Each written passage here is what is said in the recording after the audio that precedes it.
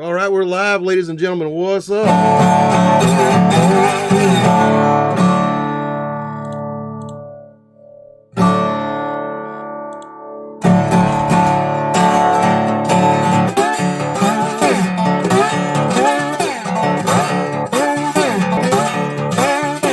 love the way you look, and I love your little collie. Time too slow, don't go very far. Yeah.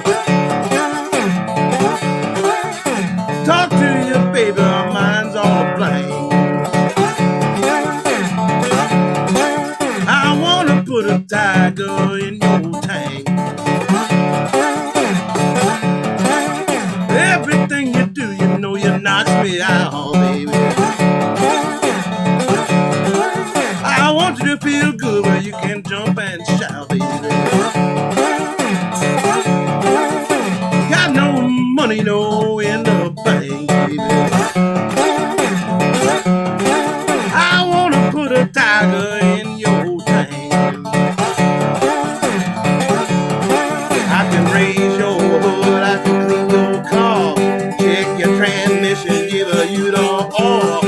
I don't care what the people think. I wanna put a tiger in your tank. Your motor's popping needs a listen to.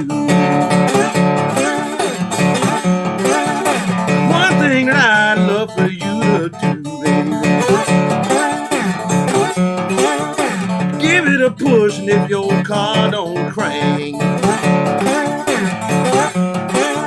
I wanna put a tiger in your tank. I can raise your hood, I can clean your car, check your transmission, give you the oil. I don't care what the people think. I wanna put a tiger in your tank. Your motor's popping needs a listen to. One thing that I love for you to do, baby, give it a push and your car don't crank, baby. I'm gonna put a tiger in your tank, baby.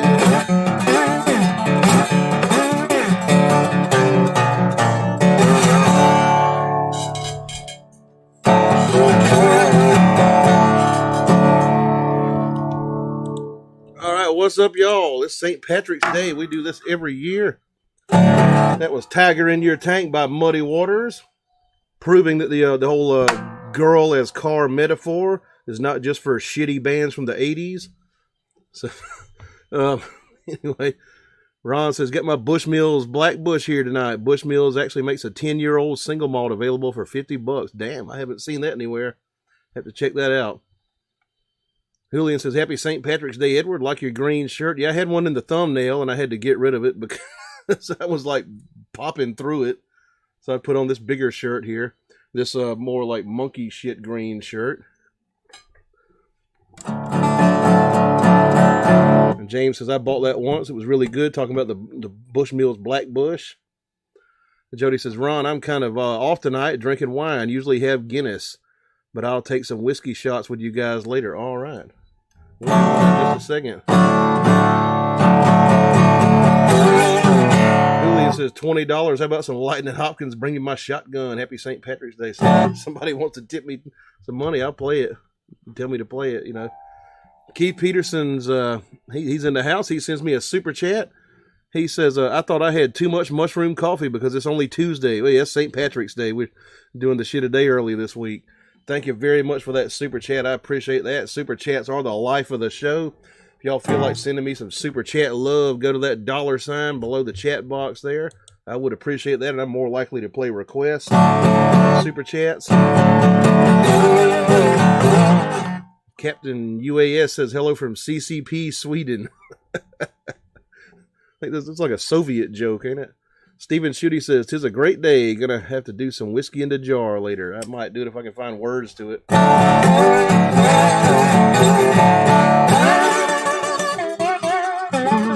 And David McWilliams says, happy St. Patrick's Day. What's up?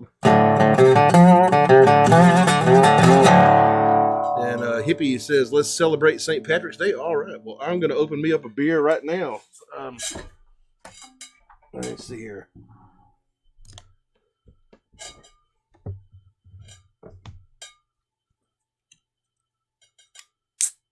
I got me a Smithwick's Red Ale. Irish Red. And I got a glass to put it in.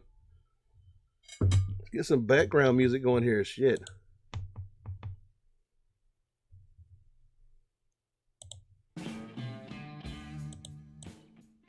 Get the volume right on that.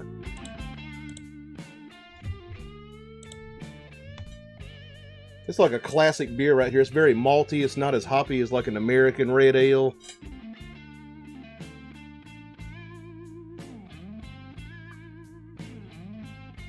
Keith Peterson sends me $5 again. Thank you very much for that. He says, Edward, can you mess up a Primus song? Yeah, I'll sure mess it up for you. All right. Give me 1 second. Let me drink a little beer here. Thank you very much for that super chat. I appreciate that a lot. I know about a third of a Primus song that he likes. So let me see here.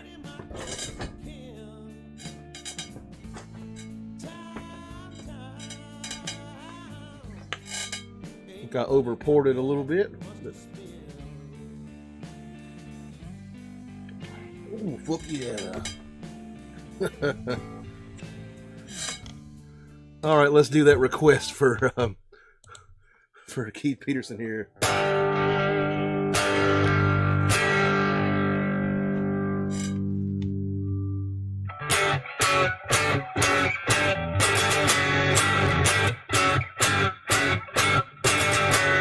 Red, orange, blue, pink, purple, indigo, violet. These are the colors of the seven.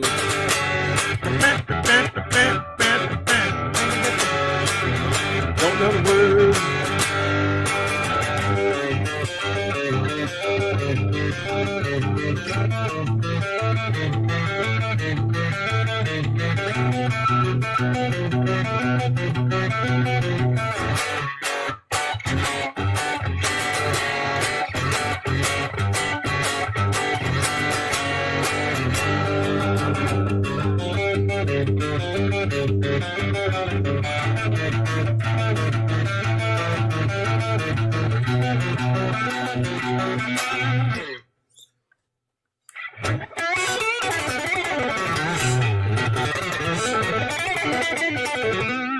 Playing the White Strat tonight.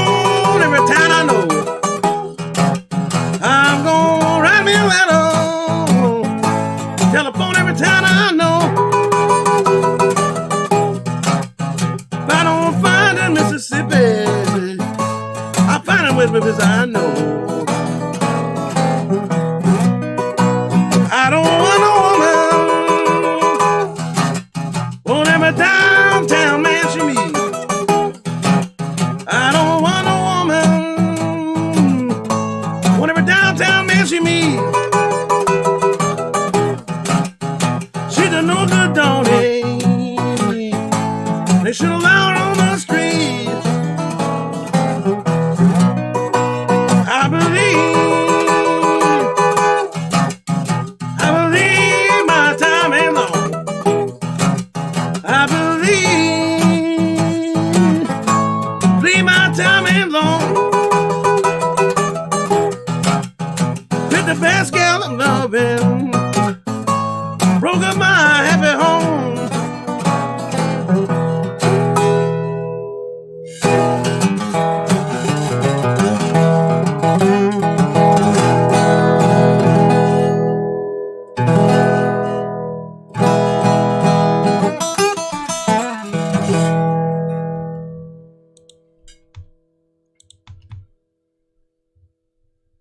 Okay, oh.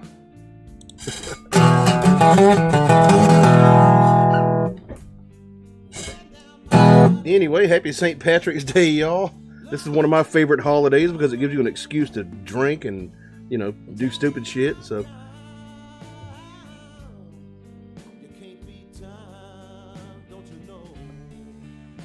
You could be white without listening to George Thorogood and, you know,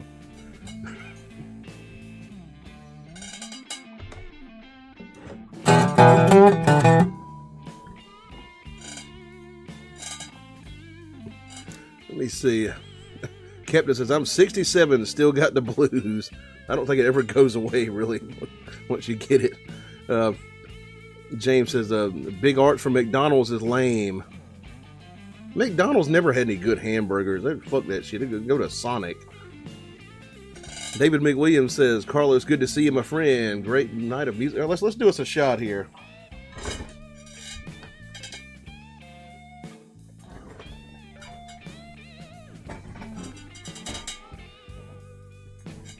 Ron says, I got the blues more than ever. It seems the older I get, the more blues I get. Let me see. Here we go. Here's some Jameson's Irish whiskey. Could there be anything else to open up the night with? Where is the patented Ed Phillips shot glass? Ron said, the night's going to be a good night. Hope so. Keith Peterson says, Edward looks fit, clean, and energized. Well, you know, maybe 0 out of 3, but James says he does have some Jameson. Yeah, I got a pretty good bit in this bottle here.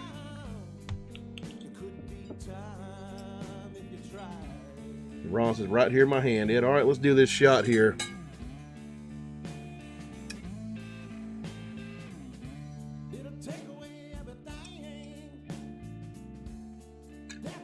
Jameson's Irish whiskey. Ron says, well, Irish whiskey in the Ed Phillips shot glass. Don't get better than that. All right, here we go. Slantia, Kim Pie, L'chaim, Prost, Skull, Nostrovia, all that good stuff. Down with a shot of fucking Jameson's Irish whiskey.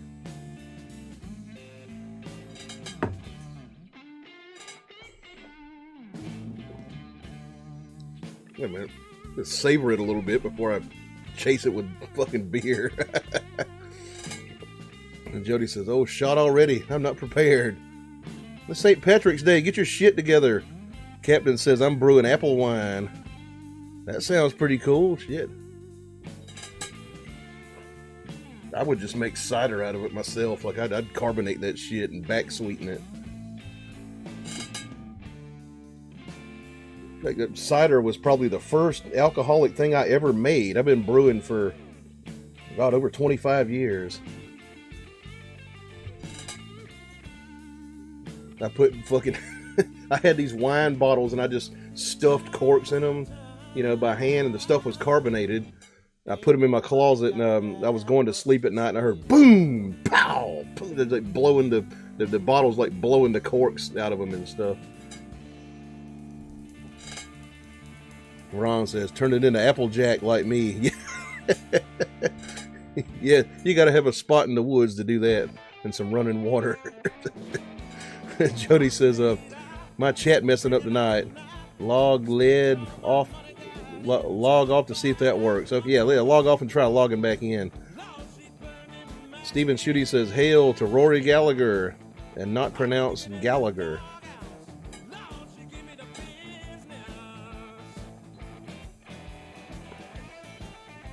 always loved this Smithic stuff, though. It's an Irish style red ale. It's not like an American one with a lot of hops in it. This is like pure malt, kind of toasty, tasting.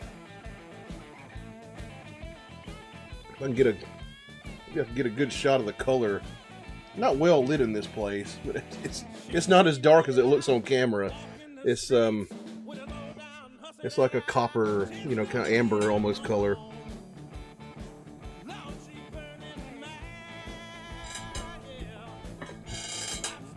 James said it looks red. Yes, it's a red ale. A little darker than copper, approaching amber. Like that's what I would say. If I can get the light right, yeah, kind of hard. And I got one of those, and I got some Guinness down there in the refrigerator.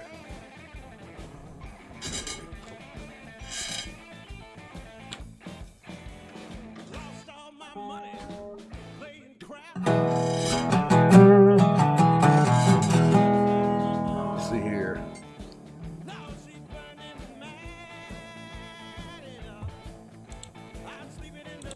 Let's play a little bit of Muddy again.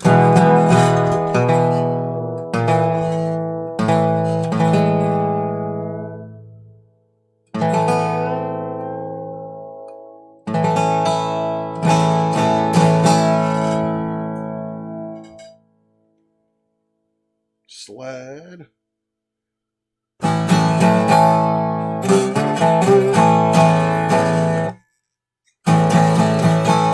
Here's some Hoochie Coochie Man.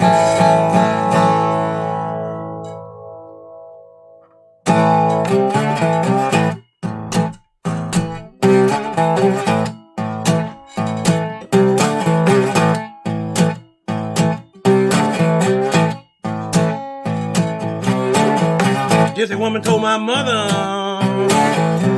before I was born, you got a boy child coming, gonna be a son of a gun.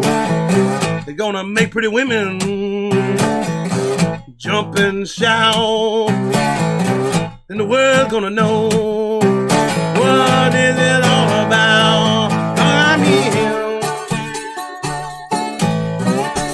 Everybody knows I'm him.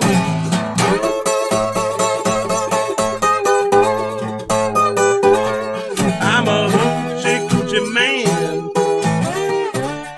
Everybody knows I'm him.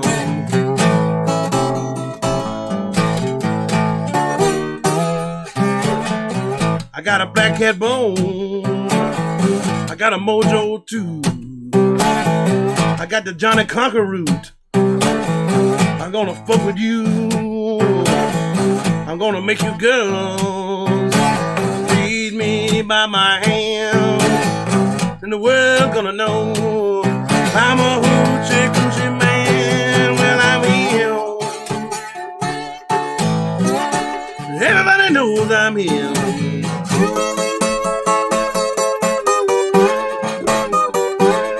I'm a hoochie coochie man. Everybody knows I am.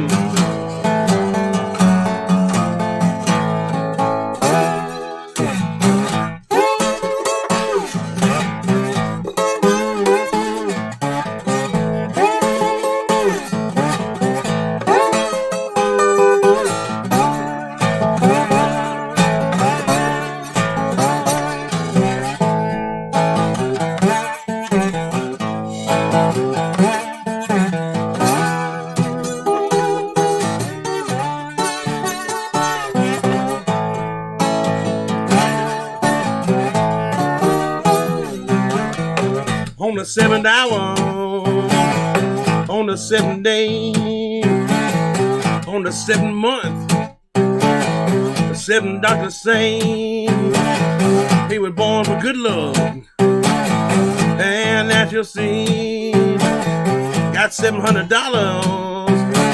Don't you mess with me, 'cause I'm him. Everybody knows I'm him.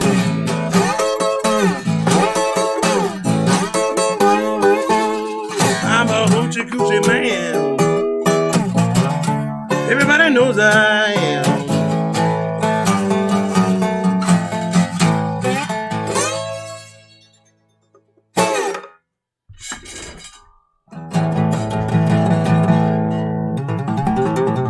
Muddy Waters right there.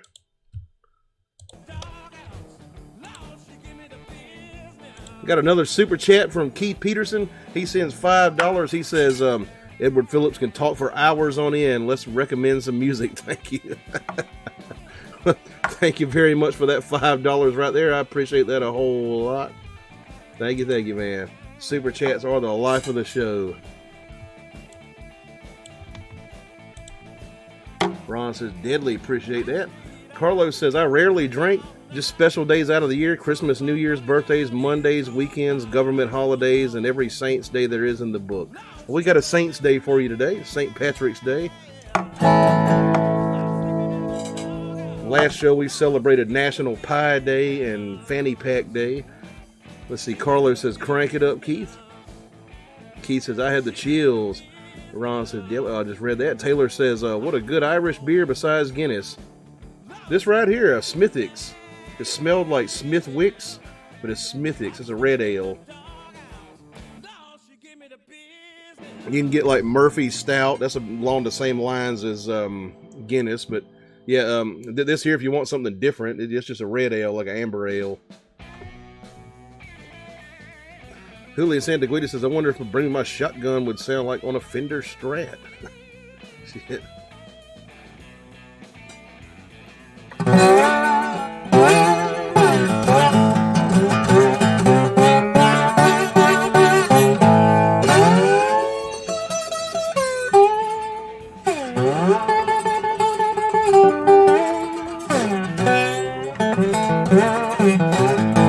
I've got my amp sitting up on my desk now, like right in front of me. It's like pointing straight into my microphone. My wife like told me I had to turn the guitar down.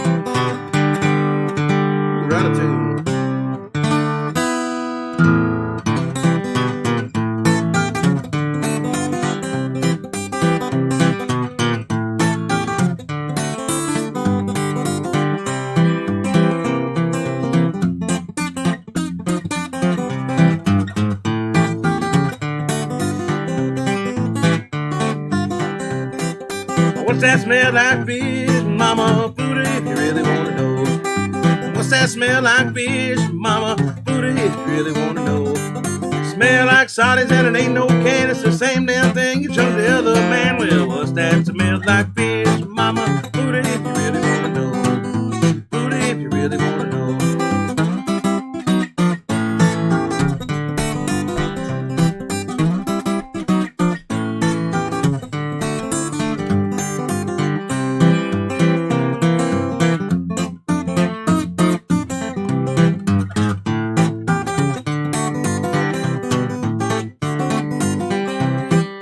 What's that smell like fish, mama? Booty, if you really want to know. What's that smell like fish, mama? Booty, if you really want to know. Make you weep and it'll make you moan. It's the same damn thing made me leave my home. Well, what's that smell like fish, mama? Booty, if you really want to know. Booty, if you really want to know.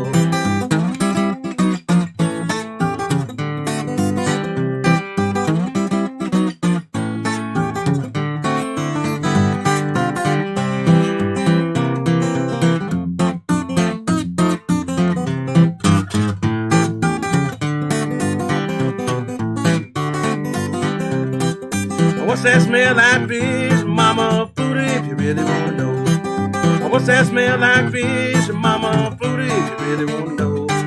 Smell like pudding and ain't no pie. It's the same damn thing, you know you have to try. Well, what's that smell like fish, mama? Booty, if you really want to know. Booty, if you really want to know.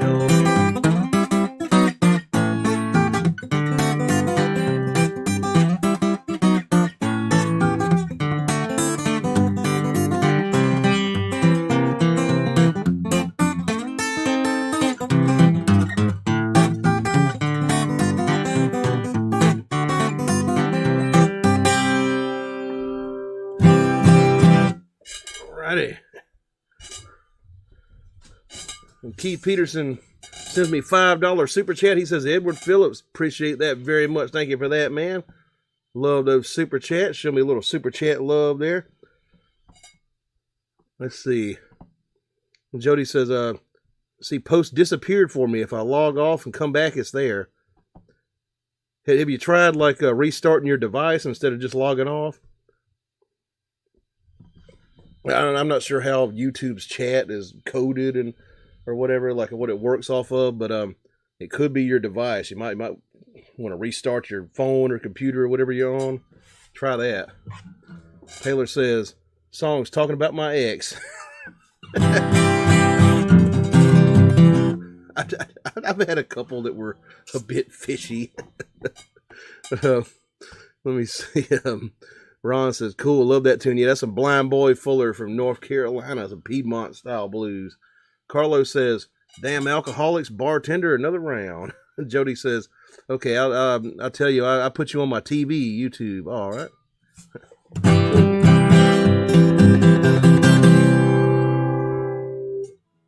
I'm on TV? Hi, Mom.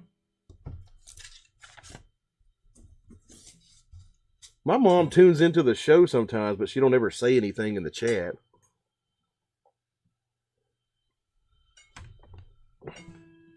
But I don't have to be good in front of her. She knows I'm a fucking vulgar asshole and stuff, so.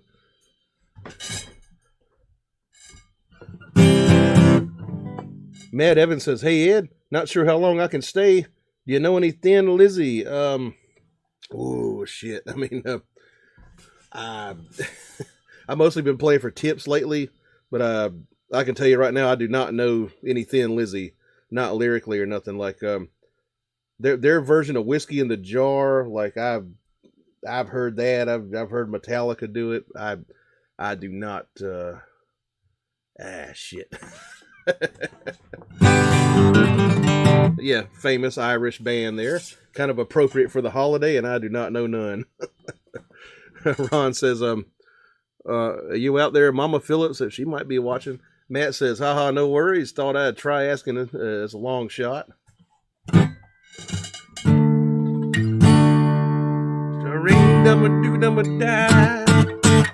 Whack for my daddy, old ass in the jarro.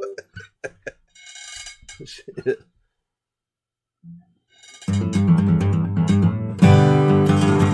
Now, before I do any Irish music, I have to get pretty fucking drunk. I got booked for that one year. I had a buddy that just started booking like whatever gig like he could get, and he's like, okay, it was St. Patrick's Day. Okay, we got to do some Irish music at a fucking nursing home. Don't you know about that stuff? I was like, yeah, I know some. Like, I mean. Not a nursing home. It was a country club, but it might as well have been a nursing home. There were old people, wearing like sweater vests and shit in there and suits and ties.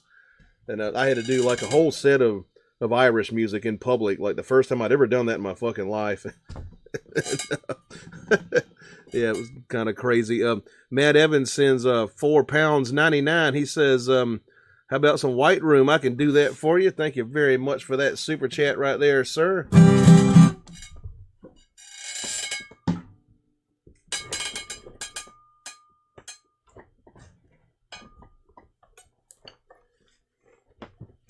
Let me see if I can pull my wah-wah pedal over this way.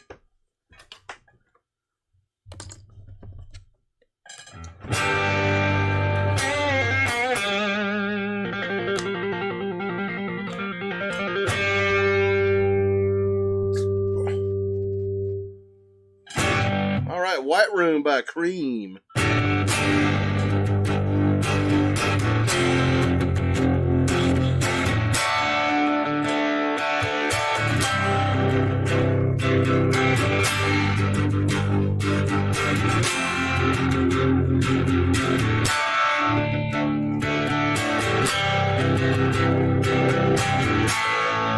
In the white room with black curtains at the station, black roof country, no gold pavement, tired starling. Silver horses run down moonbeams in your dark eyes. She's just dressing goodbye window, tired starling. I'll wait in this place where the sun never shines. Wait in this place where the shadows run from themselves. You said no strings could secure you at the station. Platform ticket, restless diesel, goodbye window. I walked into such a sad time at the station. As I walked out, felt my own need now beginning. I wait in the queue when the trains come back. Lie with you where the shadows run from themselves.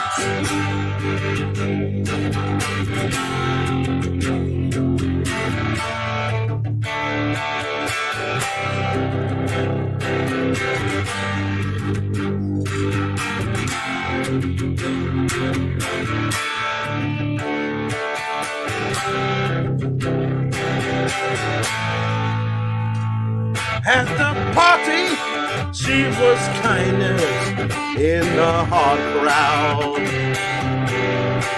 Consolation for the old wound now forgotten. Yellow tigers crouched in jungles in her dark eyes.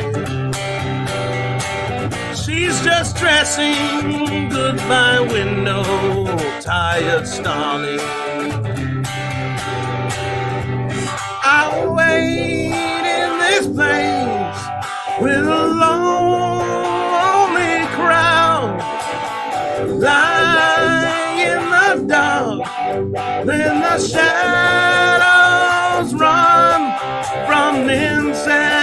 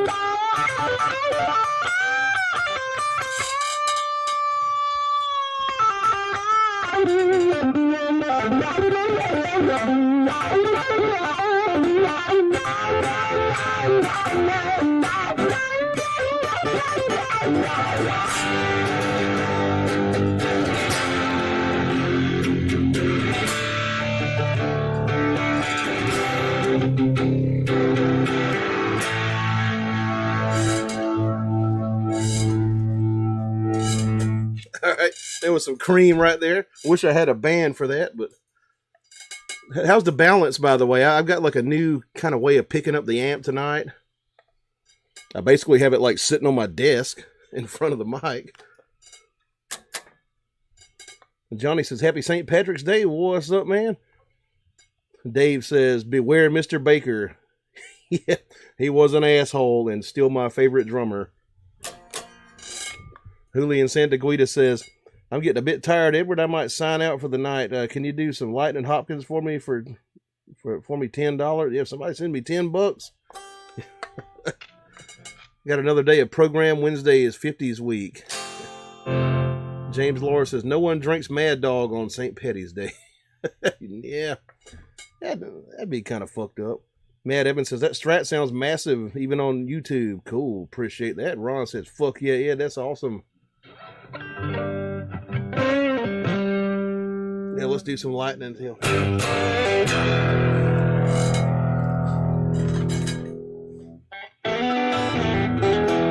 Keith Peterson sends me $5. He says, Edward Phillips, can you text me your Etsy store so I can get my new gear for this spring? Can somebody put that in the chat there? Thank you very much for that $5 there, Keith. I appreciate that a whole lot. Thank you, man. Super chats keep the show running. Matt Evans says, was the pickup selector in position 2? It was in the middle. It was on the middle pickup most of the time. But towards the end, I put it on the bridge pickup. Yeah, there goes Ron. Put the link to the Etsy store there. You got T-shirts and the patented Ed Phillips shot glass and all that.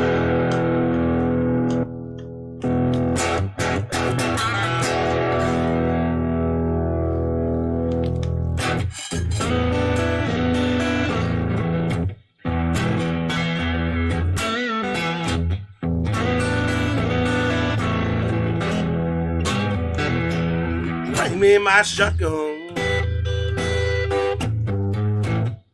lightning bound, I'm gonna shoot again.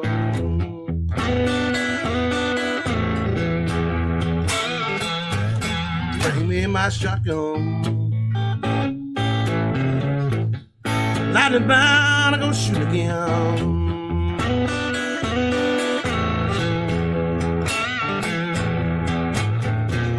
I'm gonna shoot my old lady running around with too many men.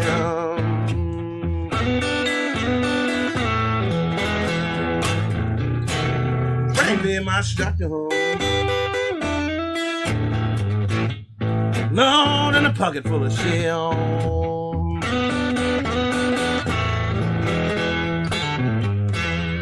Bring me my shotgun, Lord, in a pocket full of shell.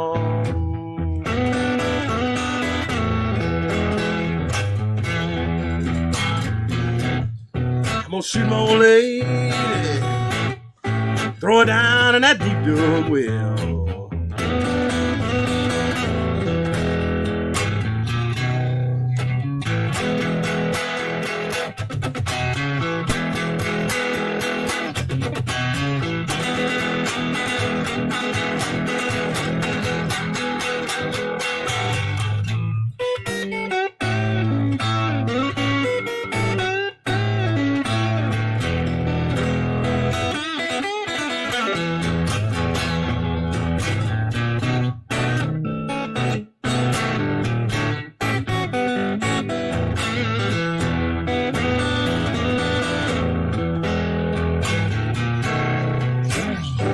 Said lightning ain't gonna shoot me right now. I just dare you to try.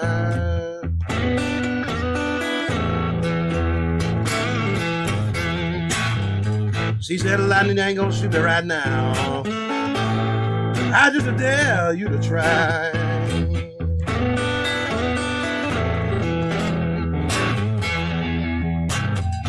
Only reason I don't shoot you right now, double barrel shotgun just won't fire.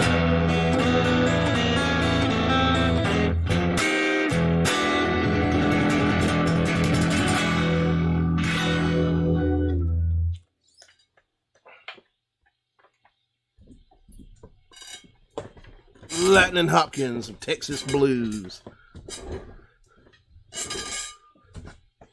Keith says your super chats are not showing up. I think that's what he means.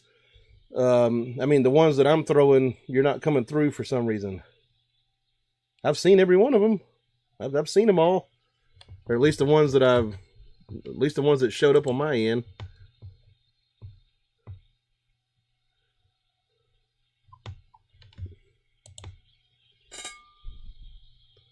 Let me see.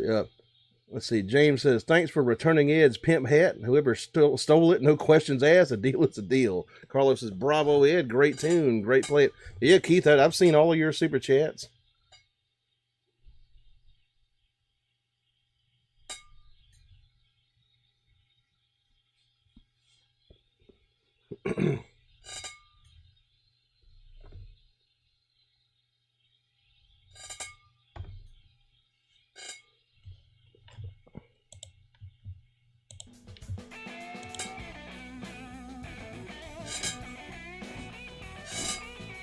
James Laura says Hatebreed is a cool band.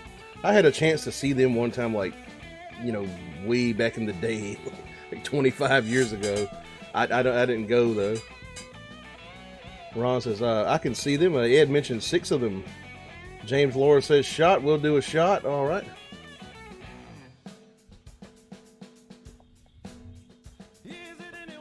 See, Ron sees them. That's why you don't get fucked up on mushrooms when you when you show up on the internet. All right, here we go. I got a feeling I know what's going to win this vote. Let's see.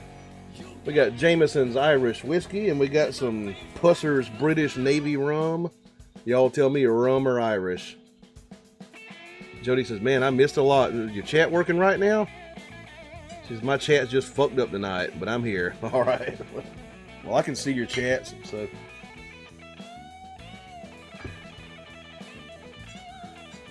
Ron says, oh boy, tomorrow is not going to be fun. Yep. It's gonna be one of them days where I stay in bed a lot, probably.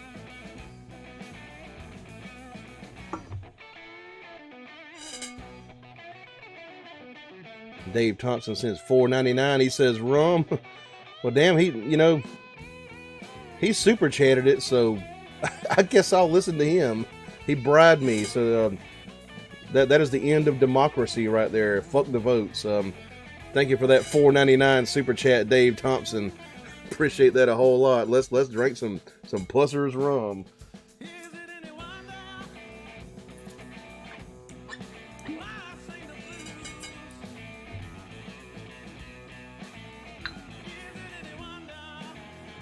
So this is the very rum that was given out to the British Navy sailors as rations until the 1970s when they stopped doing it.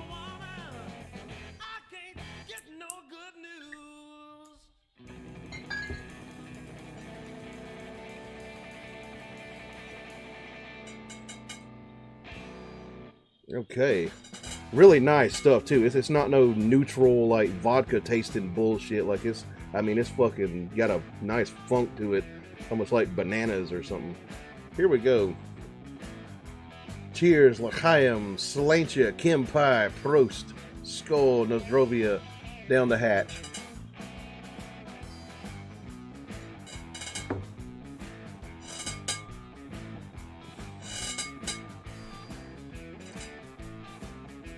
James Laura says, does Pusser's rum contain alcohol? Yeah, yes it does. Ron says, Irish sailors drink a lot of rum. That rum, actually, probably. And Jody says, okay, I do one and not a shot girl. All right, well, yeah, go ahead and hit it. Cheers.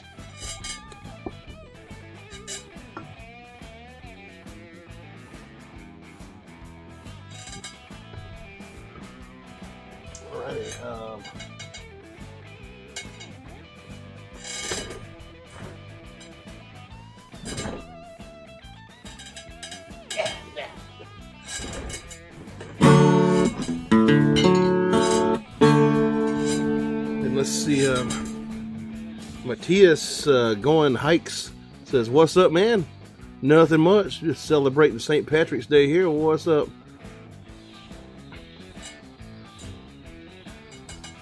Julian Santaguida says, I might stay around with you more if that's okay. All right, yeah, all right. James Laura says, I'm on disability, so I can stay home and drink all day if I want to.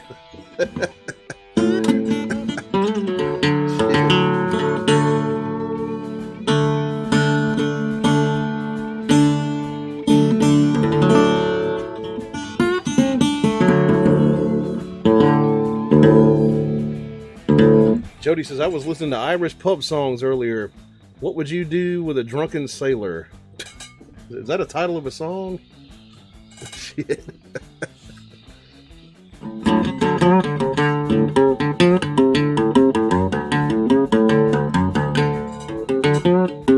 drunken sailors spend a lot of money, I hear. Like, spends money like a drunken sailor. So I'd figure out what like what would get money out of them, and yeah.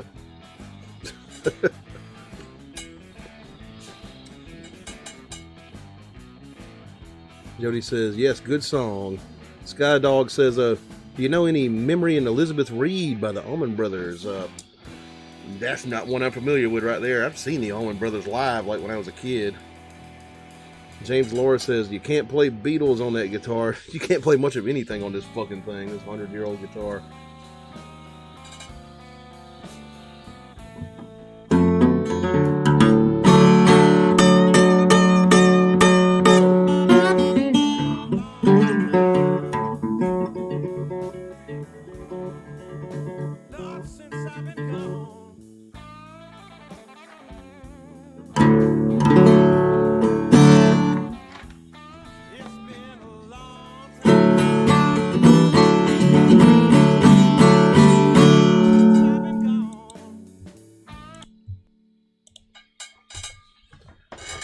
Here's a Book of White. I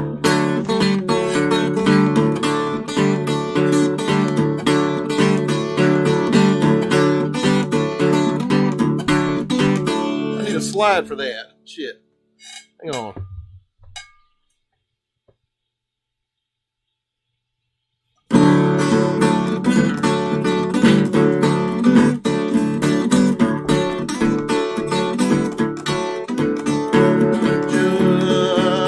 Give me life this morning down on Horseman Farm. Just give me life this morning down on Horseman Farm. I would hate it so bad, but I left my wife alone.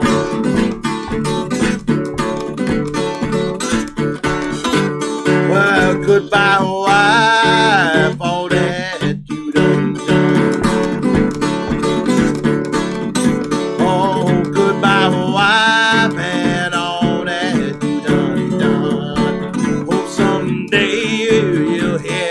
Lonesome song.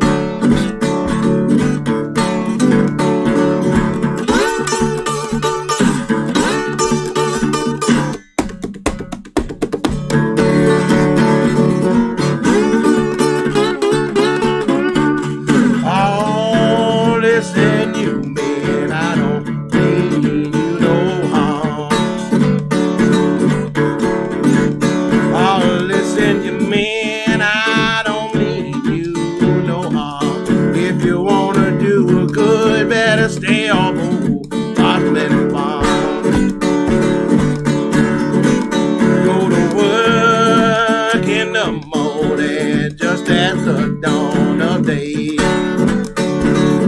We go to work in the morning, just at the dawn of day. It's at the setting of the sun when the work is all done.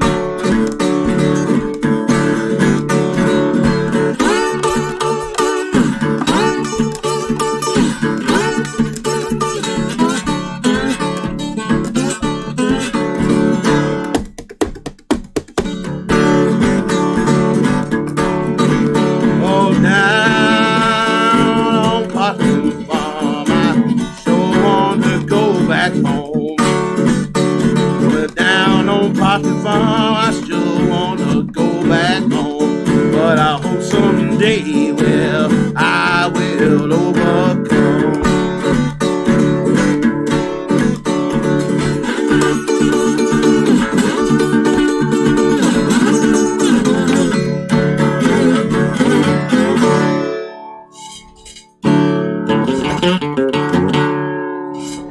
Book of White, the Parchment Farm Blues. The Parchment Farm, the big state prison down in the Delta. I didn't see the prison when I was there, but I rode by the road that it's on. It was like Parchment Farm Road.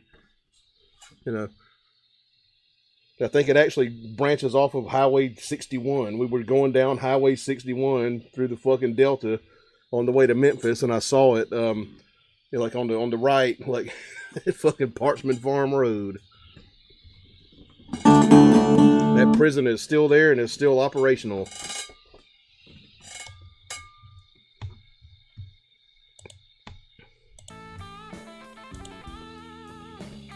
Jody says, starting chat pissing me off. Have to keep clicking to see new posts.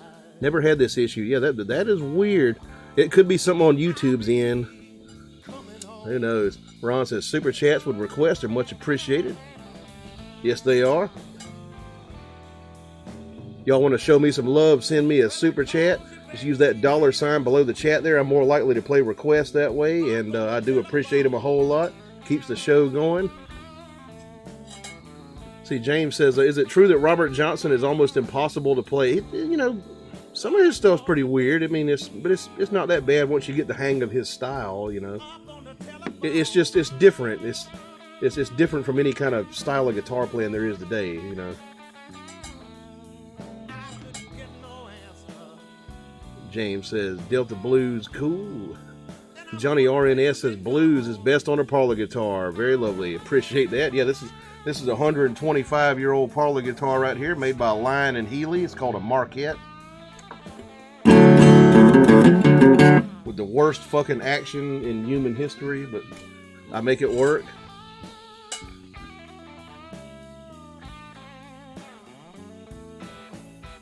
Ron says, I believe Julian was saying he dropped some money in the PayPal bucket for a request. Yeah, let me go back and try to look.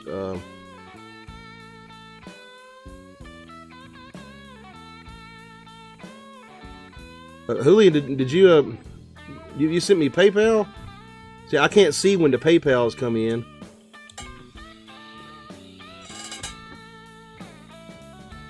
Let's see. His dudeness says, God damn, that parlor sounds good. What model is that? Oh, I just explained that. It's a Marquette by Lion and Healy. Jody says, trying to cut way down on smokes. Pissed me off, I smoke. Oh, shit, yeah.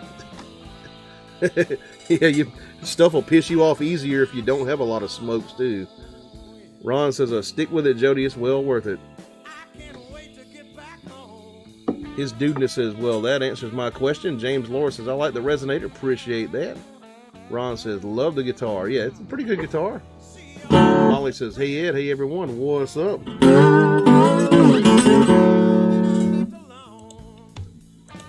Let me see if, hang on one second. If I can get into my PayPal, I'll just check my email.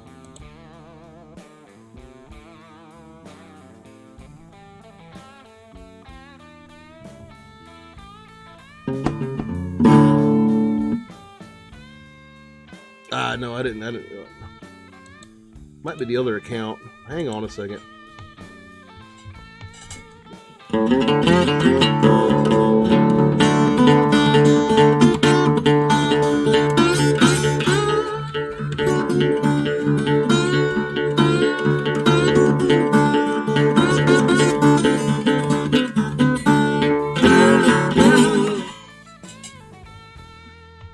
I don't think I got nothing from Julian. All right. Anyway,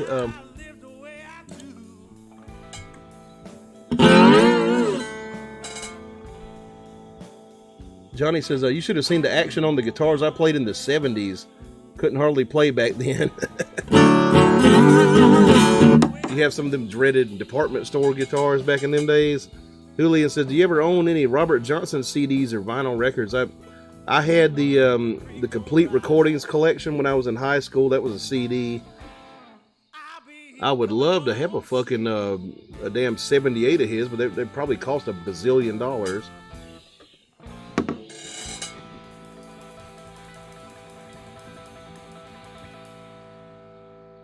Julian says, I was trying, but it won't let me.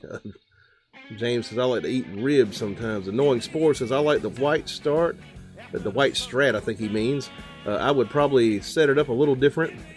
I just like put 9-gauge strings on mine and just put them as low as they'd go. It's a speed guitar. Jody says, Ed, playing fine on my TV, just chat fucking up. Well, that's cool. Well, at least that's working. You know. James says, did Robert Johnson die from poison or was he stabbed in the gut? He was apparently, he apparently died of poison. It may have been exacerbated by a stomach ulcer.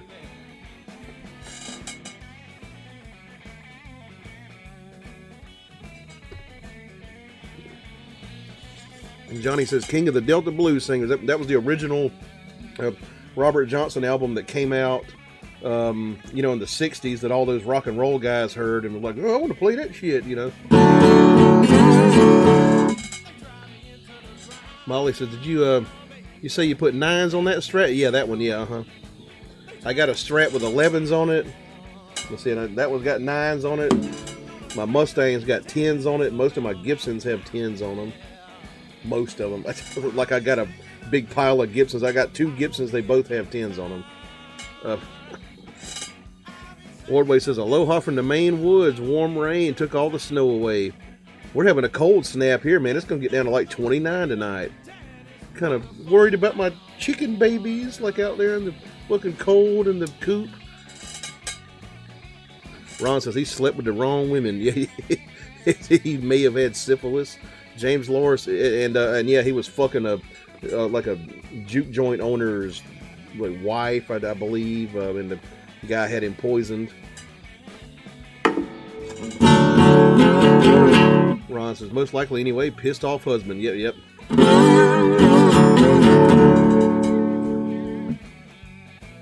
Noah Explorer says cold as hell out. I guess I'm not going out any further than a local store for St. Patrick's. I went and got my supplies yesterday. Speaking of supplies, I need a beer now. I'm going to get me a Guinness Extra Stout out of the fridge.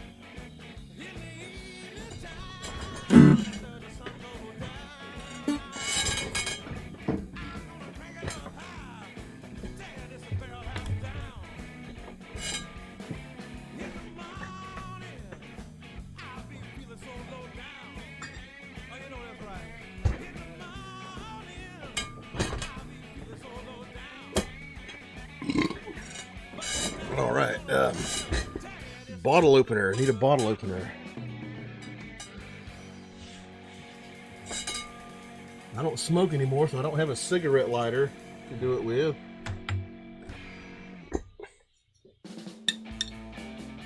I'll tell you, folks. I'll tell you what, motherfuckers. Guinness Extra Stout is the good Guinness. The Guinness Draft is okay. That's more like the mass market kind of watered down fucking Guinness. The Extra Stout tastes like a nice, robust fucking stout beer. It's not a nitro beer. It's just regular carbonation.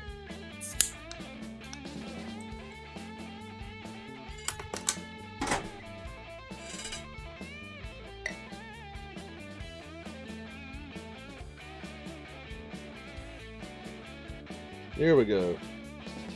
Guinness Extra Stout, the real fucking Guinness. That I over poured and got too big of a head on it. It's got a Donald Trump mushroom head on there. James Laura says that Guinness is addicting. And Dave Thompson says, here in Missouri, it was Texas a few days ago. Now it's Minnesota and supposed to be Texas again this week. Fucking weather. Yeah, it's pretty cool here today. Got up to like about 50 something degrees. Like that's a cold snap for us. Because it was like 80 something last week, right? Ordway says, yep, down to 8 Fahrenheit tonight up here. Wicked windy nights. Molly says, Yingling black and tans are delicious as hell. Black and tan, I like to make them myself. You just take like the biggest metal spoon you can find, and I start with a base of Bass Pale Ale, and you just slowly pour that Guinness Draft over the big metal spoon and let it sit on top of that Bass. James says, heat wave here in California. That's what she said. And the Knowing Sport says 8 Fahrenheit, 40 inches of snow is like Marquette.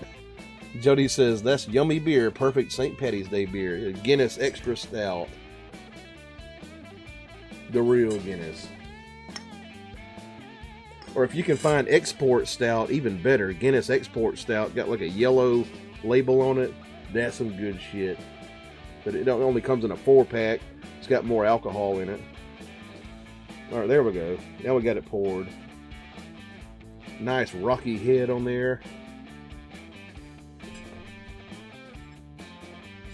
What's the alcohol? 5.6% alcohol for Guinness Extra Stout. That's more than Guinness Draft. And Jody says, "Oh, maybe I broke the bitch. I see my post." And Johnny says, "You gonna play some Irish music?" That depends on how drunk I get. I might play one or two later on when I've had a few, you know. What kind of a dickweed plays Irish music sober, right?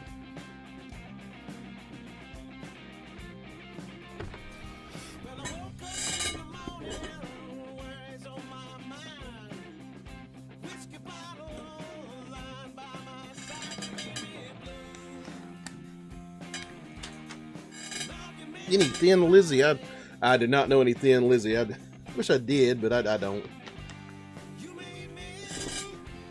Jody says, "Oh, Danny boy." "Oh, Danny boy, the pipes are calling you from glen to glen and down the mountainside." Let me see. Whiskey in the jar, that might be later. I do take tips, though. George Ordway says, "That's how I used to make Slippy Nipples tasty dessert shot." Lighthouse Fitness sends me $5. He says, "Hey, Ed, I love your version of watermelon mash." Well, thank you very much for that super chat, but I'm not sure what you're referring to there. I don't think I've ever played a song called Watermelon Mash. Could you elaborate on that? But thank you very, very much for that super chat. Super chats are the life of the show.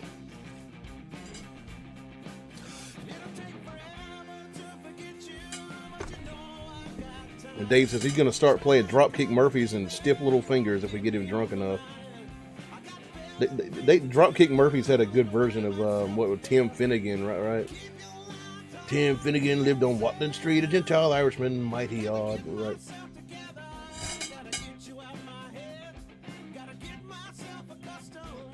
Lighthouse Fitness says Big Bill Brunsey. Well, I take tips.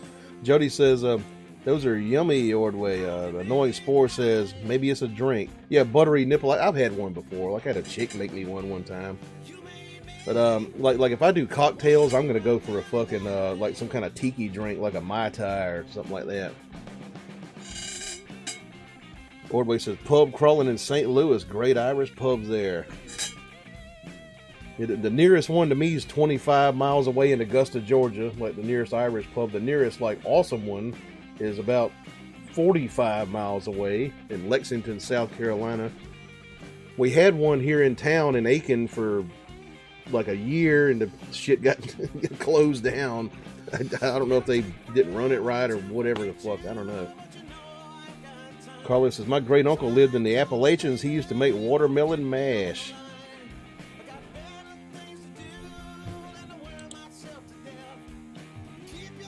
Oh, Lighthouse. Oh, okay. Lighthouse said Big Bill Brunsey wrote Watermelon Mash. I did not know that. I never played that one.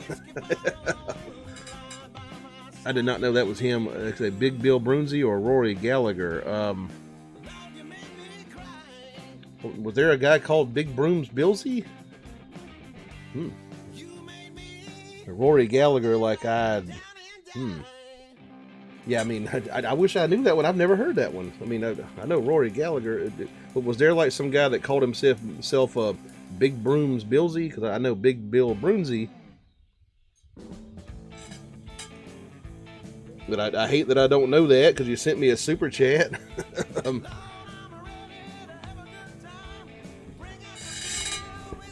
Jody says, a nice Irish bar in Kansas City, Live District.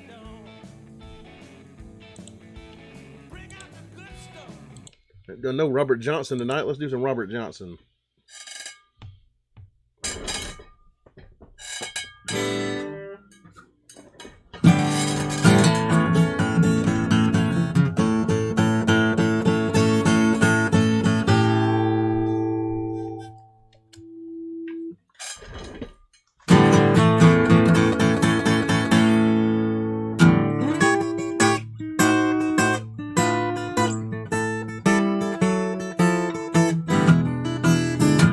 Every time I walk in down the street, some pretty mama start breaking down on me, start breaking down.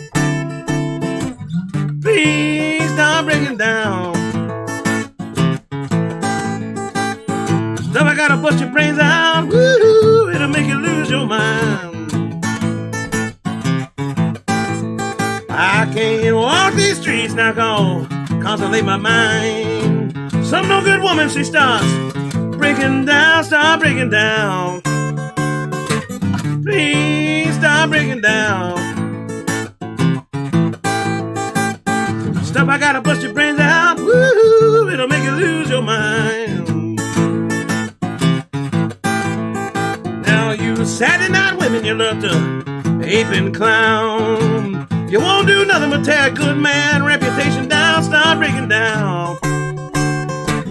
Please stop breaking down.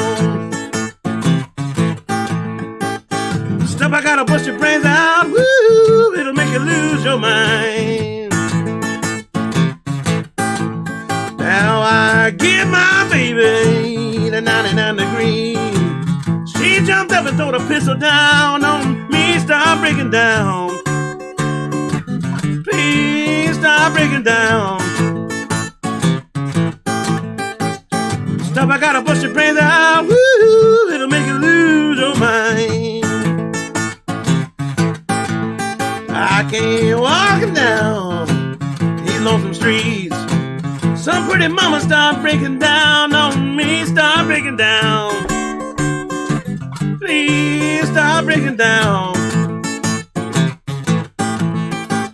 Stuff I gotta bust your brains out, woo, it'll make you lose your mind.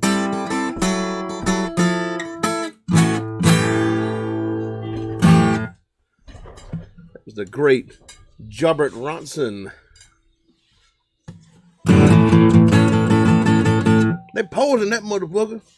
All right. Jody says, woohoo, great song, Ed. Appreciate that.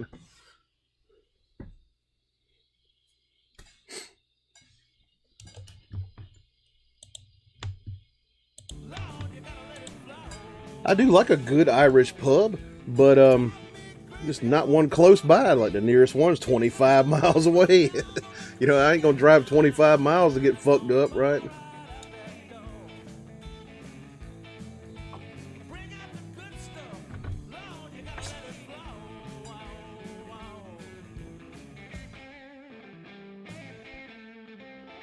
But the Irish pub that's 45 miles away from me, he's got like the best like fish and chips you've ever had in your life. It's called O'Hara's Irish Pub in Lexington, South Carolina.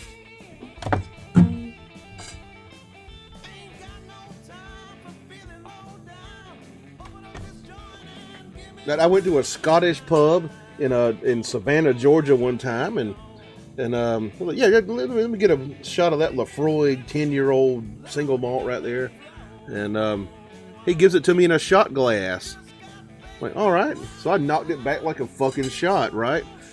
And the guy starts laughing at me. He's like, you don't shoot Irish whiskey. He looks at me like I got fucking turds hanging out of my mouth. And I'm like, what? You gave it to me in a fucking shot glass. Like, why don't you buy some damn proper whiskey glasses, you cheap motherfucker? And I'll sip it and drink it like a fucking whiskey out of a glass, you know? Like, but, well... And Jody says, Ron, angry me happening. Stupid chat. If I click off, then back on, I see new post. Yeah, there's something happening. Like, I don't know if it's... I don't know whose end it's on. Like, it might be some shit from YouTube. It might be her device. I'm not quite sure. Lighthouse Fitness sends me $5. He says, Chef recommended. Appreciate that, man. Thank you very, very much for that super chat. I appreciate all those. Super chats are the life of the show. They keep the show going. And if you give me 1 second, I'm going to restart my business here because I'm getting a little bit glitchy, so I got to hit that refresh button real quick. You know, like, for some reason, this YouTube live stream, like, leaks memory and starts slowing my computer down after a while. Give me 1 second.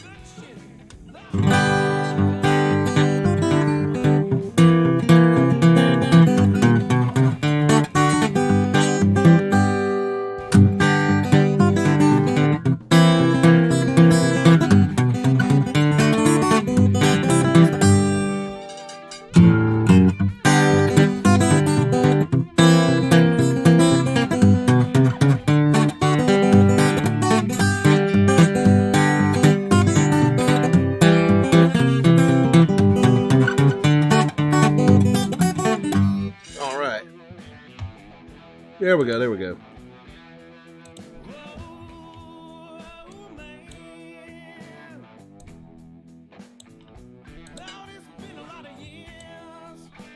Jody says, I'm just clicking back and forth this favorite night. Fuck YouTube. yeah, really. Fuck technology.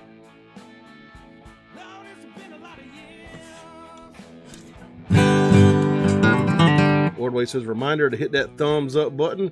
Yeah, y'all do that. I appreciate you putting that there, Ordway. Hit that like button, hit the thumbs up, subscribe if you're not subscribed, all that good stuff. That helps me in the algorithm, even though the algorithm doesn't like me too much because I cuss a lot, I guess, and play a lot of fucking, copyrighted content that's 100 goddamn years old that still gets picked up by Content ID. Molly says, damn, Ed, you make good money busking down on Royal Street here in NOLA. Oh, yeah, I bet I would. Or Bourbon Street if they'd allow it. I don't know. Dave Thompson said, any Kimbro? He tipped me earlier. Fuck, yeah, let me do one, yeah.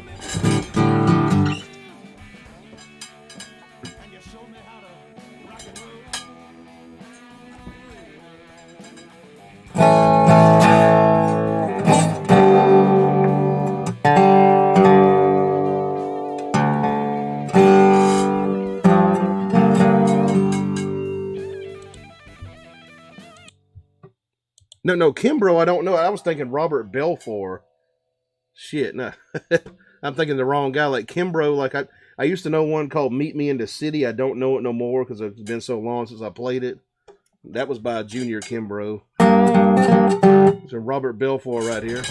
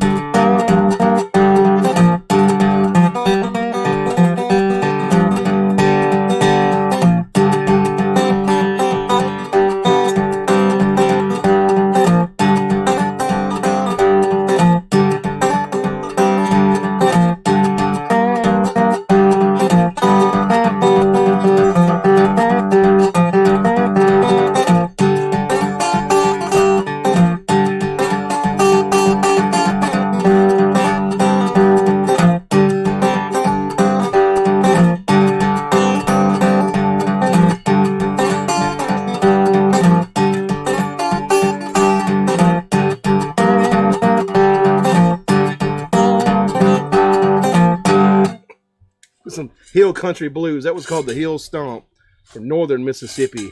Not quite Delta stuff, just kind of a different thing there.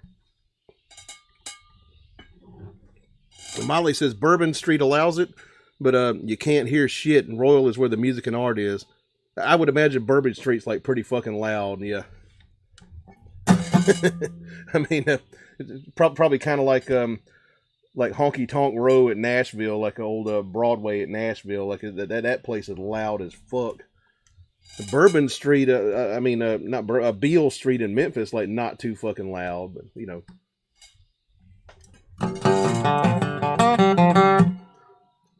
James Lawrence says Blind Melon Chitlin. That's a Cheech and Chong reference, right? Yeah. And Dave Thompson says, I'm cool with whatever you play, man. That's a good one. Cool. Appreciate it. Annoying Sports says that's where Crosby, Stills, Nash and Young got that sound. Ooh, not sure. They were more like folk based, weren't they? James Kurt sends me $2. He says play some banjo, maybe. All right. Thank you very much for that super chat right there. I appreciate that a whole lot, sir. Super chats are the life of the show. Ordway says, by the time Ed quits for the morning, Annoying Spore says that picking and chord sounded similar.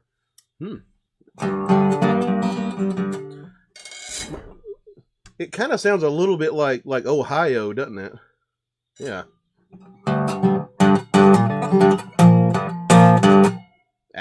That's not the tuning, though. believe Ohio was like drop D. 10 soldiers and Nixon's coming. We're finally on our own. Wait, let me try that. Then we'll pick up the banjo for James Kurt right there with that super chat.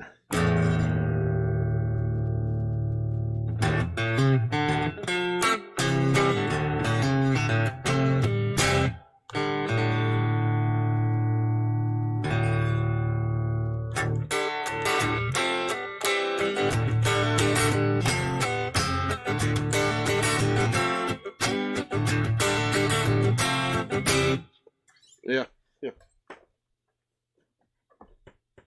All right. And Kings LYO sends $10. Thank you very, very much for that. I appreciate that a whole lot, man. Thank you for your generosity. All right, here we go. Let's pick up the banjo here.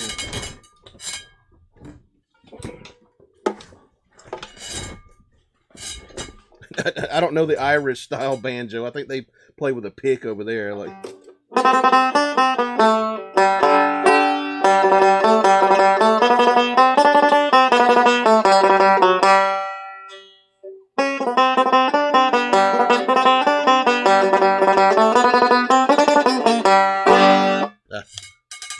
Yeah, they play with like a flat pick in Ireland, I think.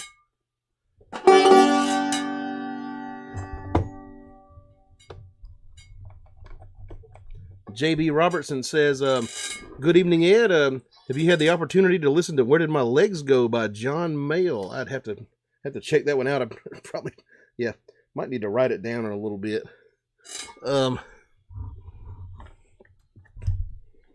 John Mayall, pretty important figure. Actually, one of the guys who you could probably argue brought blues music to Britain.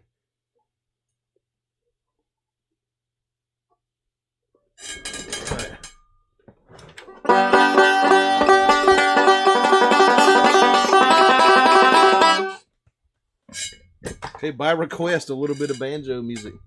Sebastian Halfpenny says, hey, brother, we made it in. Glad to see you. What's up? Happy St. Patrick's Day.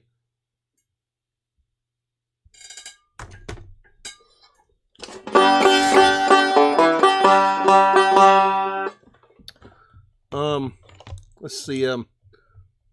Kurt, did you have a like a specific song you wanted to hear?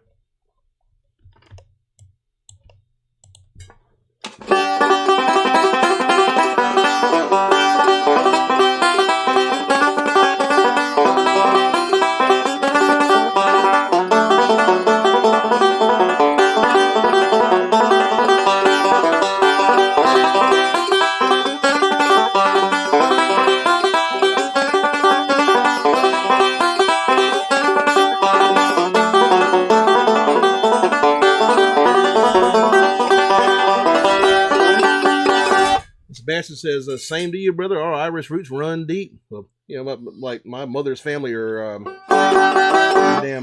Ryans. They're Irish. A lot of English DNA for me, though, for some reason. I don't know.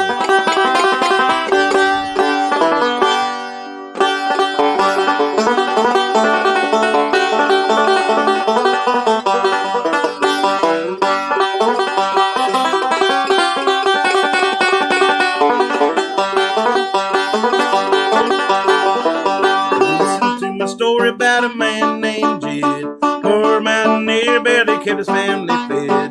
Then one day he was shooting at some food, and up through the ground come a bubbling dude. All that is black gold, Texas tea. Well, first thing you know, old Jed's a millionaire. Kinfolk said, Jed, move away from there. Said California is the place you ought to be. So he loaded up the truck and he moved. Hills, that is. Swimming pools. Movie stars.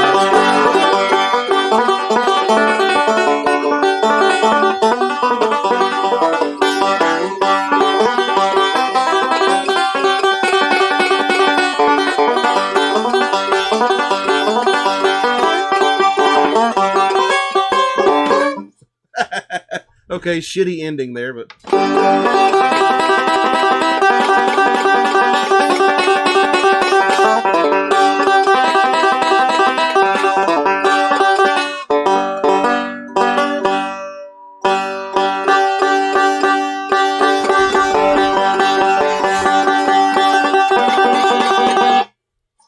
Jody says Irish music has lots of banjo and fiddle fun pub music. Oh yeah, they play like a plectrum banjo in Ireland, I think, like the 4-string banjo with a flat guitar pick. Sebastian says Mom's dad is Irish, named White. Poppy White is my biggest influence, but like you, the halfpenny is pure Brit. Said good mix it turned out to be. A lot of English in me, like. But yeah, the name of my mother's family is Ryan. That's pure Irish there. Phillips is a Welsh name.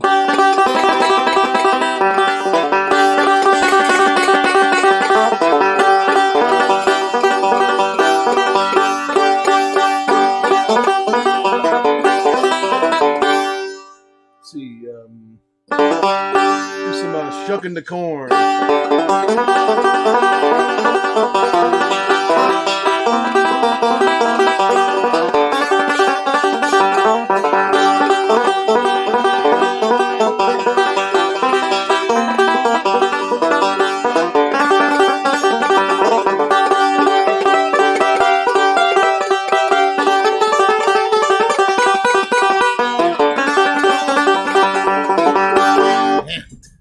Yeah, you know.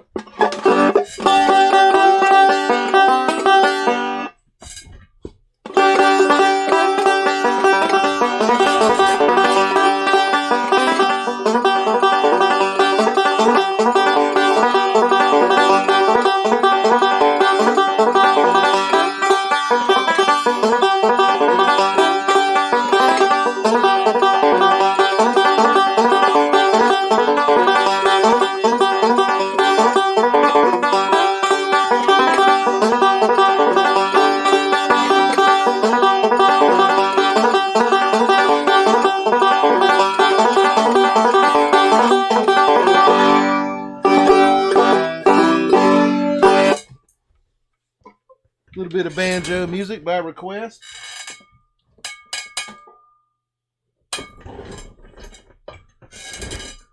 Ordway says, I just looked to see if Barfly movie is streaming. Just a rental on Amazon. Fun movie if you get a chance to see it. I think I have it on Laserdisc. Laserdisc, that's way back, ain't it? Ordway says, hey, Ron, rain took our snow away over here in the Maine woods. Sebastian says, around our neck of the woods, Ryans and Whites are cousins. So what's up, cuz? Shit, that's pretty cool. What up, cuz? Ron sends me Canadian $6.99. He says, shake 'em on down, Mississippi Fred McDowell, please, brother. All right, we'll do that. Thank you very, very much for that super chat. I appreciate that a whole lot there, Ron. And Charlie's in the house. He says, how do? And he says, hello, Edward. What's up, man? Good to have you. Let's see. Ordway says, be right back. I need to say hi to some other streamers. Alrighty. Ordway's cheating on me. KD says, happy St. Patrick's Day. Stay safe, sane, and loved. Ron says, same here, George. Bare ground now. Sebastian says, hey, Ron. It was a wind and rain storm here the past 2 days. Same thing happened here yesterday. All the snow's gone. How's it looking on your end of the country? Anyway, I'm going to step outside and take care of a little bit of man business before I play this request here for Ron. Jody says, if y'all do another shot, talk a little before you take it. Stupid chat, have to click in and out to see chat. Okay, all right, we'll do that for you. Be right back.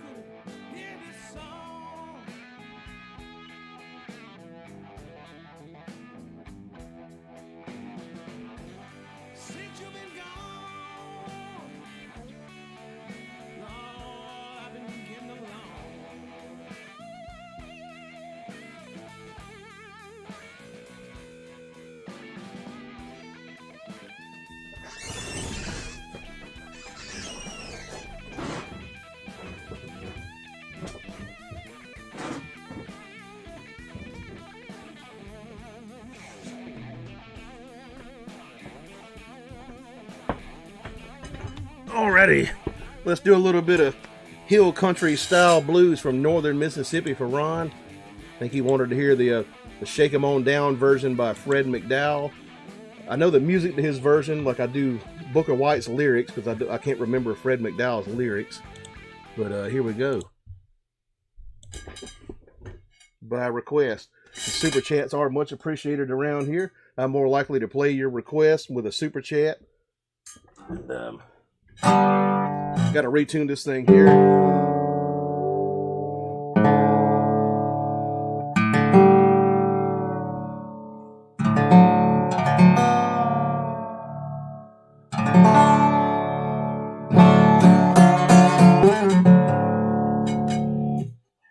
Hill country style blues, often overlooked, but it is a style of blues. Like it's kind of overshadowed by Delta stuff, but from the same state, kind of about the same idea, but you know, stylistically there are differences.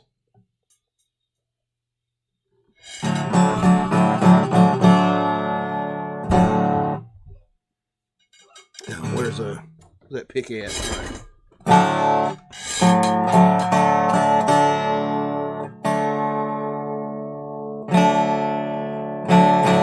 We'll do this in E.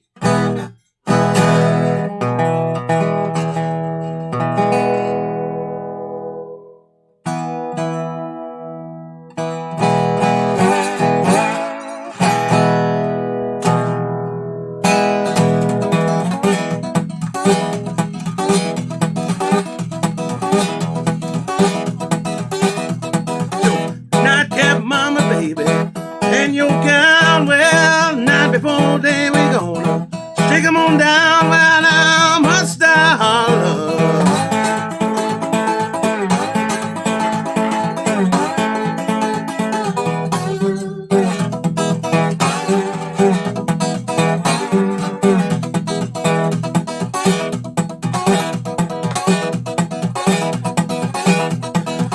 Too much daddy to me, baby, through the week, well, take these chili peppers some more. Rainy day, well, I must holler.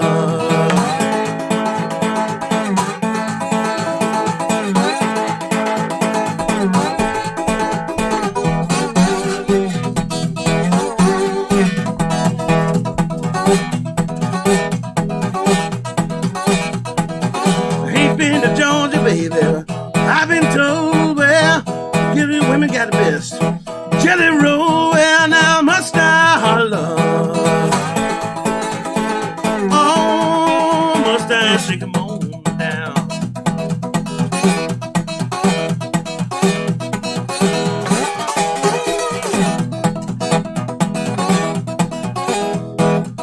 Fix my supper now, baby. Go to bed, well, this white lightning I'm gone. To my head, well, must I holler.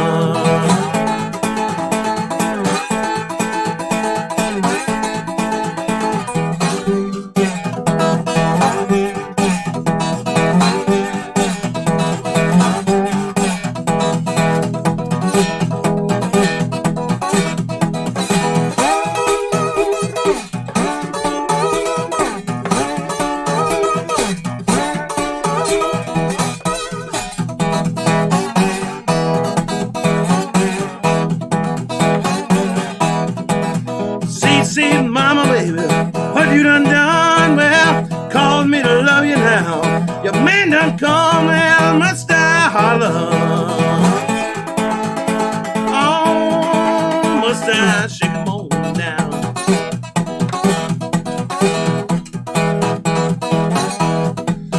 They do something to me, baby, don't know what it is. Well, get me drunk of that old whiskey still, well, must I holler.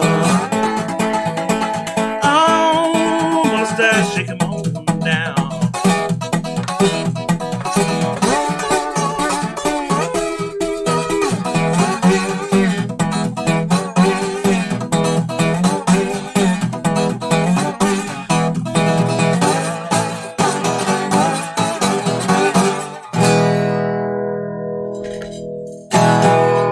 some Mississippi Fred McDowell style of Shake 'Em On Down right there, but would Booker White's lyrics, because those are the ones I know. And that was by request for old Ron there.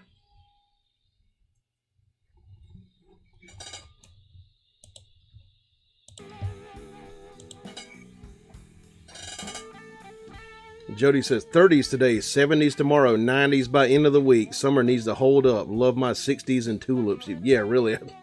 I think the cool weather is going to hold up here for at least another week. I don't know. Lonesome Stranger says Hill Country Blues is known for the droning sound. Yeah, pretty much. They don't like to change chords a whole lot. They just kind of, just kind of stay in the same chord.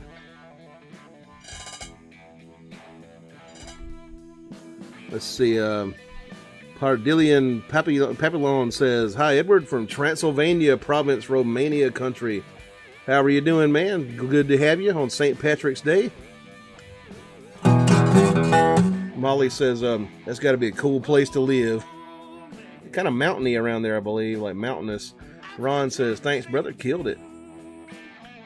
Lighthouse says, "I've been all around this world. Get 'em. Appreciate that."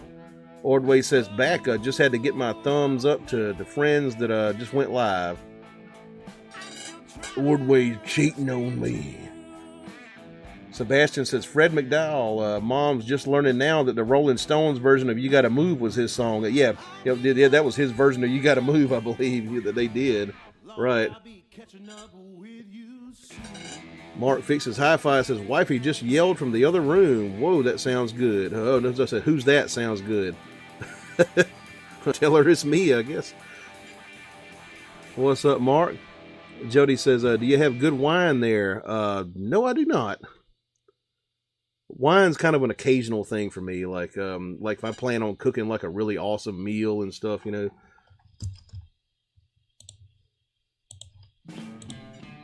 Sebastian says, "Such a strong rock and roll song for its time. Great job. Appreciate that." Dave sends $4.99, says, "Have a drink and play something you want to play, Ed." Okay, I'll do that. Thank you very much for that super chat. Appreciate that a whole lot, man. Super chats are the life of the show. Ron says, "Same here, Ed." Sebastian says, "Lock up your mothers and wives." Ed's live. That an Elvis reference? Or, they used to have his like promo posters back in the 50s, like "Lock up your daughters," like Elvis is coming to town. What's something that I can play that I like doing? I can play for Dave Thompson there. Let me see here.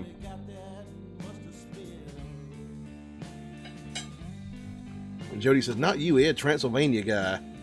Yeah, that's what I meant. Yeah, Transylvania is kind of mountainous. Says, "Good man, buying the blues man a drink." Nick says, "Have you seen Sinners?" I don't think I've seen that. Let's see. Do a little bit of finger picking.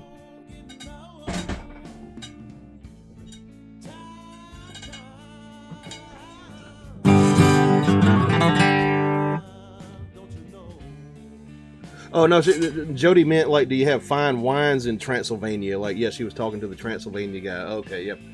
I know they got vodka there. Molly says, "Transylvania wine. That's your selling point right there." Ron says, "Shot." All right. I'll hold them up, and then we'll play one here for Dave Thompson while y'all vote. What do y'all say? Jameson's or Wild Turkey Bourbon? Y'all tell me. Bourbon or Irish? I'll go ahead and play some shit.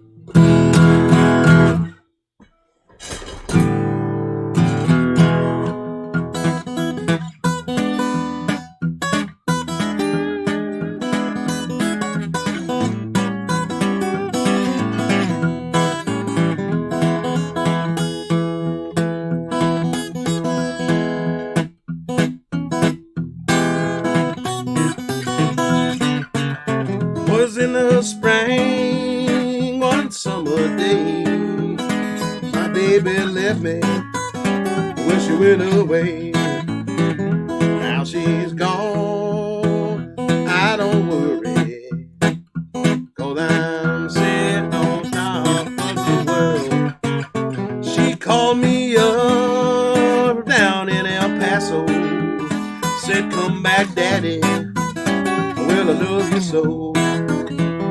Now she's gone, I don't worry, 'cause I'm sitting on top of the world.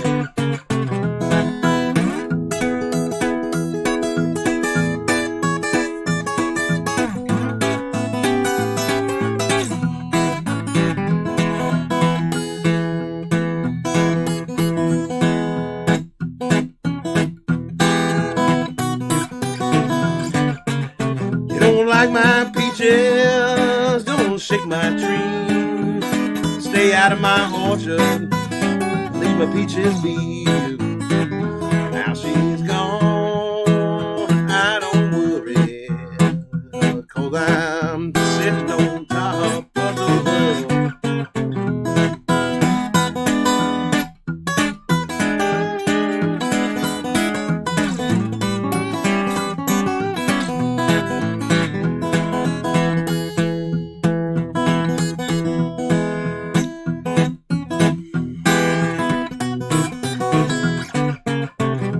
In the spring, one summer day, my baby left me when she went away.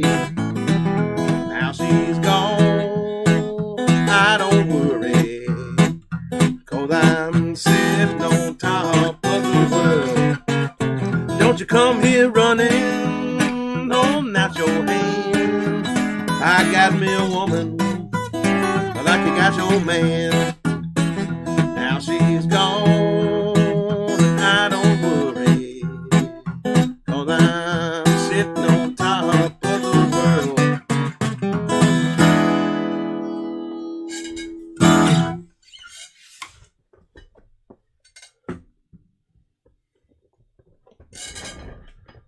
Already. It's a song by the Mississippi Sheiks. I was doing it more kind of Doc Watson style, finger picking style. Let's see what the votes are. Mostly Irish, it looks like. Yes, it is. Yeah, I think it's unanimously Irish. Okay. And Lighthouse says Strange Brew by Cream. That one I wish I knew it. Like, I don't know the lyrics and all that stuff. You know, she's a witch of trouble in electric blue. She's a blah, blah, blah. You know, strange brew, kill what's inside of you. I need to learn that one. Like, but yeah, Cream, like one of my top 5 bands of all time, like rock bands. It was on the Disraeli Gears record. Okay, looks like it's going to be Irish by a landslide here. Let's do some Irish whiskey.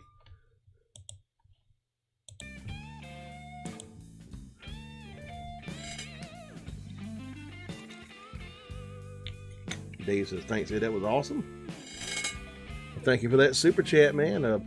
Ordway says, I remember Bugs Bunny visiting over there. Abracadabra, hocus pocus, funny cartoon. How about Transylvania?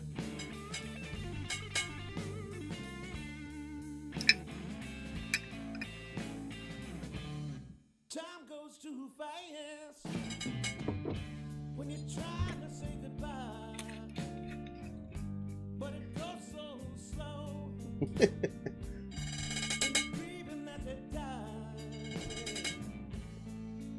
I kind of wanted it to be Halloween all the time when I was younger, and you know, I was like more.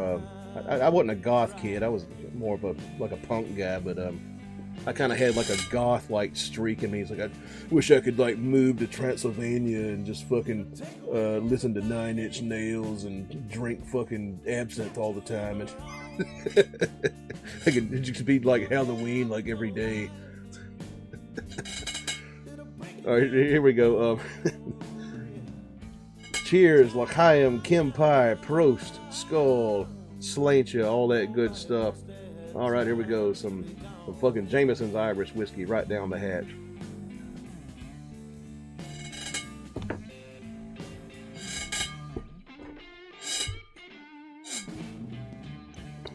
James Laura says, my milk was supposed to spoil today, but it smells good. Pancakes for dinner. Alrighty.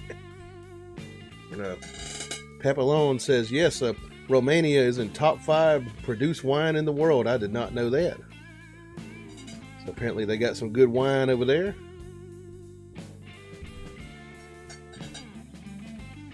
Ron says, that cork sounds so good.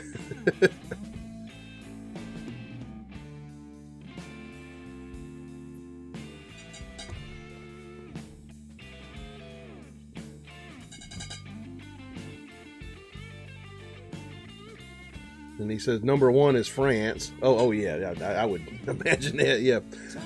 I pretty much only drink French and Italian wine. I don't like any of the California stuff.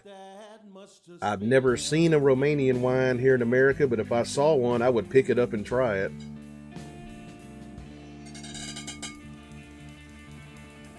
George Orby says, The Crow, great movie. Good goth movie there. James says, sometimes I put some Guinness into pancake batter. Might help leaven it a little bit. Jody says, thought so, Ed. Had some from there. Ron says, slaint you. Yeah, like if I'm gonna buy a bottle of wine, which is an occasional thing, like I do with a meal, I don't sit around and get wasted on wine. I just have a glass or two, you know. I'm gonna get like either like Bordeaux or Beaujolais or something like that, or a bottle of Chianti, like from Italy.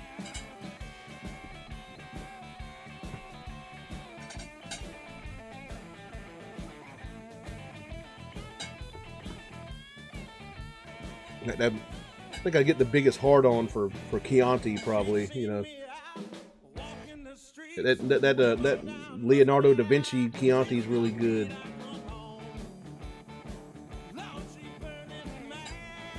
Nick says, do you like Polish vodka? I'm not big on any kind of vodka, really. I'm not a big vodka drinker. It's too neutral. It just tastes like alcohol, you know.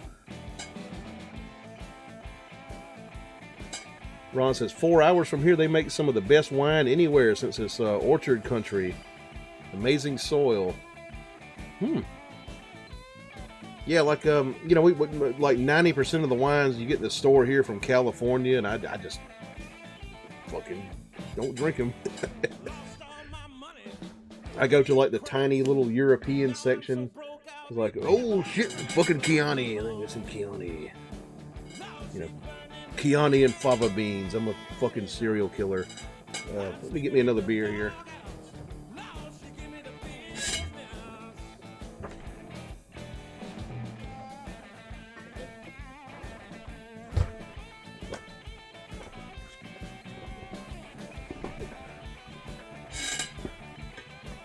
Ron says, I only drink wine if I'm cooking with it. Yeah, that's me too. Like if I'm cooking like a nice fancy meal, I'll buy a bottle of wine. If I gotta cook with wine, I'll buy some cheap shit. It'll still be drinkable. Like, don't ever buy cooking wine, ever. Unless, like, cooking sherry is, like, acceptable for Chinese food. But, like, cooking wine for, like, Italian, French stuff, never. Like, buy real wine. You can buy cheap shit. It's okay, you know. Like if you know, just gonna make like a wine sauce or something.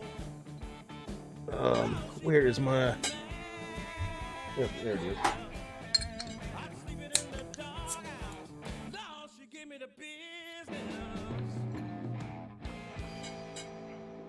Ron says, I appreciate it, wine, but I prefer other things if I'm drinking. Yeah, you don't want to have a wine hangover, especially like a red wine hangover. Fuck that. Yeah, I prefer to drink beer and whiskey and stuff, like liquor.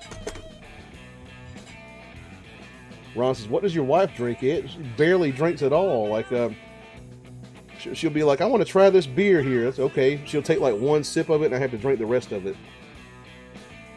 Like, I want to try a shot of this. Like, one sip of it, you know. Not a party girl. Papillon says, very good and strong is Polinka from Hungary country. Is that a vodka? Ron says, being from China, yes, she barely drinks. Like, take a sip of something. Lisa says, happy St. Patrick's Day, everyone. Just came from a concert of traditional Irish music. they talked a lot about going to pubs. I had to do one time. I did one at Woodside. And I did that with Josh, and I told him, like, don't you ever book no shit like that again. Because I had to sing all that stuff, because I was the only one in the band who actually knows any Irish music. James says, I only drink Champipple. That is a Sanford and Son reference. I just take some Ripple and mix it with champagne. I call it Champipple. Ron says, wine headache is real. Oh, yes, it is. Nick Jardine says, you do any THC drinks? Give the old liver a rest. I don't really do any THC. I'm not a pothead or nothing like that, really. I mean, I smoked pot back in the day, but I didn't inhale. I was never big on fucking pot and stuff. Ron says, my wife the same unless I make her a nice gin and tonic with lime. Wardway says, ever tried Tool's lead singer's wine, Jerome, Arizona? No, I tried Snoop Dogg's wine one time. I was in this bar, and they had a bottle of it, like the 19 Crimes of Snoop Dogg wine, and I pointed to it. I was like, man, give me some of that. I gots to know. I gots to know. Ordway says, old tromping grounds on the weekend when I was in college at Embry-Riddle, Prescott. Had to relearn how to cook at 1 mile above sea level. Yeah, different boiling point there, right? Yeah. And Papillon says, Rashu. Jody says, hi, Lisa. I had a cool Irish pub mix before I tuned into Ed. Ron says, even though I like gin and tonic, not my jam though. I like gin on the rocks. Like, yeah, I like to keep it simple with gin. Like I like to buy gin when I've got a cold and I'm sick and shit. The Rashu is 60% alcohol. So that's like is that a type of vodka? Y'all give me 1 second. I'm going to step outside one more time. I got to take care of some man business. I'll be right back.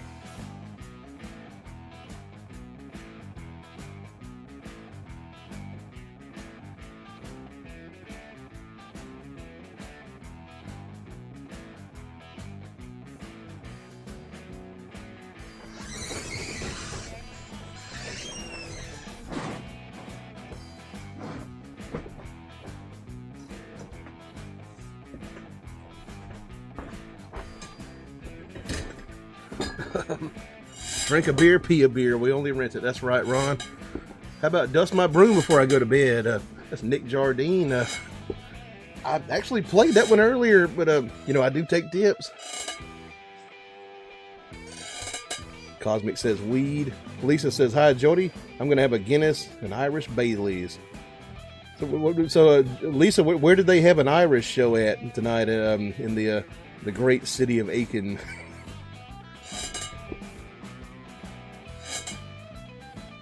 Because I had to do one. Okay, like really ritzy clubhouse at a very fancy country club. Or, high living type of place. I don't know why the fuck my buddy booked this to this day, because we don't play Irish music. He just knew that I knew about it. Like I knew some Irish songs and I could sing some of that stuff. And they take us into this place, and the guy like running the place, like he's wearing a sweater vest. And I get really uncomfortable in places like just like really formal places, like being in a bank or a clubhouse at a country club. I get kind of uncomfortable. I'm more of like a, stand around the fucking oil drum fire type of guy, So I'm just walking around here like all stiff, like, oh God, I hope I don't say asshole or cunt or something to somebody, They were very nice. They gave me some free liquor, and We go up on the stage. There's like a goddamn Steinway grand piano sitting there on this stage, and just all these very elderly people sitting around us, wearing suits and ties and stuff like that. And they got it decorated up for St. Patrick's Day. And my buddy's playing a mandolin that he borrowed from me because I'm the only person like within probably 10 miles of here that owns a mandolin. And we got through it though. I sang Whiskey in the Jar and like Wild Rover and all that shit, and it only lasted about an hour.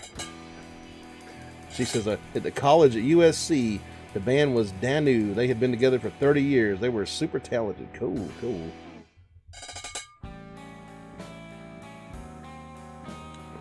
Yeah, we had all these old senior citizens, all these rich people watching us. People in sweater vests and stuff, and I'm standing there like, no, nay, never, no, never, no more. When I play the Wild Rover. They did give me free liquor though. That was cool. And I got out of that place. I was like, God damn it, Josh!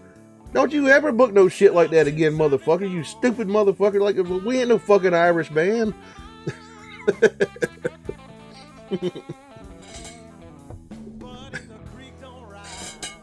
Shit. The Wardway says, I wish I had some Irish cream for my coffee tomorrow.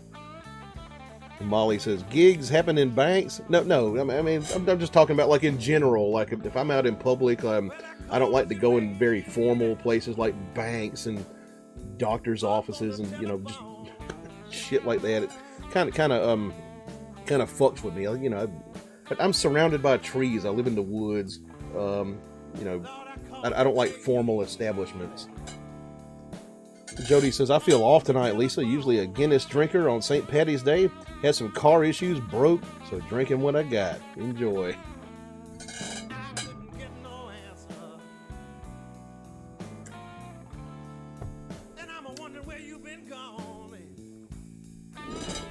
Anyway, let's think of something to play here.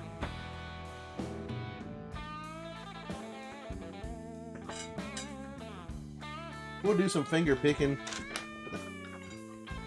Since Jody's feeling like shit tonight, apparently, we will do a song with her name in it. We'll do some Piedmont Blues by Pink Anderson, the namesake of Pink Floyd.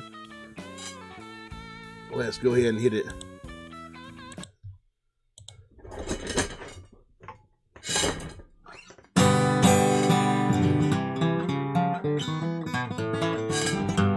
Yeah. Find my pick. Where'd my pick go?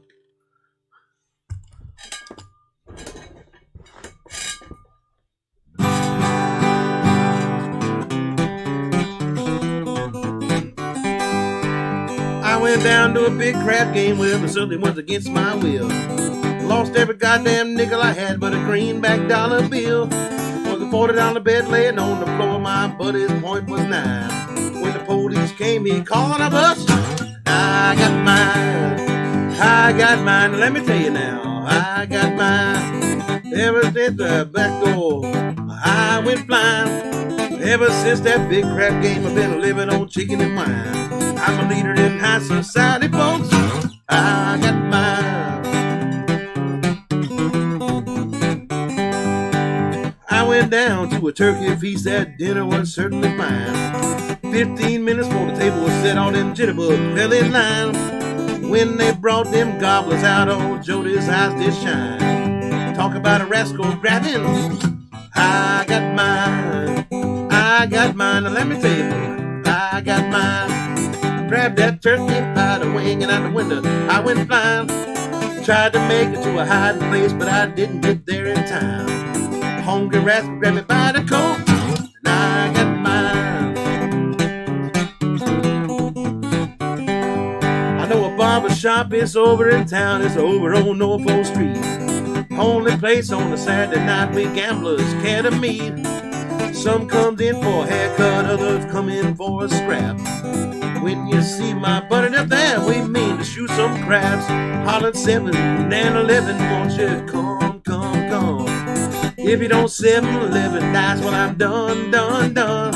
If I see the police boy, he sees me, I'm gonna run, run, run. Well, I'm a leader in high society, folks. I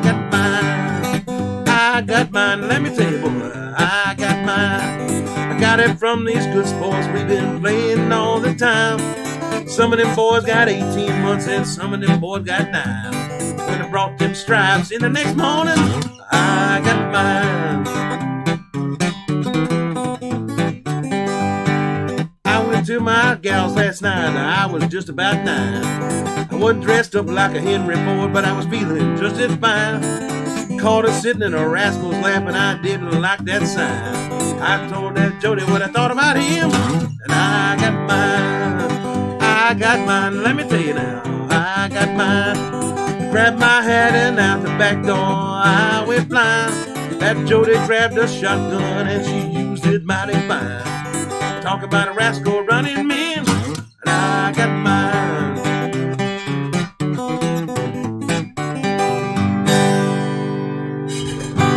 Hey, Pete Anderson. Kind of local to me, from Spartanburg, South Carolina. Lisa says, Jody sending you some good vibes. Yeah, Guinness ain't cheap no more. Yeah, I got me some Guinness Extra Stout here. I got the extra shit.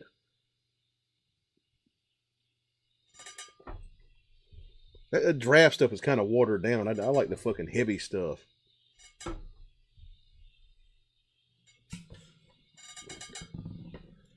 Let's see. Jody says, this is a fave, says my name. Yep. Lighthouse says, can you play Me and My Uncle? That is not one I'm familiar with right there.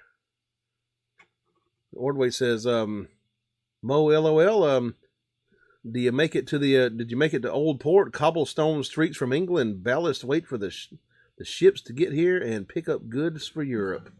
Jody says, thank you, Lisa and Ron. Ed's music makes me happy. Well, shit, that's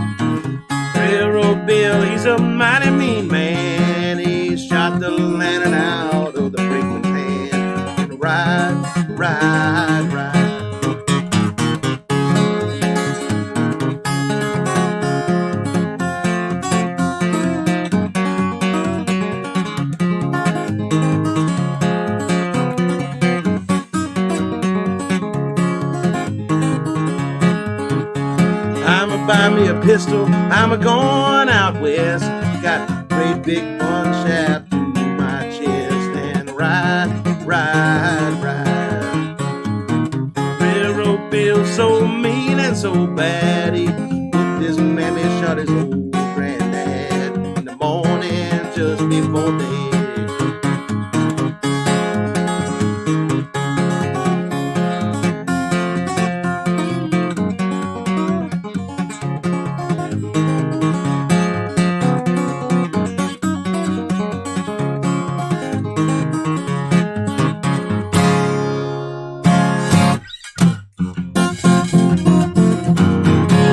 which is kind of the same as a Freight Train.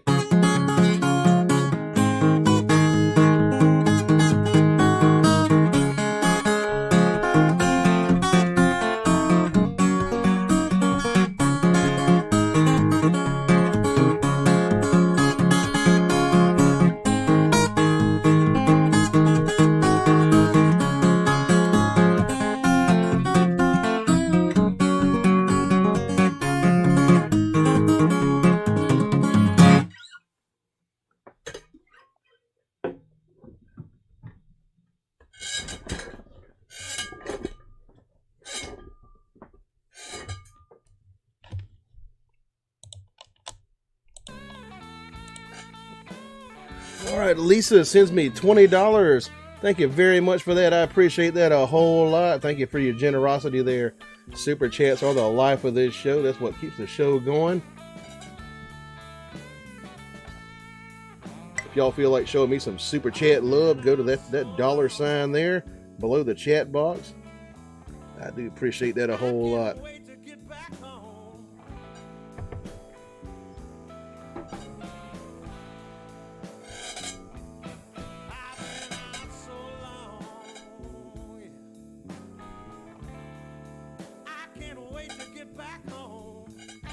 See, Molly says, yeah, man, great place to chill in those little narrow gauge trains. I've been there a bunch. Nicest people and police in the entire country up there. Y'all's true blue in that state. Yeah, Lisa, like, next show you come to, like, hopefully I'll have some CDs. I'll give you one.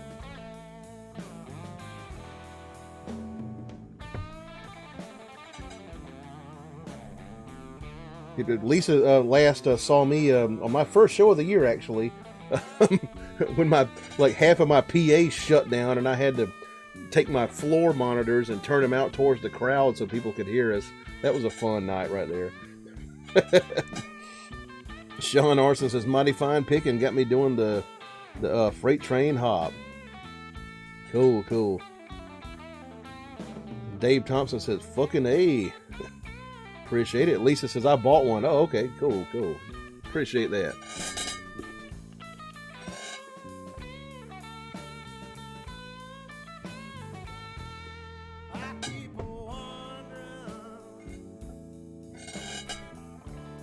He says, you all were great as usual at Good Girl Brewery. Yeah, I mean, we kind of saved it. Like, the first set was terrible.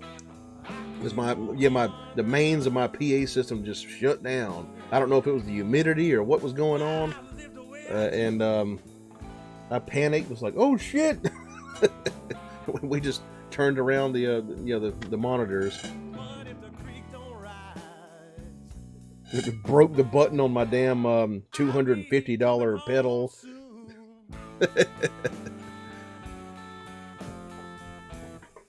The Lighthouse says, Casey Jones or the 1898 Runaway. Casey Jones, that would be that the Grateful Dead. I don't know that one, but driving that train high on cocaine. So keep it kicking, Ed. Appreciate it. Jody says, that sounds like a fun place, Lisa.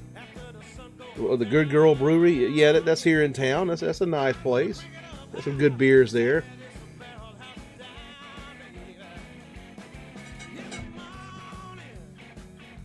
Taylor says, when's the contest? Oh yeah, goddamn, I forgot about that. Anybody who's listening here, we started a contest last week on the last show,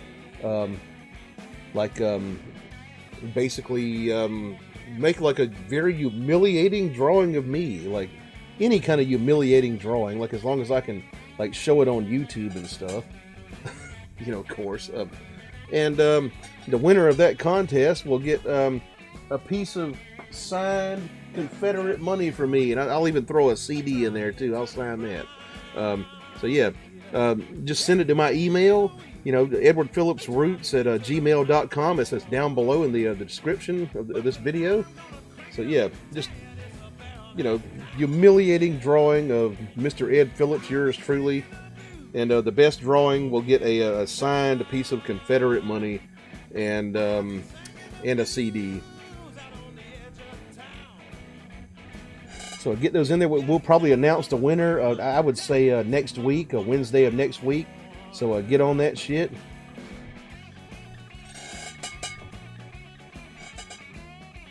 I want to see y'all's artistic talent. Taylor has already sent an entry. Lighthouse says, "Well, we need you more than ever, boss." Appreciate that. Lisa says, "Like the Confederate money." It is fake, but it's, it's kind of funny to have it. Jody says, "Oh, drunken funny, Ed. Remember that, Ron?" And let's see. For real says, "Smurf, Ed."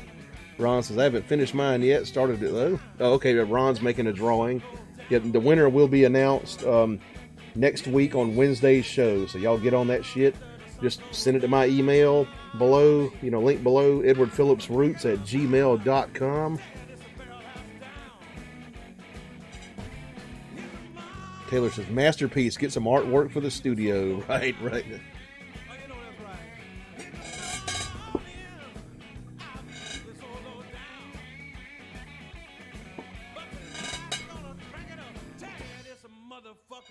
Yeah, I should have talked about that like at the beginning of the show. Like I just got reminded of it. Jody says, "I can't draw, but good luck, y'all." It don't have to be good. It just has to be funny. Sean Arson says, "That's awesome. You ever seen Robert Crumb's rendering of old bluesmen and women? Pretty rad stuff for counterculture artwork. I have not seen that. Let's check some out."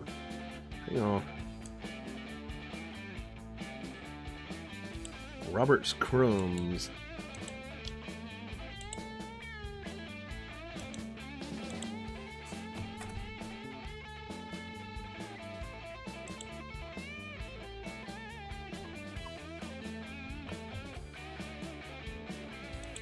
See if I can find a few images here.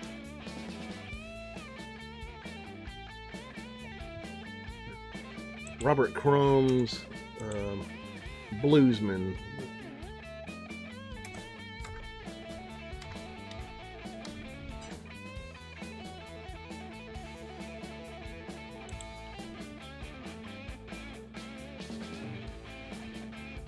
Okay, let's pull it up here.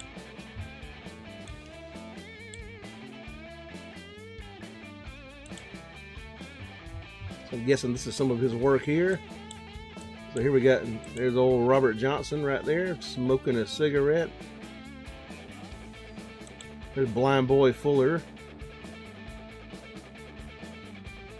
Who else we got? Memphis Minnie.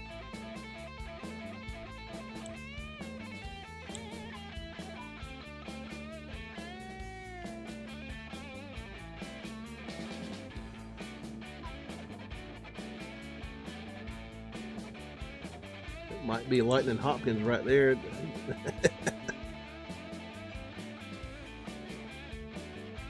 Big Bill Broomsey.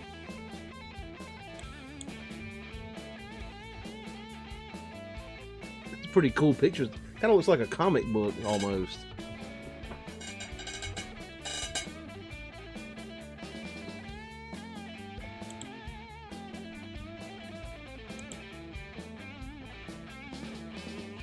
So we got Barbecue Bob, we got Frank Stokes, Furry Lewis, Petey Wheatstraw, the Devil's Son-in-Law. There's Tommy Johnson.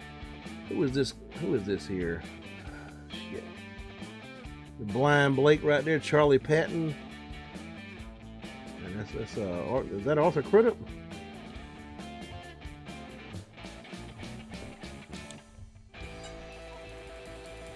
Cool. Yeah. Never seen those before.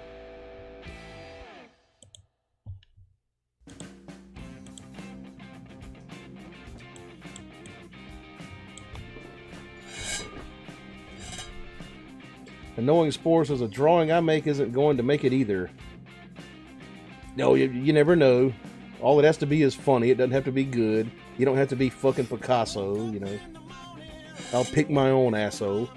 Lisa Kozik says, Jody, Good Girl Brewing is a great cause. It's great because people take their dogs and hang out with them. It's got some good beers. Just do stouts. So my hubby does IPA. Right. Good Girl Brewing has some of the old beers from the Aiken Brewing Company. Like before that shut down. I think it's like the same people that brewed down there, you know. And yeah, they're dog friendly because it's named after a dog. Like they had some dog called Good Girl or something that, like, that's kind of like their symbol and stuff. Jody says, you sing old Sandori? I spelled wrong. I don't know if I know that one. Molly says, some of them like Garbage Pail Kid names. And Jody says, oh, I would love it. Dog's my favorite, Lisa. Yeah, some of those old blues singers had, you know, nicknames and stuff.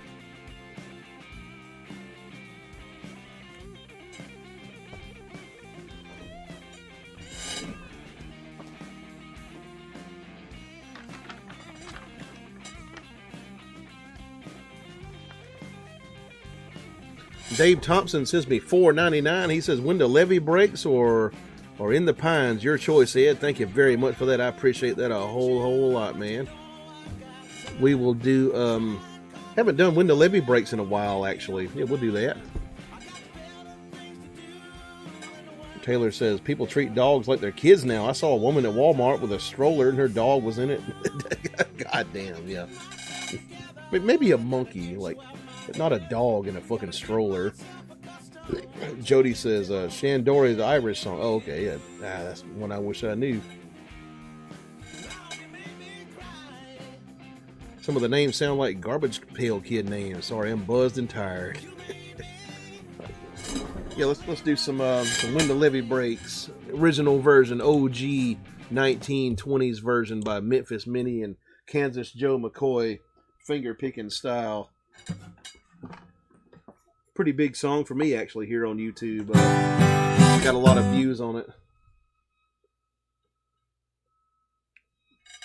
I believe we ought to be in A. Yeah.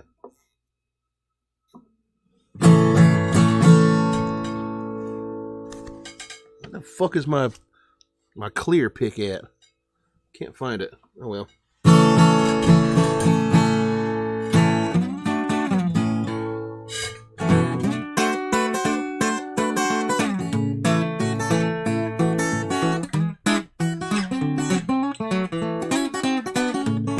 If it keeps on raining, the levee's gonna break. If it keeps on raining, the levee's gonna break. And the water's gonna come and I have no place to stay. Well, that night I sat on the levee and moaned. Well, all last night I sat on the levee and moaned, thinking about my baby and my happy home. If it keeps on raining, the levee's gonna break. If it keeps on raining, the levee's gonna break. All these people have no place to stay. Well, now look at him, mama, what am I to do? Look at him, mama, what am I to do? Ain't got nobody to tell my troubles to.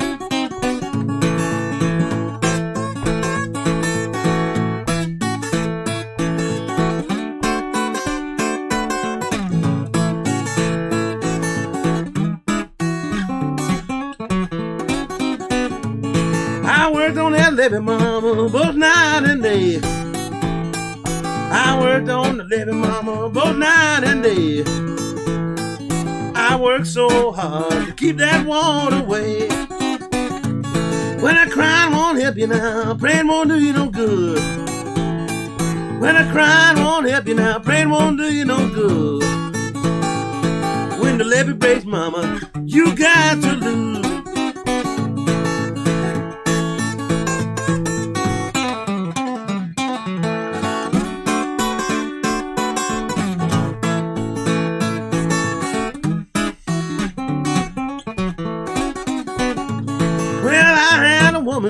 She wouldn't do it for me. Well, I had a woman, she wouldn't do it for me. I going back to my used to be. Well, the mean old levy taught me to weep and moan. Well, the mean old levy taught me to weep and moan. Taught me to leave my baby and my happy home. When the levee breaks, the original version, because I can't play drums that good, so.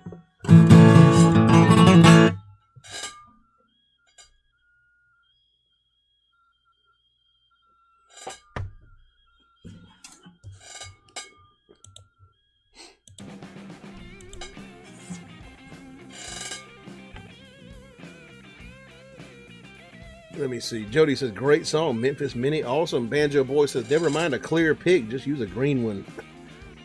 I ain't got no green one. Banjo said, just read that. Ordway says, 99 different beer taps. James Laura says, Ed has a bandage on his thumb. He must have cut it on the 9 E string. Now, that's a fucking pick there. Molly says, hey Ed, have you ever seen or played one of those clear Dan Armstrong guitars? I have not tried one of those. Like acrylic or something. Banjo Boy says, do you have an Irish population in South Kakalaki? Well, a lot of Scots-Irish people, you know, like especially in this part of the state, you know. So basically, like in the Low Country area, like around Charleston and stuff, mostly English people. Around here, like originally, it was like mostly like Scots-Irish type people. This here was considered the back country, like back in the colonial days.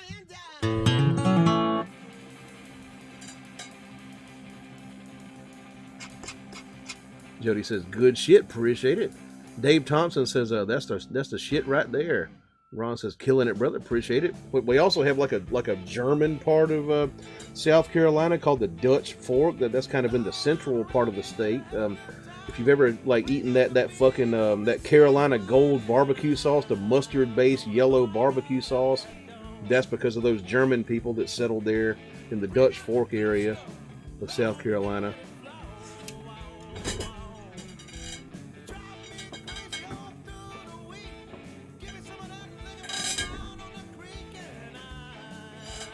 Get me another beer here.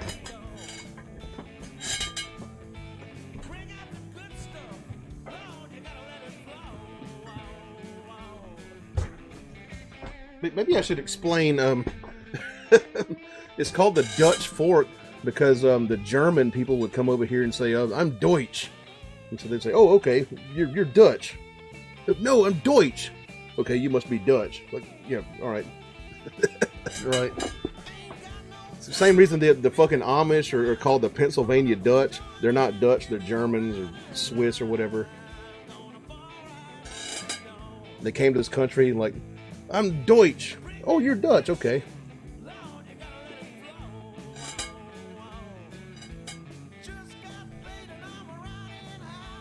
Molly says, Dave Thompson says, that's the shit right there. Appreciate it. Molly says, pretty sure Scots and Irish brought whiskey to the States, but because we have corn and other shit besides rye, we have whiskey with E something like that. Yeah, but pretty much like Scots Irish people came over here and settled in the mountains and the Piedmont regions, and they brought whiskey making with them, but they used corn like. Of course, the British Isles, they use like pure fucking barley.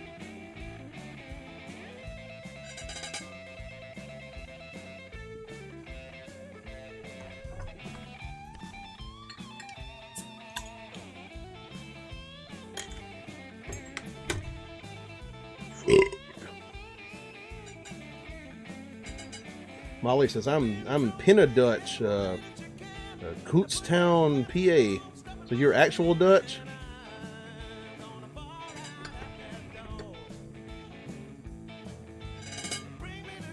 And Sean says Irish settled throughout the Appalachian Range up and down East Coast. Yeah, that's pretty much true. Yeah. My mother's family, Ryans, they came to the back country of South Carolina back in the early 1700s. And Knowing Spore says corn would be more north and west, I would think. Oh, there's plenty of corn around here back in the day. what they called Indian corn back then, you know. Molly says, yeah, but can't speak it. They teach it when I was younger in middle school, but I failed terribly. Shit.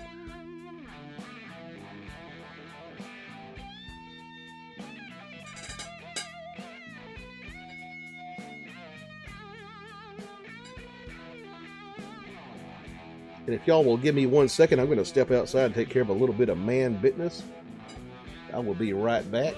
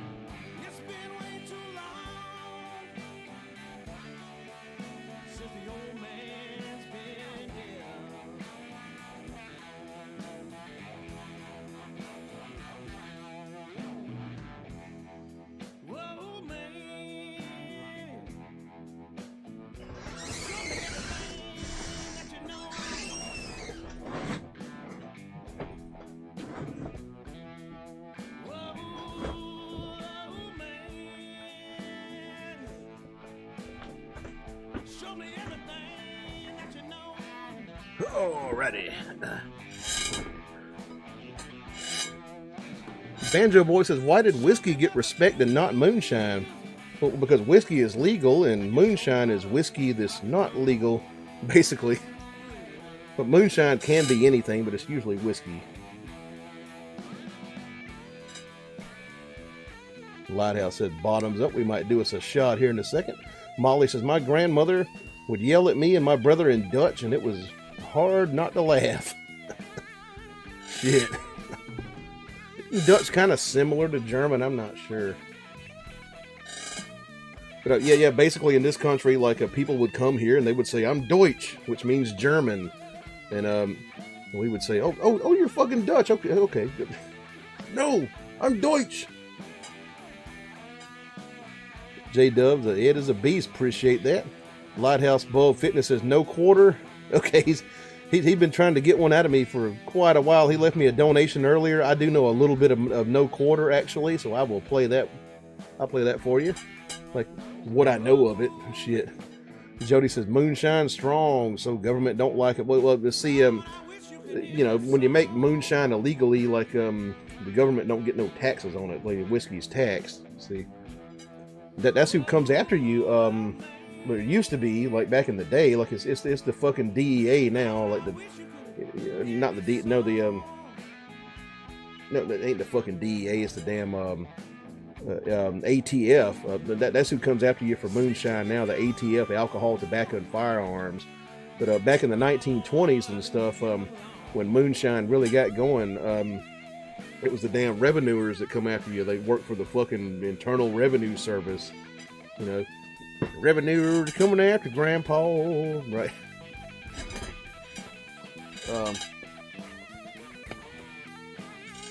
Right. What do I know of no quarter? Let me see.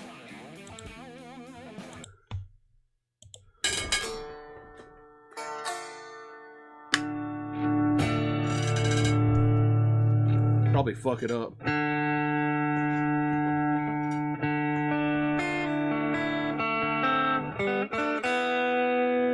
Tune up a little bit.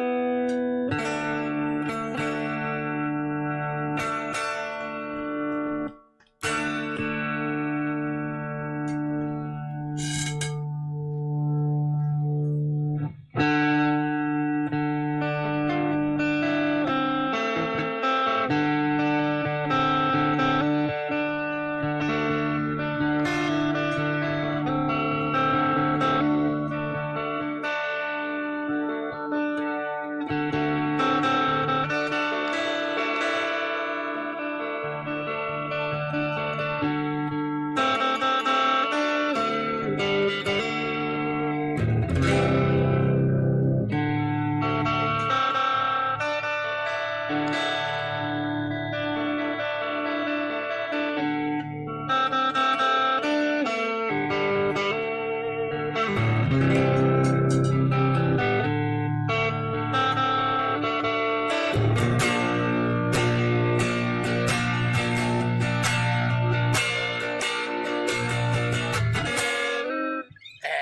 part I don't know. Here's the riff. Come on, wah wah pedal.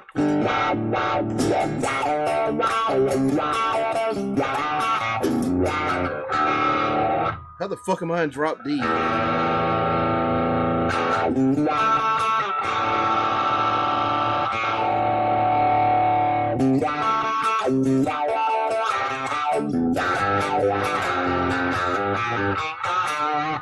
Yeah.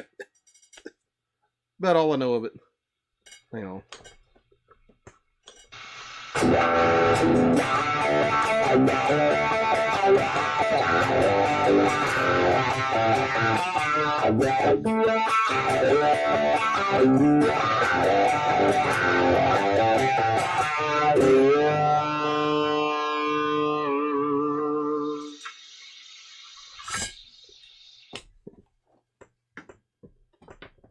Alrighty.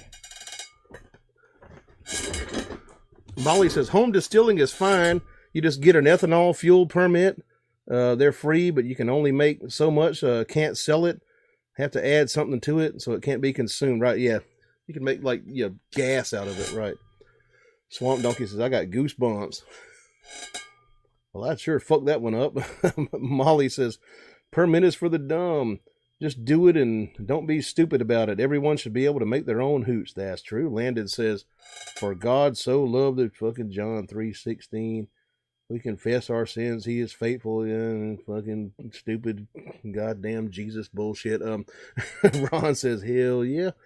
Ordway says, I had friends whose mom and grandma came from Europe after the war. We had an adult education course for them to learn English. For our woodsmen learn to read and write.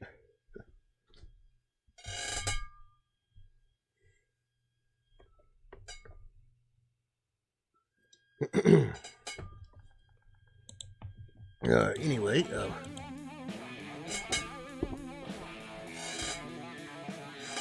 Lighthouse said, fuck yeah.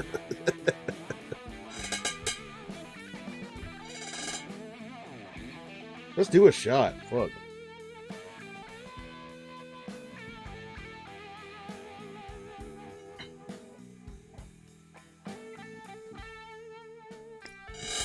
Let's do a classic Scots versus Irish shootout. All right. Cuddy Sark Scotch right here. And some Jameson's Irish whiskey. Y'all tell me Scots or Irish? I'm both, so I'm all right. I'm Scots Irish.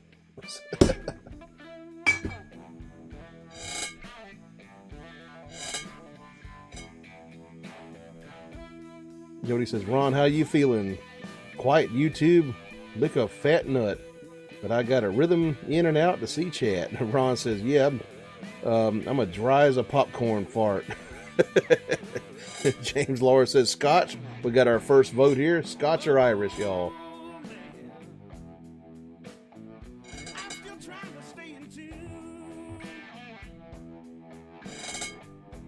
Ron says, feeling good, buzz wearing off. Get your shit together. It's St. Patrick's Day, Ron. You need to be fucked up. I'm trying to get there, but I got to play all these damn songs, so I can't get there. But For Real Fun says one of each because Scots Irish. James Laura says Scotch wins. You got to vote for Irish. Ron says I know. Fuck me, Ed.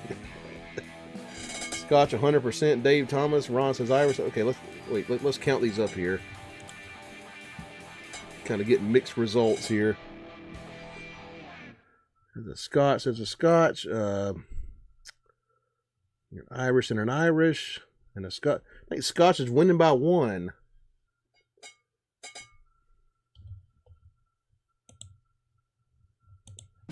And now we're tied. Swamp Donkey said Jameson's.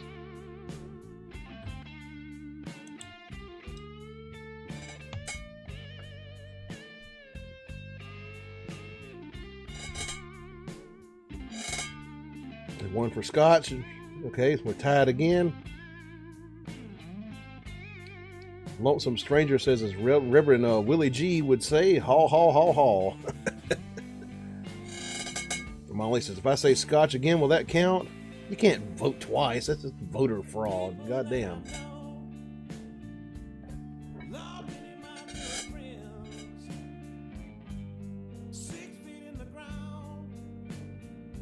No, I think Scotch is winning by 1 now. Okay, yeah. Scotch winning by 1. As far as I can count. And I ain't too good at counting. I've only got a math degree. So let's see here. Go ahead and call it for Scotch. Shit.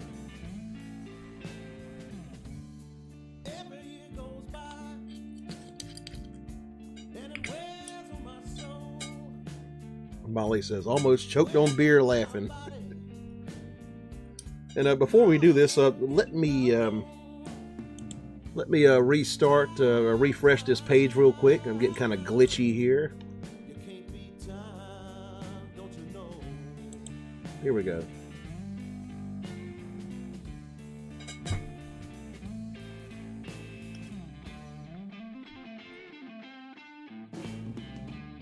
We're back? Okay, I think we're back. All right. Now let's pour us a drink here. All right, goddamn, motherfucker. Cuddy Sark Scotch into the patented Ed Phillips Blue shot glass.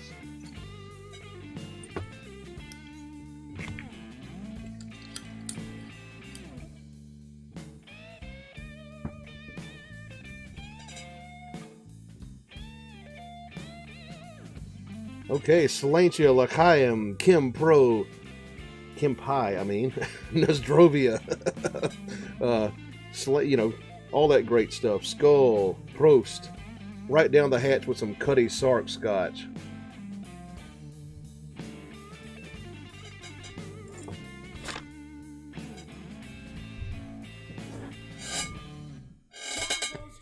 James says, a Guinness Buzz lasts a long time. Lisa says, Irish.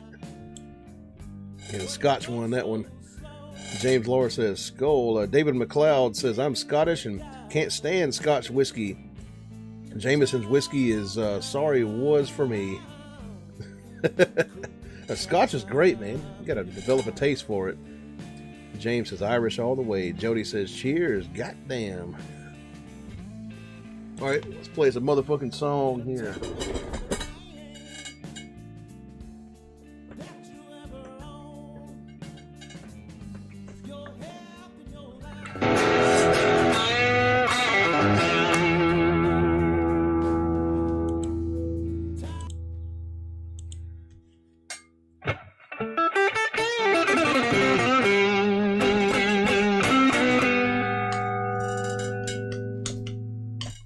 Pedal won't turn off again.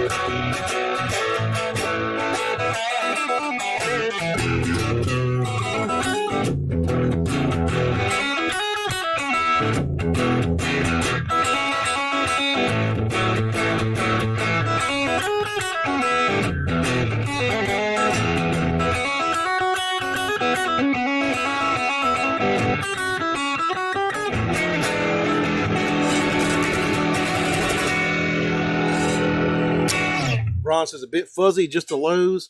Let me take some lows out of it. I might be getting like some proximity effect from this mic being so close to it. Lighthouse Fitness says $2 double, like a double shot. Okay. I mean, $2 though, like, because I usually charge like $20 for the rattlesnake shot of death. That's on the table since it's St. Patrick's Day. Fucking one bourbon, one scotch, and one absinthe in the same shot glass. We'll do that for a $20 super chat. But since you sent me a super chat, Lighthouse, I'll do a shot of Irish for you because I just did a shot of scotch. He said double, so we'll do another shot of Irish whiskey.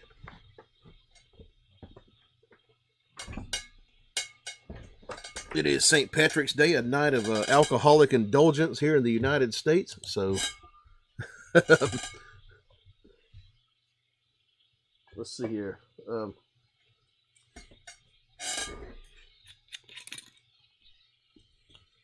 All right, y'all. Fill them up. We did the scotch. We're going to do the Irish now. God damn it. I just spilled some of this shit on my fucking board here.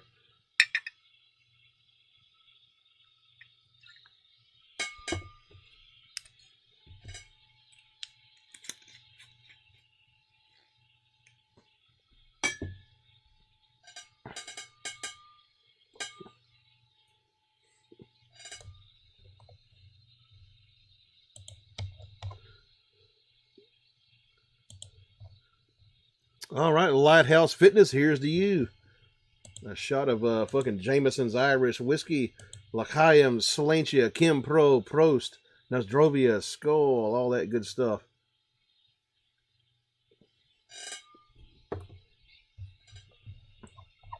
Ooh, yeah, goddamn.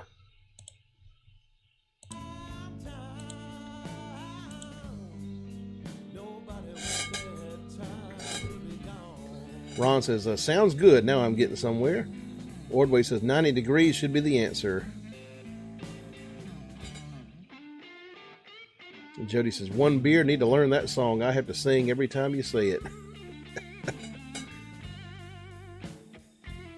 Ron says, reload. Patrick Wheeler says, double shot is St. Patty's Day. James Laura says, careful, it's a sin to waste good alcohol. Yeah, I know, yep. And Jody says, do a half, still early, never mix wine and whiskey. Yeah, I bet. Like, yeah, wine and whiskey, that's probably a bad hangover right there.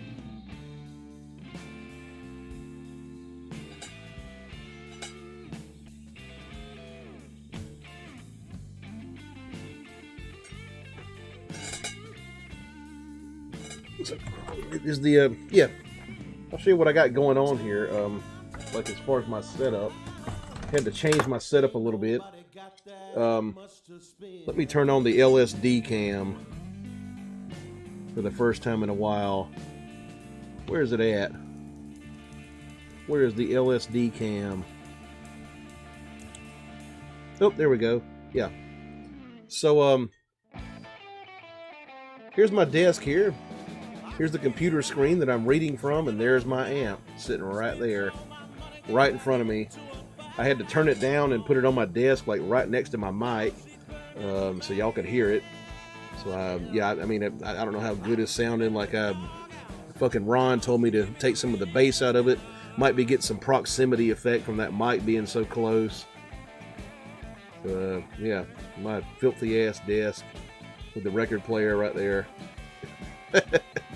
Shit. What's the the goddamn LSD fucking camera. You're the god of the beat around there.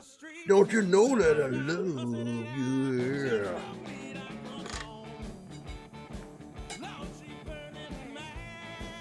Yeah. Anyway. Said 90 degrees across the mic. Well, see, then my voice would probably get fucked up.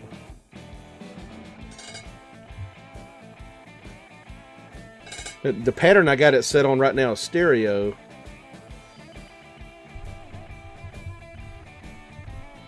It does have a figure 8 pattern, but the figure 8 would probably exaggerate the fucking the whole proximity effect and stuff, and like make it like more muddy. Lighthouse Fitness sends me $2. Thank you very much for that. I appreciate that a whole lot there, Lighthouse Fitness. Thank you, man. Yeah, like super chats are the life of the show. Jody says, you found it strange, or you're on my TV? You found it strange you're on my TV? Do others not put you on there with YouTube? I think some people do. I think some people turn on the TV with me on there. I think Ordway does that, don't he? Yeah. For real says 3D Ed coming at you. That'd be cool. Hologram Ed. James Laura says, did you run out of beer already? No, and I got some right here. Need to pour it in a glass though, so I can appreciate it properly.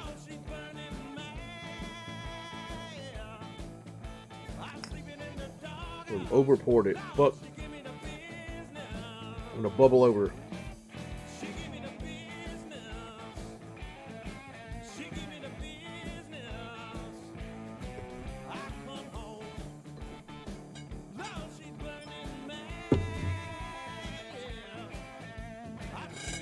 Ron says Mr. Alvarez cam. I guess he means the LSD cam. I'll show you again. Okay, the LSD cam clearly shows that there's y'all on the computer there. There's my beer, and right next to that is the Fender Champ amp, the Super Champ amp, with the microphone that I'm talking into sitting right next to it. The Champ, like the old Fender Champ, is turned way down low. So, yeah, my wife don't bitch at me and stuff. So.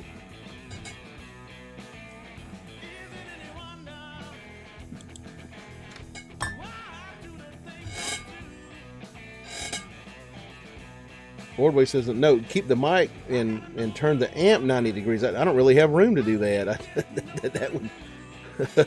That would be nice if I could, but I can't do it. I don't have room. Like, I got like monitors right behind it. This thing is on the edge of this desk. It's like about to fall off the fucking thing. The Lighthouse says, get down. Ron says, tell her you're working. Right, yeah. I tried that.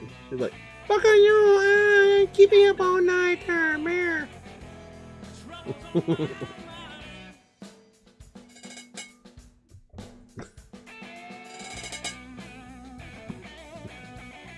I tried to be like Mr. Ed Phillips, like, fuck you, you cunt. Like, I'm trying to fucking work too, goddammit. Like, trying to fucking goddamn get on the fucking internet and talk to people and shit. You bitching about and stuff. Like, fucking you. Jody says, hey, I'm special. You big on my TV. Now normally chat works okay. Tonight sucks. Sorry. Yeah. I mean, just, you have them fucking computer glitches like that, right?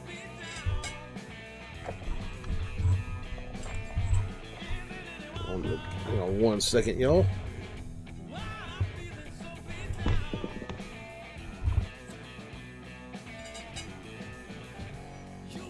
I believe my resolution is pretty good for somebody's like big screen TV. I believe the resolution on here is what is it? 1280 over 720, something like that.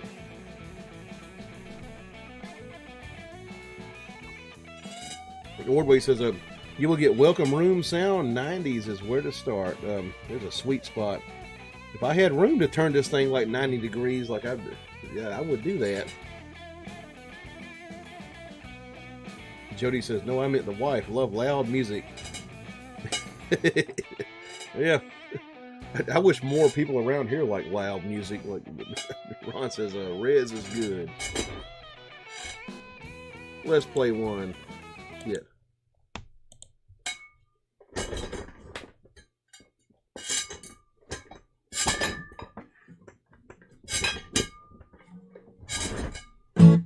Fuck are you, Edward? Are you having fun? Fuck are you? Don't wreck it when you have a fun.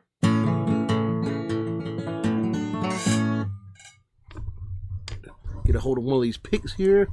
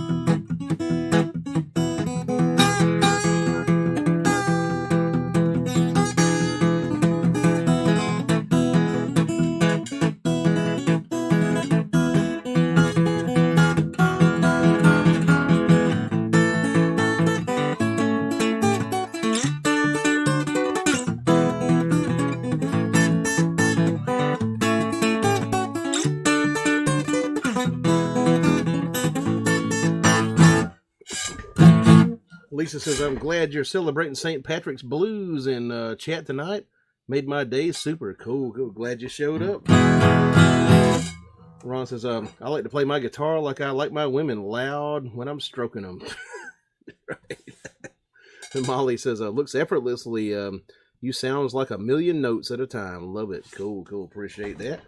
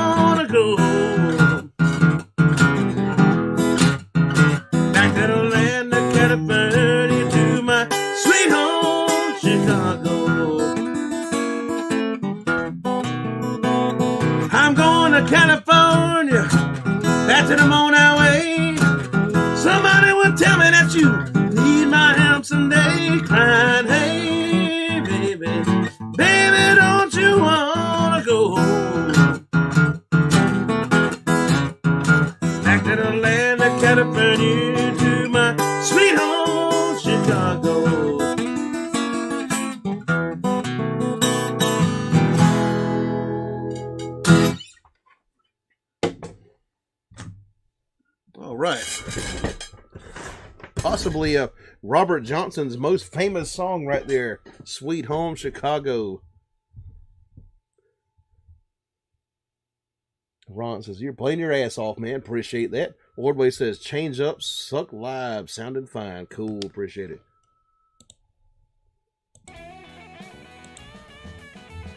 And Molly says, used to ride trains from Freedom, Pennsylvania to Chicago. 2-day trip on a hot shot. Damn. Lisa says, I was born in Chicago, Cook County Hospital. Love my blues. Damn, I wish I could visit Chicago one day. I've never been to Chicago. I was born in University Hospital in Augusta. Ordway says, changing to my AKGs. Talking about the headphones there. Barry Dog says, chicken train running all day, running all night. Can't get it on, can't get it off. Old chicken train. I got some chickens outside that I hope don't freeze to death tonight. They're still young. You know, my fucking chicken babies. Like, they were right outside here in the chicken coop. Like, ordered them back in February.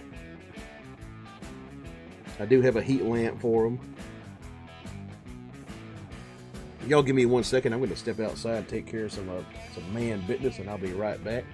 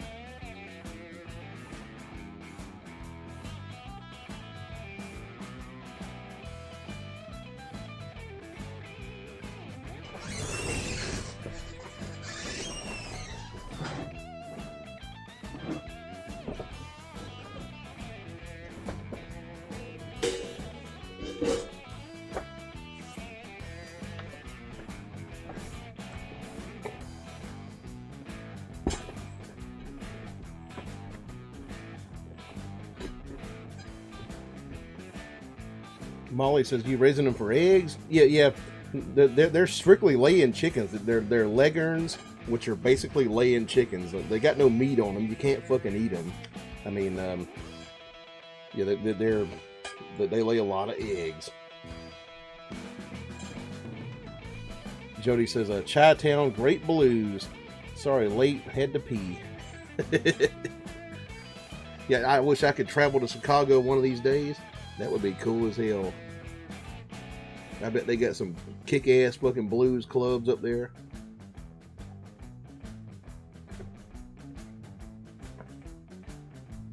I've never left the Southeast. And, you know, I've been to the Delta, been to Mississippi, all that good stuff. Never been up north, really, except for, like, Washington, D.C., if you consider that up north.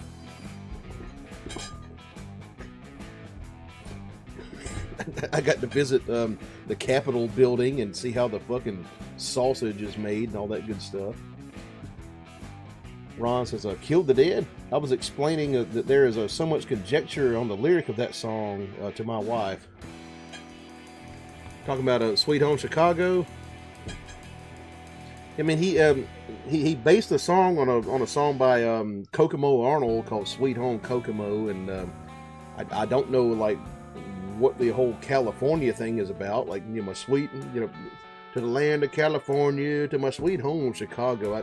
I don't know if that was a joke or if it's like kind of I don't know, some kind of weird reference of the time,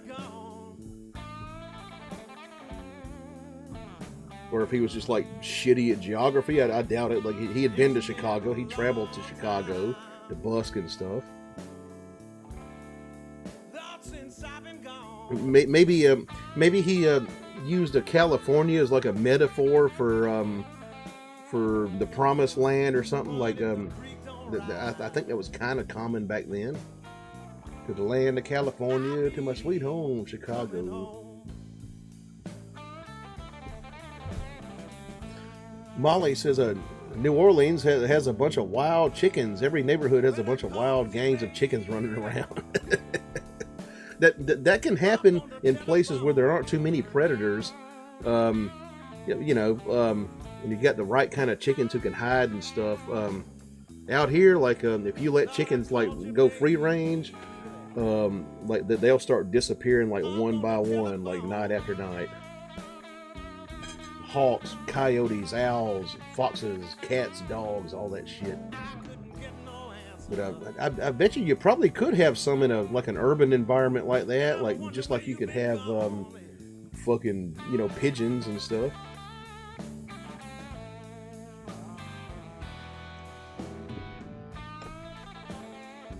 Molly says, I swear they multiply here. The actual like original wild chicken, there is such a thing as a wild chicken. They come from Southeast Asia. They're called jungle fowl. I've had them, actually. My dad had them. They kind of look like game chickens, but they're like a little smaller. Yeah, they come from Southeast Asia. Barry Dodd says, Ozark Mountain Daredevil sang the Chicken Train song. And Lisa says, saw SRV play at the Blues Fest one year, 1980s. They're talking about like up in Chicago. That is fucking crazy. I wish I'd gotten a chance to see SRV, but he died like before I was old enough to go to concerts. Just barely though, because I went to my first concert in like 1993 or something like that with my dad. Saw the damn Yankees, with Ted Nugent and Tommy Shaw. James Laura says Chicago's nice, but it's dangerous, like they say. I bet. Hell, Memphis is fucking dangerous. I've hung around Memphis, like a good blues scene there, but also a dangerous town. Ron says, I hear chickens outside a chicken house die fast, and there are tons of wild grouse varieties, but they are skittish and can fly like crazy. Yeah, like around here, like you let a chicken out too long, like they gonna fucking die. Like Lisa says, sorry, saw at Chicago Blues Fest, and we got to see and hear SRV. That is fucking awesome. Shit, that's cool as hell. Molly says, there are a bunch of different kinds here. They beat trash, so I wouldn't. They eat trash, I guess she means. I wouldn't go eating those eggs. Yeah. I mean, like, listen, chickens. All chickens eat their own shit. Okay. So yeah, the chickens are like made of shit. Like, so you buy them fucking chicken eggs. They fucking eat that old food. They shit in it. So, what you gonna do? There is no way to stop a chicken from like eating their own shit. Woodway says cocks versus hens. In the 70s, we had 50-50. Eggs went out to restaurants. The cocks became food for the winter, spreading food around our family. That sounds about right. Have cock all van. Let's see. Jody says, James, all cities can be dangerous. Just got to know what you're doing, right? Cosmic says, chicken. Annoying Spore says, I have always had good luck in Chicago. Just got to know when and where to be, I guess. I would love to try one of those Chicago pizzas. I've made them. Like, I've made what I think are Chicago pizzas, but I don't know if they were correct, because I haven't been to Chicago to try a real one. Lisa says, I got to hear and see SRV 3 times. He was something, damn. Making me jealous, goddamn.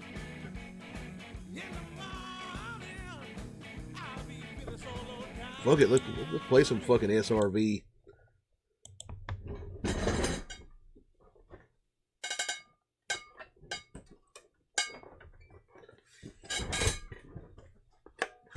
Now this here is not a SRV guitar. He was never known to play a Stratocaster, but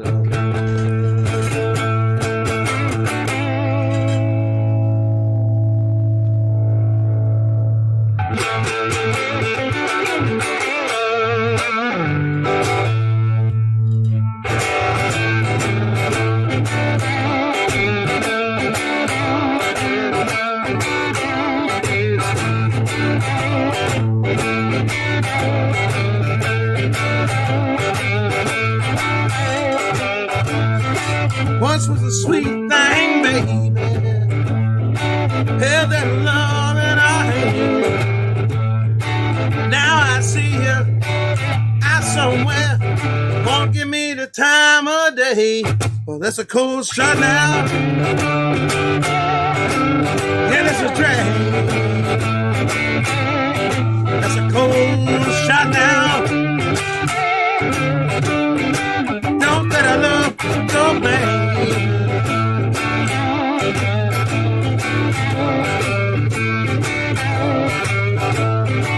Remember the way that you love me. Do anything I say. When I reach, kiss your lips. Won't give me the time of day. That's a cold shot now. Yeah, that's a drag. That's a cold shot now. That never love go back.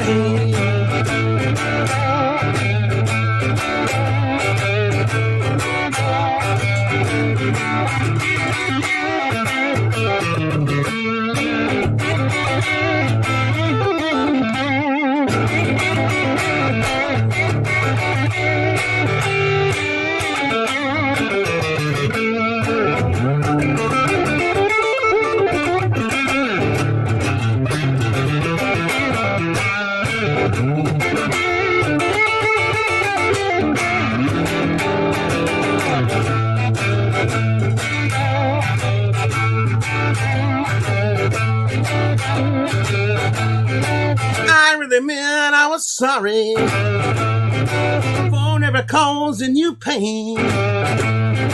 Showed your appreciation by walking out anyway. That's a cold shot now.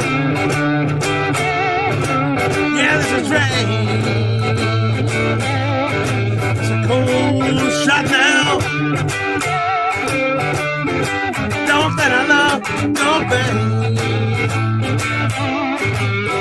Too bad, so sad.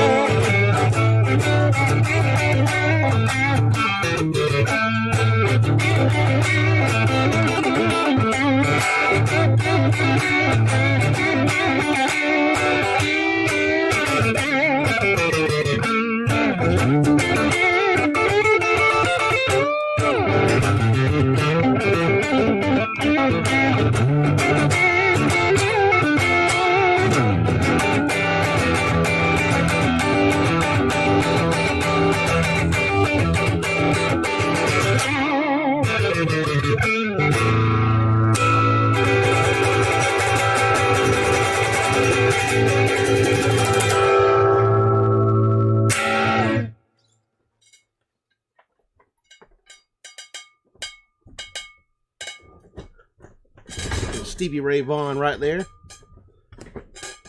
Can y'all tell me how that's sounding? Like I got like a new guitar set up tonight, basically, like with the amp and like the mic and shit. But this one time I was playing it like a very fucking ritzy exclusive club and stuff. And like this guy came up to me like and said you know any Billy Ray Vaughan? You know, the blues guy, Billy Ray Vaughan. I'm like, okay, you mean like Don't Tell My Heart or something, like Achy Breaky Heart? Like, yeah, Billy Ray Vaughan. Right. Sebastian says, sounding really good, man. Appreciate that. All right. Let's see. Lighthouse says, let's see, off cuff a chicken shit song. Ron says, sounded great, cool. He says, deadly little 300 millisecond echo. Yeah, you can only do so much.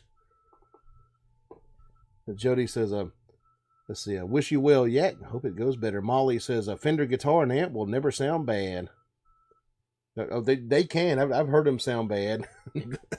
Sebastian says, but no, so let's see. Yak Fishing says it's bad, but it's what it is. Thank you. All right. Sebastian says, I'm setting up my little Fender amp and my Les Paul, and I'm playing along over here. Cool. Let's see. James Laura says SRV put his initials on his Les Paul with 3 pickups.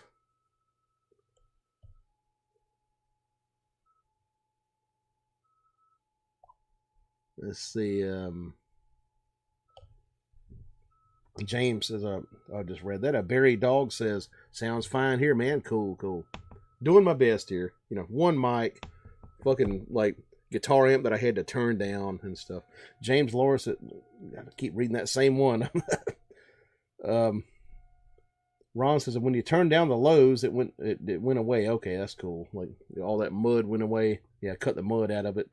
Annoying Spore says, I would have to listen to more closely, objectively to hear a difference from the old other times. Oh, okay, cool. Ordway says, I'll help you later to figure out the new setup. James says, shot. We can do a shot. All right. And don't forget, $20 will get you a fucking like rattlesnake shot of death. 1 bourbon, 1 scotch, and 1 hit of absinthe in the same shot glass. But right now we can do a regular shot if y'all want to.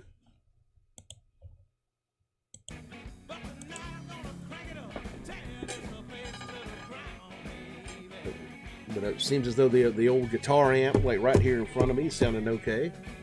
Ron says, I like the way you think, James. Jody says, you got a new sound, but not bad. Cool.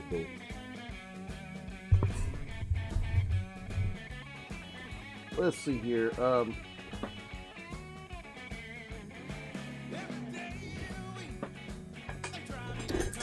What do y'all think?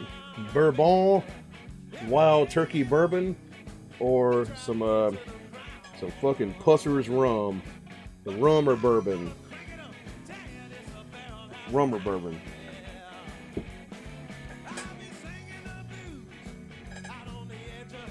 James says, Strat sounds awesome. Cool. That's just like a Mexican Strat with stock pickups too. Ron says Pussers. James says rum. All right. Getting some votes for rum so far.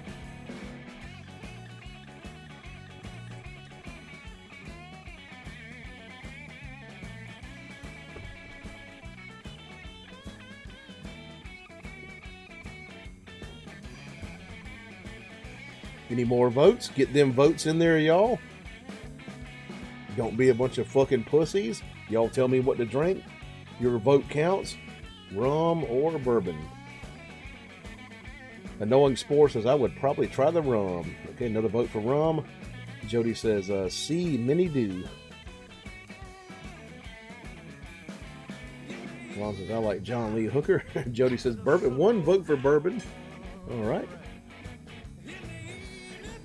Barry Dodd says, can we all come over, sit around a fire and have us a good old time? I wish y'all could. Yeah, I got a fucking oil drum out there.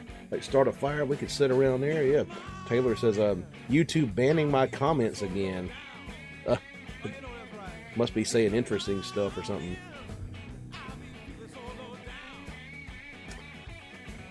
Looks like rum might win this one.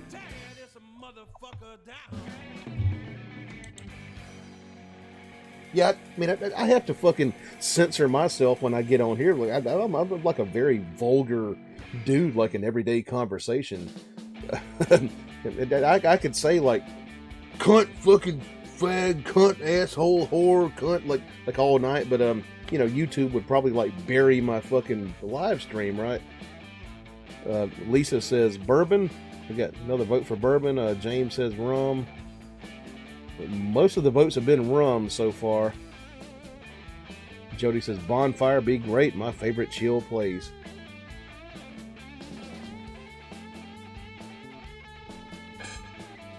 Wardway says the sound was so great. Change is an exciting time to get it back.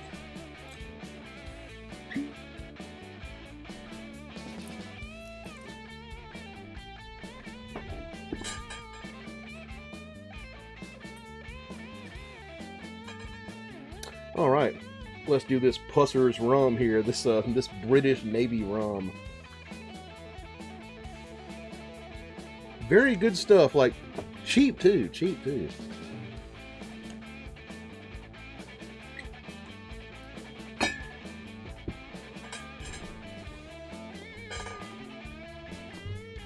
Knowing Sports says, I don't think they have any way of censoring anything in real time unless it's a glitch or a moderator did. Oh, no. YouTube is pretty sophisticated, let me tell you.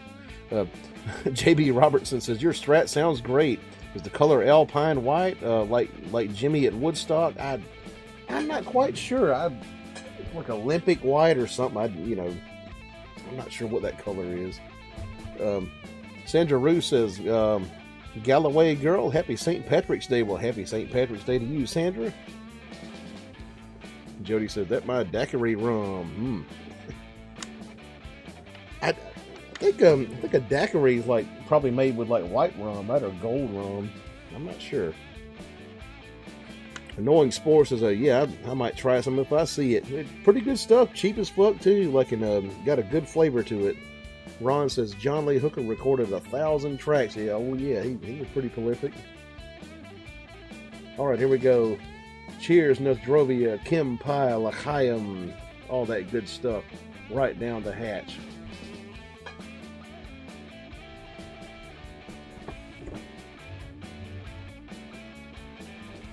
Sandra says Irish gigs. Yeah, I did one time. And Jody says, nope, strawberry. So good. Okay, Jody, I'm gonna tell you now. There ain't no such thing as a strawberry daiquiri. A daiquiri is lime juice. There we go. Okay. My shit's like streaming again. Sebastian says, cheers, man. Appreciate it. Annoying Spore says, the X-Twitter will ask you if you really want to post that.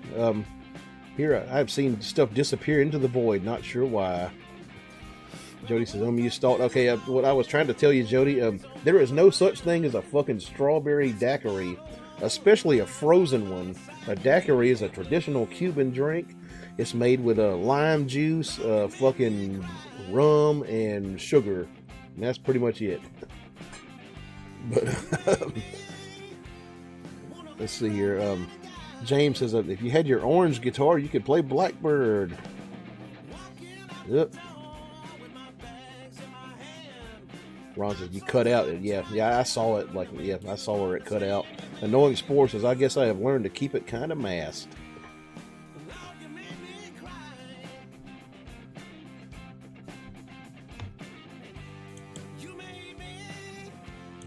Did I cut out during the shot?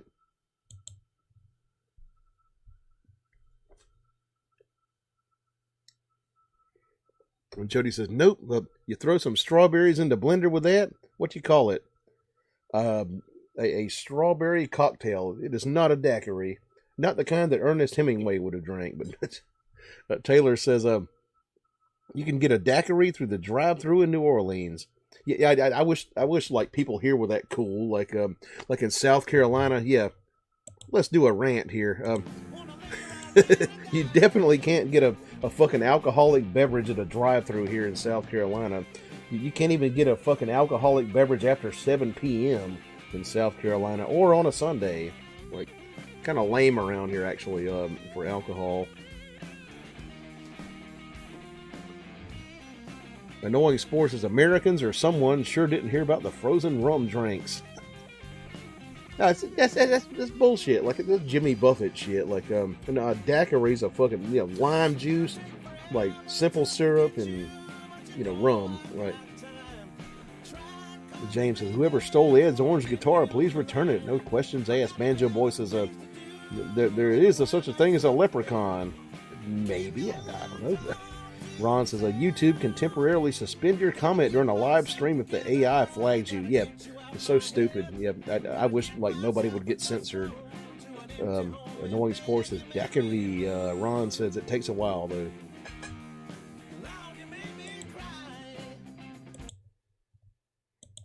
In a way, play some shit.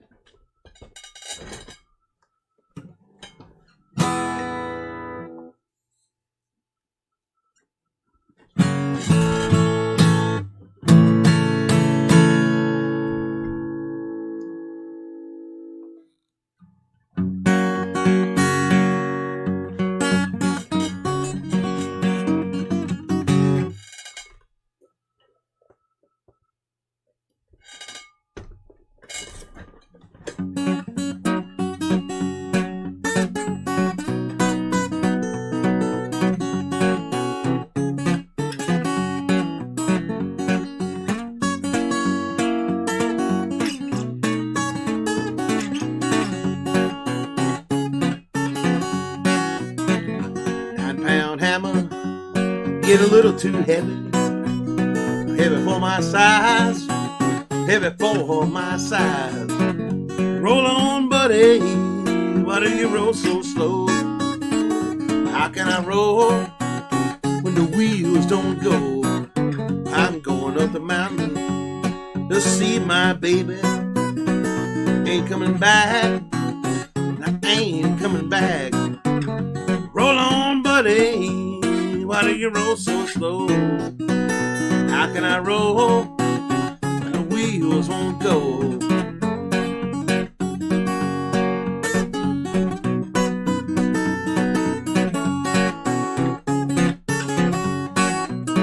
It's a long way to Holland, long way to Hazard, just to get a little brew, just to get a little brew. Roll on, buddy, why do you roll so slow? How can I roll? The wheels won't go.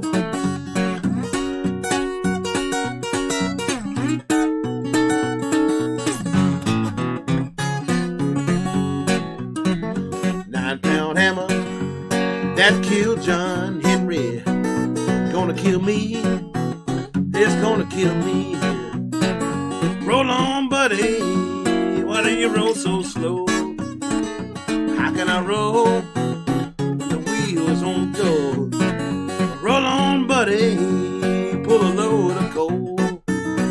How can I roll when the wheels won't go?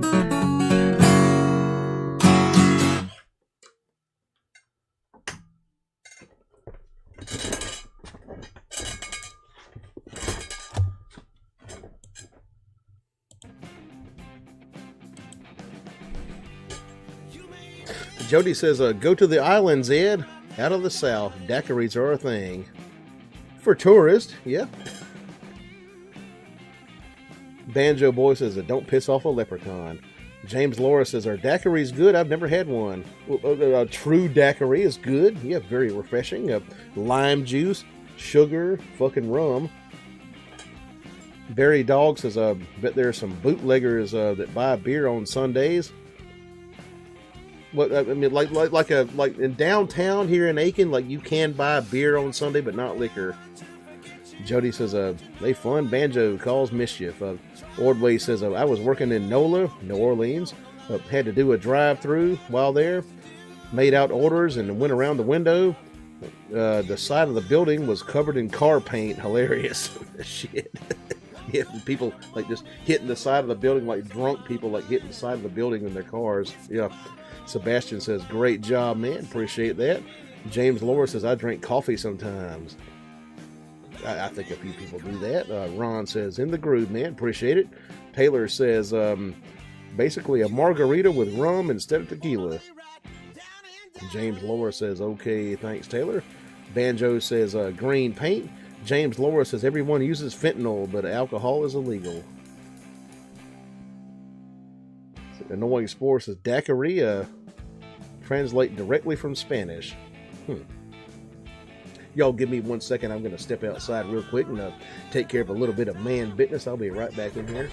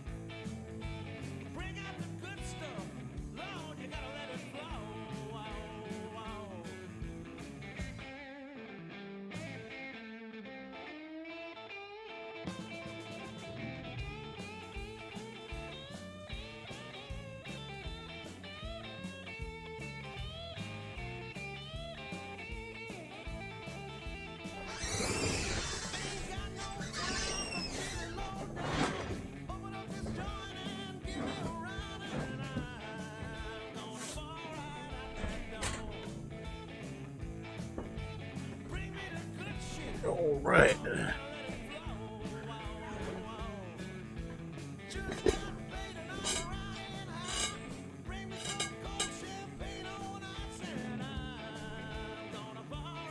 Jody says, see you right, annoying spore. He has his drinks wrong. No, I'm right, goddammit. The fucking daiquiri is goddamn rum and lime juice and fucking sugar.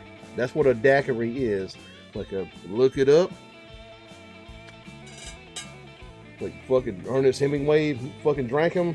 Now, you mix like strawberry in there and freeze it and shit. Like you're drinking some weird like tourist bullshit.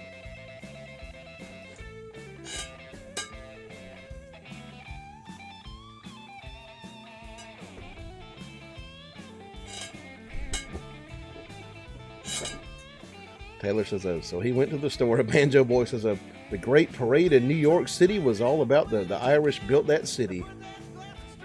I mean, a lot of Irish in New York. That's true. James says, oh, thanks, Taylor. Jody says, he pissed. James Laura says, thanks, Jody. I thought it was maybe caca. Ron says, he is being real. James Laura says, I'm reading Hemingway now.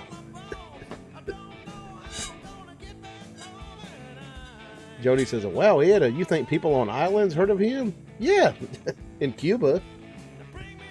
That's where he hung out. Okay, you know, I'll concede that a strawberry daiquiri is a drink, but it's not a fucking original, like, real OG daiquiri. Okay.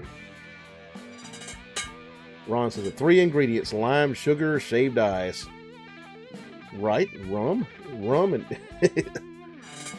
I wouldn't even do the ice. You know, you put the ice in the fucking shaker and you shake it up real good in the shaker, then pour it off, and you know, the ice ain't there no more.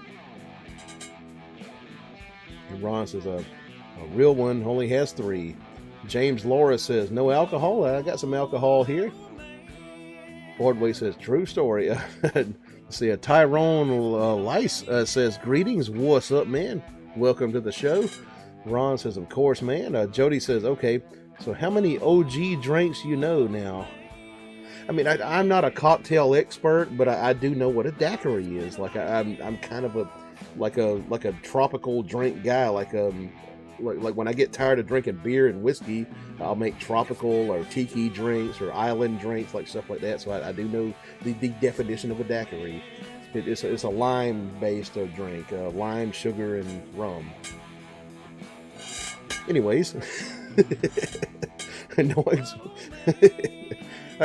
not saying you're like a fucking evil person, but I am saying that like a frozen strawberry daiquiri is like not really much of a daiquiri.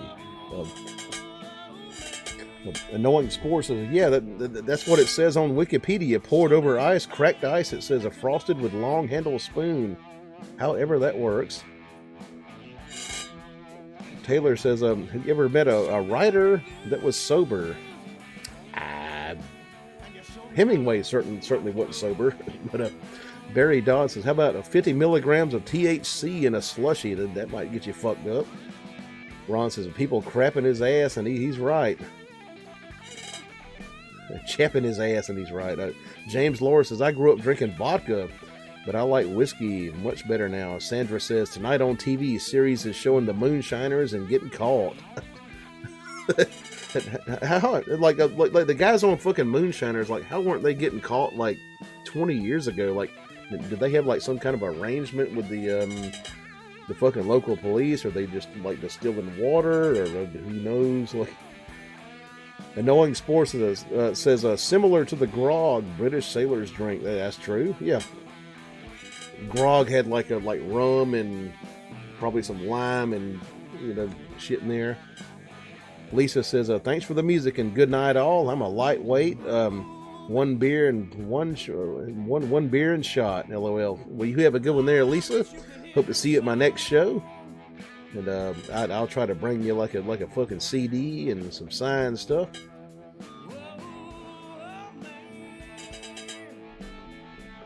But I'm not sure when the next show is. Just keep looking on the fucking the Facebook page. Banjo Boy says, have you outgrown making beer? No, I love making beer. You got to get me a new fucking refrigerator for it. James says, I remember the punk rock chicks were so nice to me when I was young. The ones I knew were cunts, actually. Ron says, all I know is that Mark and Digger on that show have been making real moonshine from way back. They were good friends with Popcorn and JB, who were partners. And see, I didn't get to see a lot of that show. Like, my dad watched a little bit of it. And I can't believe it's still on TV after 25 fucking years.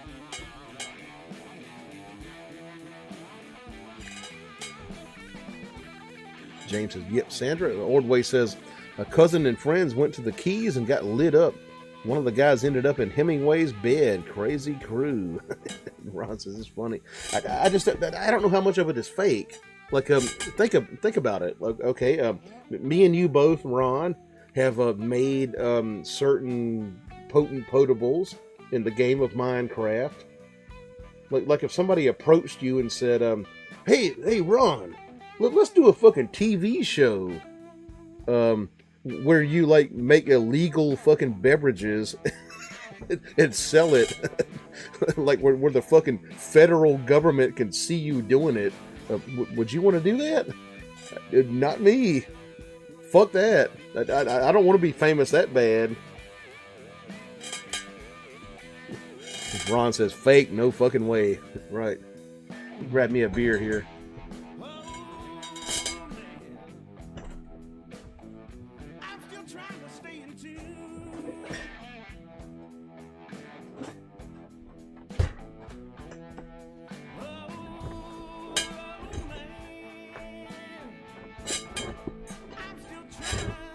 Ron says, I wouldn't last 2 days. Sandra says, if I need to feel high, take a 5 deep breath, sit in a chair, twirl, squeak, squeak, just like your chair. Right.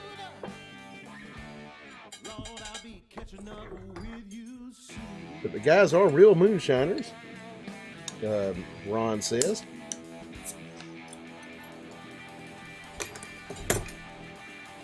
I fucking did get to see old Popcorn Sutton driving his goddamn piece of shit fucking Beverly Hillbillies truck through Maggie Valley one day with the damn with the still on the back of it. He was kind of blatant because the sheriff around there didn't give a fuck back in those days. He used to own an antique store that was right outside of Maggie Valley on the way to Cherokee. So yeah. That guy was pretty cool. Well, we used to go to Maggie Valley on vacation when I was a kid, you see. And that's where he lived.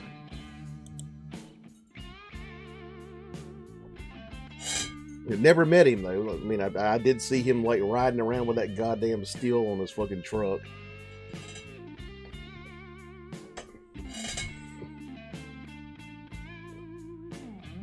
Banjo says, yep, thanks for being real. Keep it real. Have you ever been arrested? Been very close to it. I've been detained, but I've not been taken to jail. I've not spent a night in jail. I am one of the most lucky people alive as far as that goes. I've had lots of friends who were standing right beside me get arrested and taken to jail. I've had cops threaten to take me to jail. And somehow, I fucking, didn't go. So, Ron says, at one time, anyways, Annoying Sports says, who hasn't been arrested for something? Me, I just got lucky. Ron says, you told me that before, that crazy brother. James says, annoy, lol. Ron says, I've been warned, detained, chased on foot in a truck, but never spent time. Yeah, I've been in handcuffs. I've been in the back of a cop car in handcuffs, but was not put in jail. They were just doing that for their safety. That I'm gonna beat up a fucking cop or something. When they arrested my dad for DUI, which I caused, but they put me in handcuffs. It's for our safety. You fucking spindly 19-year-old kid, right?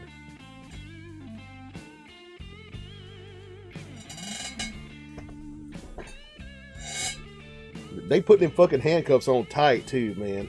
They leave marks on you.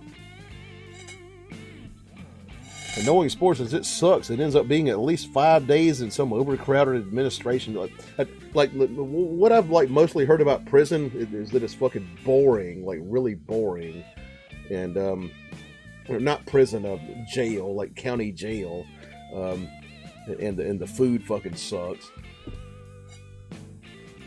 Ron says, I can run like hell. And Banjo Boy says, all right. I saw a keg as a car ornament. Shit. Barry Dodd says, I have some of Tim Smith's Climax Moonshine. Haven't opened it yet. Taylor says, police in my hometown are corrupt as fuck. They'll camp out in the bar parking lot, doing a DUI checkpoint out of the parking lot. Yeah, they do that here too. Yeah, fucking cunt, fucking cops. Yep. James Laura says, the judges always let me go. I don't know why, but I always made them laugh.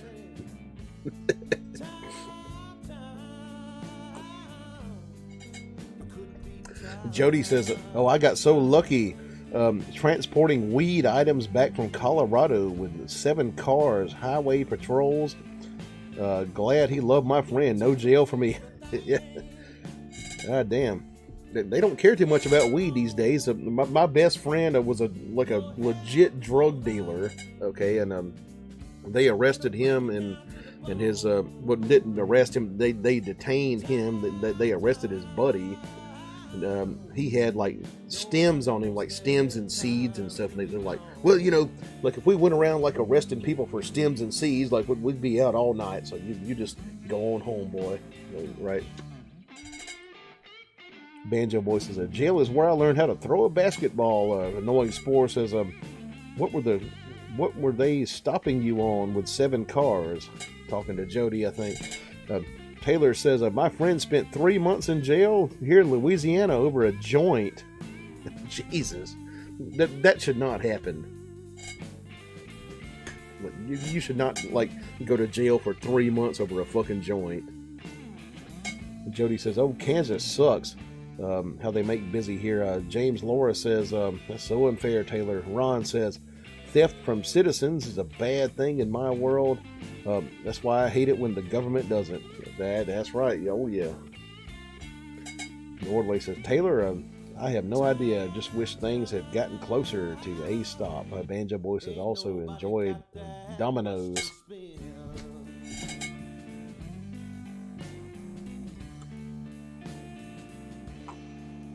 You had a fucking theft from citizens. Yeah, I experienced that like a few days ago when I did my fucking taxes.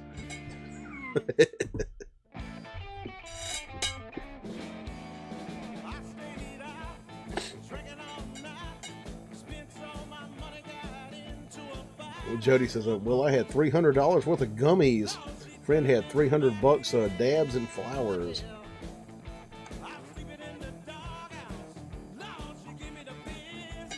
James says, taxes suck. Let's play a song here.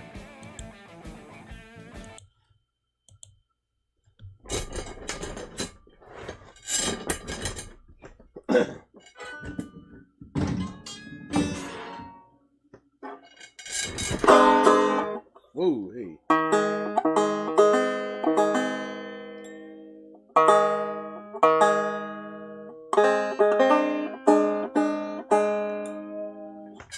Thing's way out.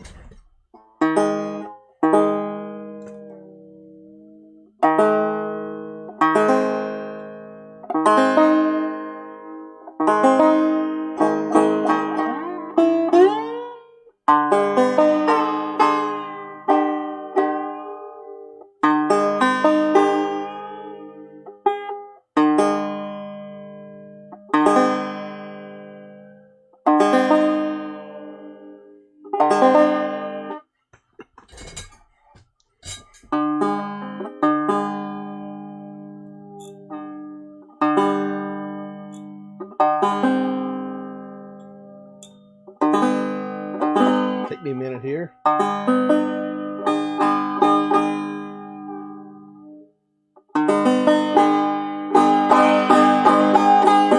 Okay, now capo. The stupid banjo capo that's aggravating as fuck. Ooh, yeah.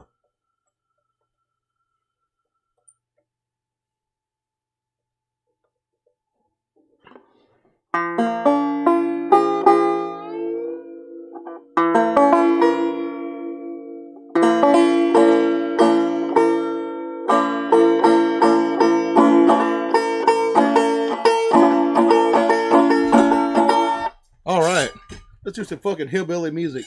Let me get me a swallow of fucking Guinness here.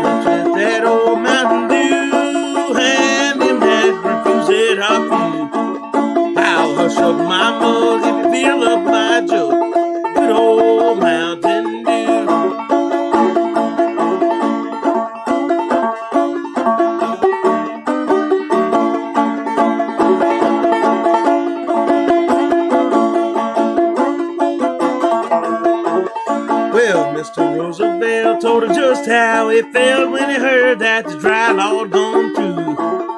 He had thought hour to sell him a quart of that good old Mountain Dew. Well, they call it that old Mountain Dew, and in that refuse that I could.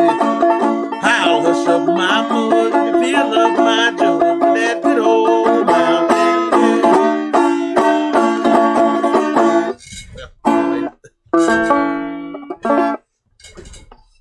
Fucking went out of tune so fast. Damn it. Sandra Rue says, when the police put cuffs behind you, it's called detaining. Yeah, I got detained one time. I had cuffs on me.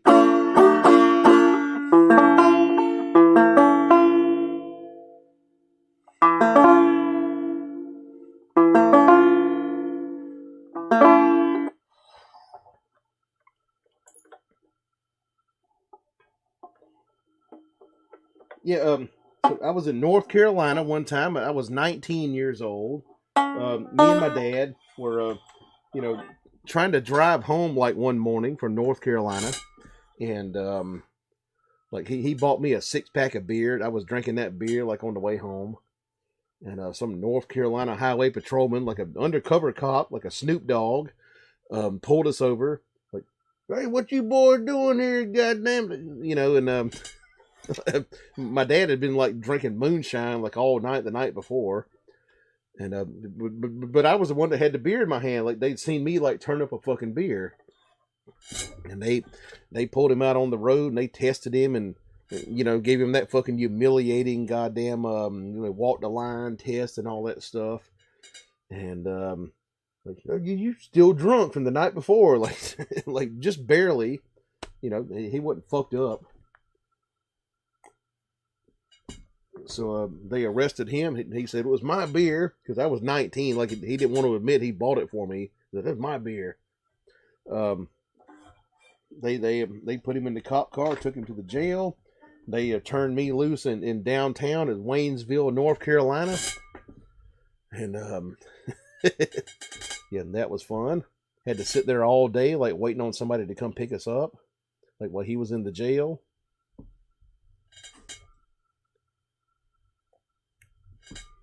And when I was in the back of that cop car with the handcuffs on, I like the cop had his hat like in the floorboard there, and I stomped on it like while he wasn't looking because I really don't fucking like cops, honestly. Sorry, but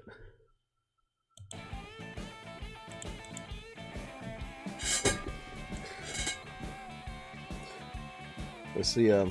Jody says, it was till we thought a bust on the highway. Still not sure. They let us go with all that pot.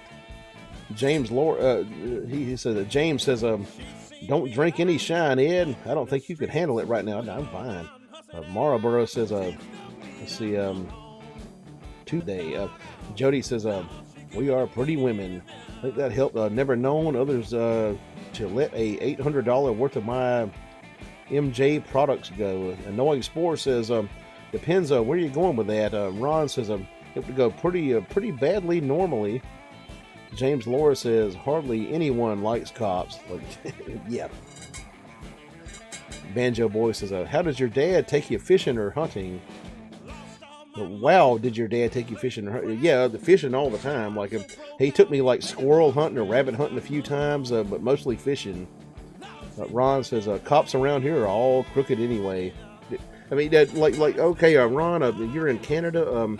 Do the cops there, are they like literal, like Mountie, like red, like red fucking jackets and all that stuff? I don't know.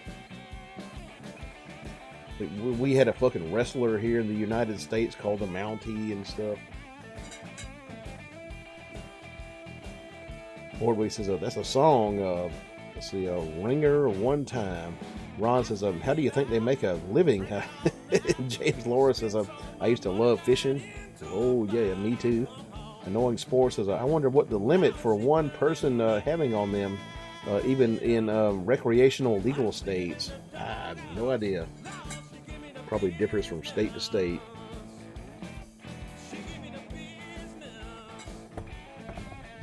But yeah, Canadians, are all the cops up there like dressed in red and wearing those like fucking Boy Scout hats and stuff? Like, I don't know. Ron says, no, the Royal Canadian Mounted Police are not like Mounties except for ceremonies. Okay. They look like your cops. Okay, just like black or blue or whatever, like gray, I guess, like neutral colors.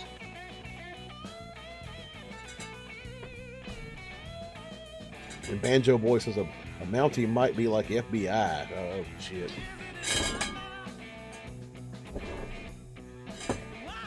Ron says, hi, I buy great jackets and cop uniforms.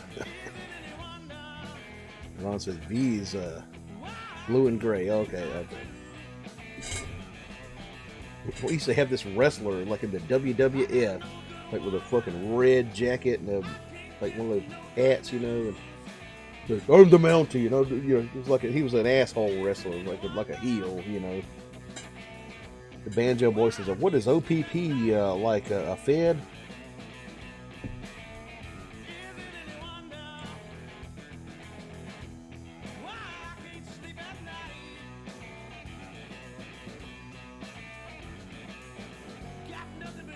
Anyway, your super chats are much enjoyed.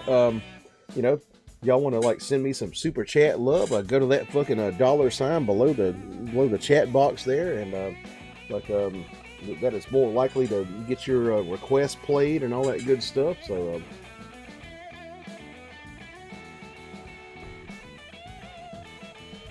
let's see if I can find that.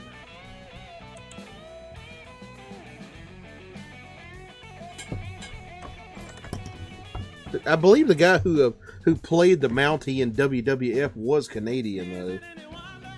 Let me see.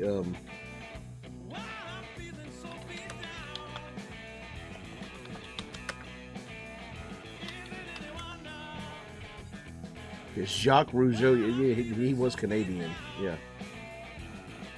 Find the video.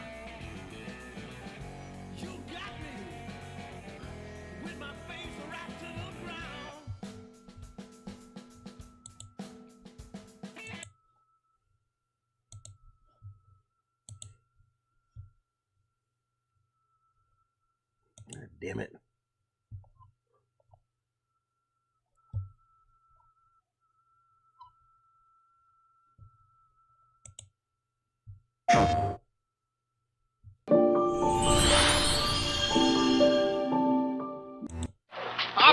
Officer.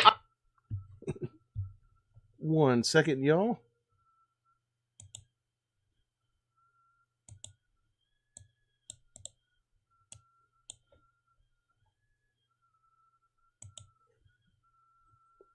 Here's a fucking vignette from the Mountie in the WWF. I'm lost. I'm looking for the United States. Officer, I'm not an officer. I'm the Mountie. Well, Mr. Mountie, I'm looking for the United States. Which way do I go to get to the U.S.? I'm not a tour guide. I'm the Mountie. But as a Mountie, I do know something that all Mounties know. Let me show you. This end of my horse points to Canada. Come on. And this end of my horse points to the States. Even if you're an American, the Mountie always gets his man. Whoa! Hey, you! What do you think you're doing there? Are you talking to me, sir? Yeah, I'm talking to you. I ain't no sir. I'm the Mountie. And I said, what do you think you're doing there? I'm just feeding the birds, sir. You're not feeding the birds. You're littering all over the place. I've been coming here for years, sir, feeding the birds. Oh, you're the reason the ground is full of litter. Well, I want you to get on your knees, and This fucking sounds like a Canadian here. I want you to pick up every piece of paper and every crumb you see on the ground. I want you to clean everything up. And remember something. It doesn't matter if you're an old man. The Mountie always gets his man. So, yeah, this guy is played by a guy named Jacques Rougeau, who was a Canadian. I mean, this sounds very Canadian. Pick up the stuff on the ground. Hey, you, let me see your driver's license. What seems to be the problem, officer? Officer? Do I look like an officer? I'm the Mountie. And let me see your driver's license.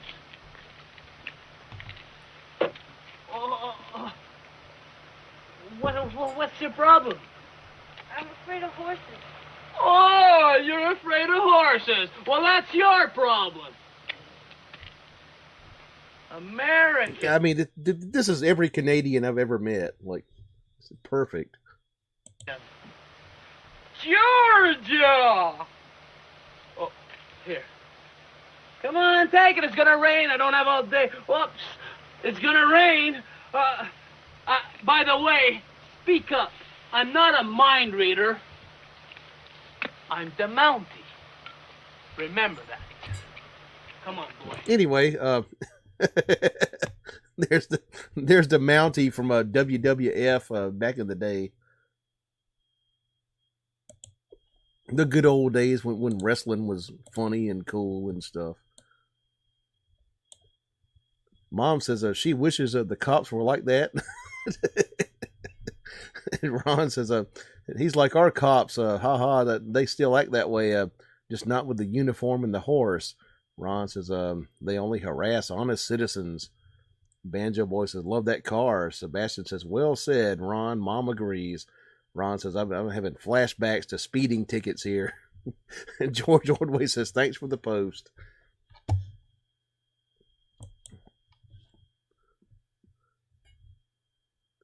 Sebastian says, 14 years for truth speech. Jody says, cops suck here.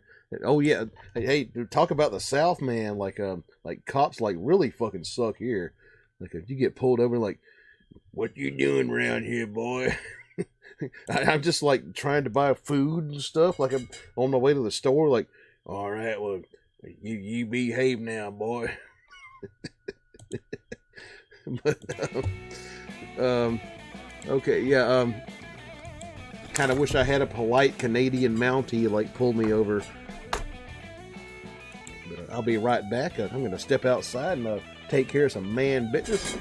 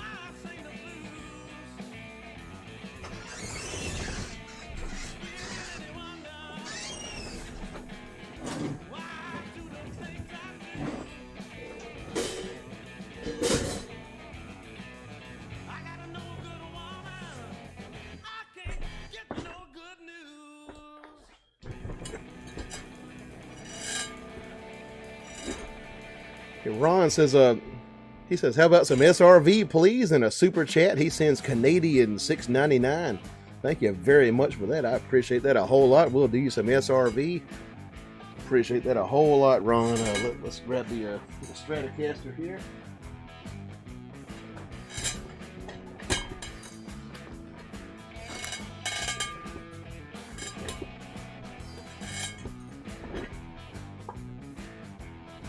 Alrighty.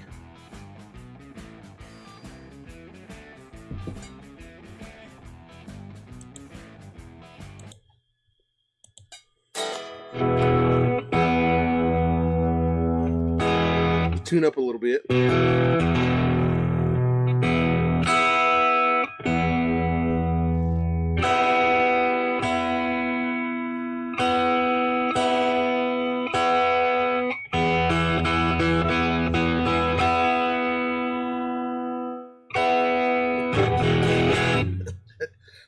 I do use a fucking guitar tuner when I'm playing live like a fucking professional.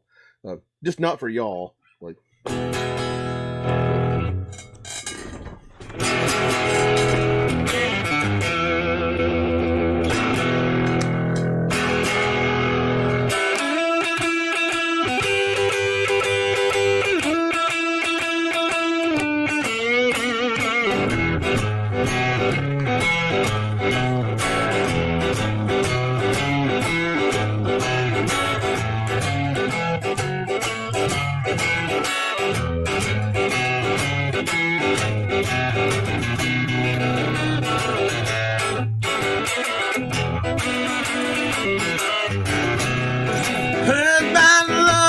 Sight to the blind.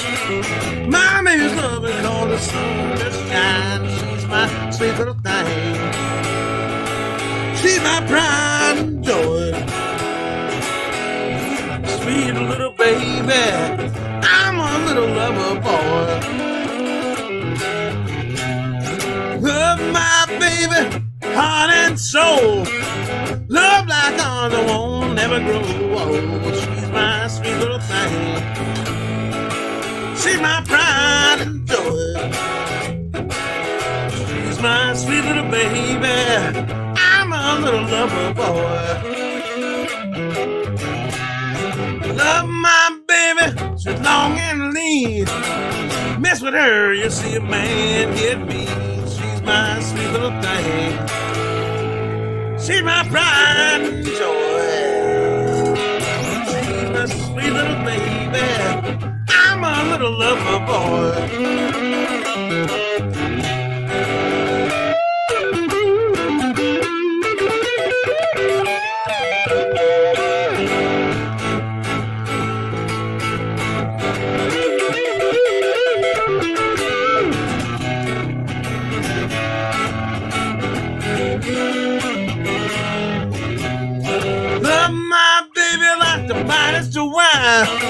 Stick with her to the end of time. She's my sweet little thing.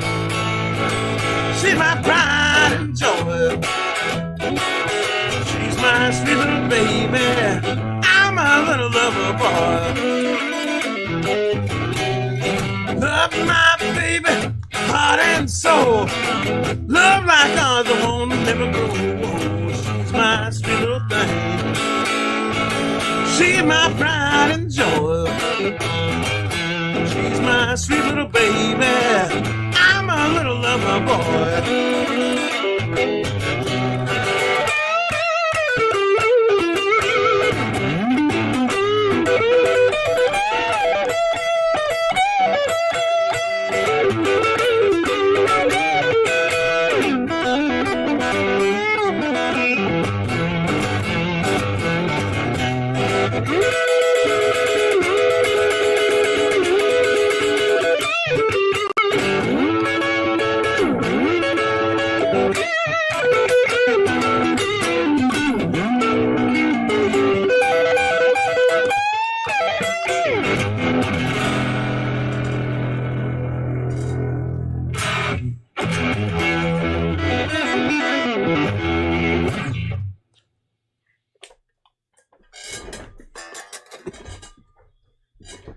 Look at amps turned down too low.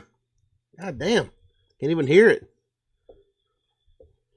Anyway, some SRV there by request for fucking Ron Swanson sending me a super chat there.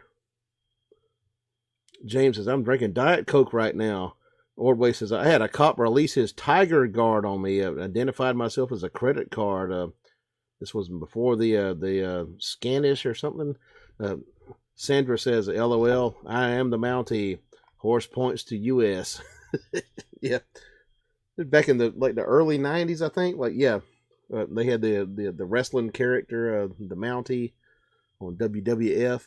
Banjo Boy says, when you're live, you must relate to your fellow bandmates, so we don't care. James Laura says, why is it I can't drink so much beer, but a Diet Coke, 2 sips, and I'm full already? Yeah. Barry Dog says, still sounds good here, man. Good and clear. Cool. Ron says, killed it. Thanks, brother. All right.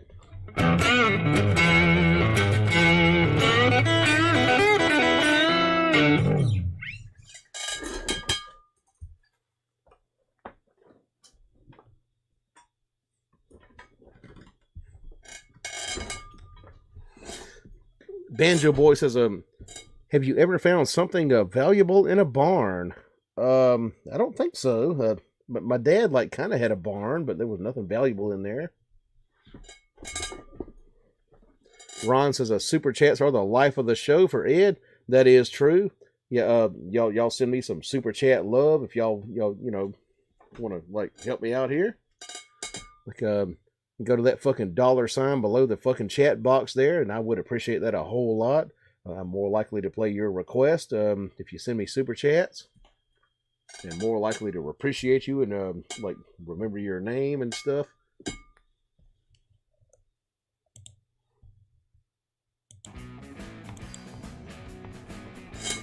Ron says, I have found tack and shit like that. I have never found anything cool in a barn myself.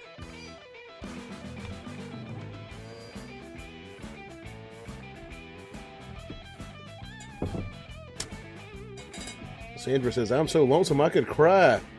Miss my gram. That came from Ireland. She read tea leaves for real. Literally read tea leaves. Shit.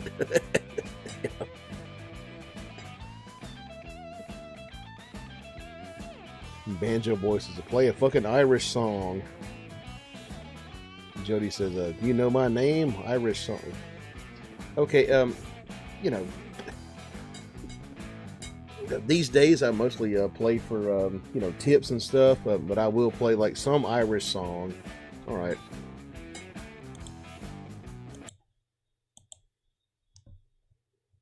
Ron says, what did they say? Actually, let me get my pile of papers, and let me see if I can find some Irish lyrics.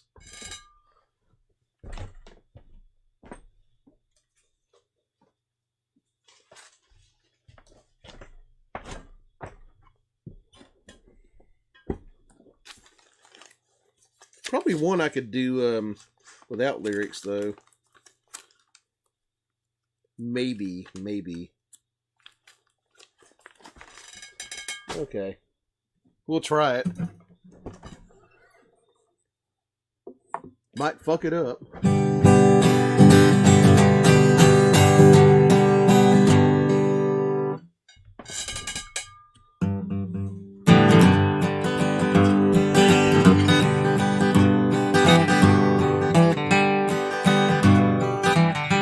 I've been a wild rover for many a year. And I spent all me money on whiskey and beer. But now I'm returning in golden great store. Well, I never will play the wild rover no more. And it's no, nay, never. No, nay, never, no more will I play the wild rover. No, never, no more. I went into an alehouse I used to frequent. And I told the landlady me money was spent. Said I have whiskeys and beers of the best. And the words that I spoke, they were only in jest. And it's no, nay, never. No, nay, never, no more will I play the wild rover. No, never, no more.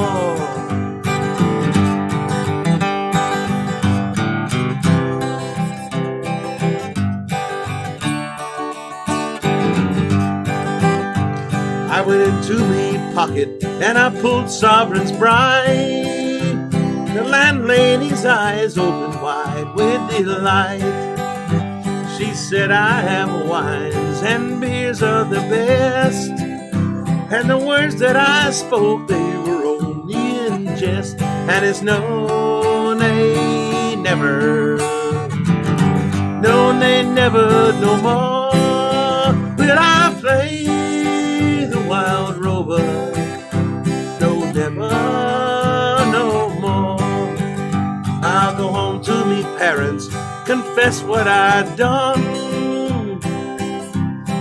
Ask them to pardon me, prodigal son. And if they'll forgive me, as oft time before, well, I never will play the wild rover no more. And it's no, nay, never. No, nay, never, no more will I play the wild rover. No, never, no more. One last time, and it's no, nay, never. No, nay, never, no more will I play the wild rover. No, never, no more.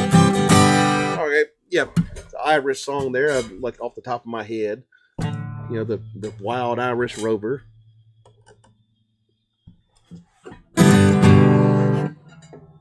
Anyway.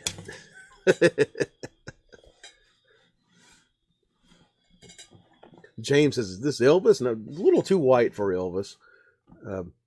Barry says, yep, they are good. Jody says, Missouri spring mushrooms, so good. Morels, go to hunt for them. A couple more weeks. Need more rain for lots. James says, you're lucky, Jody. Banjo says, where's my pint? Thanks, Edward.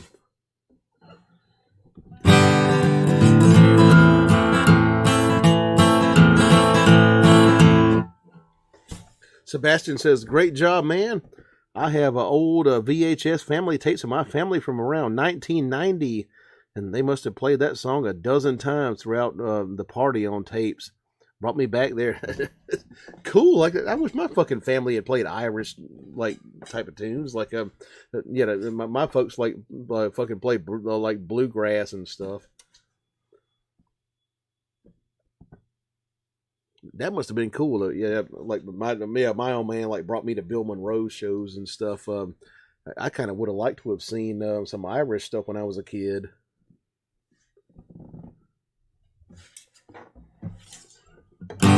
Some old Irish Rover stuff like Clancy Brothers and stuff like that. Barry Dog says, a pretty nice of Ed. Have this channel. Here's some good blues music.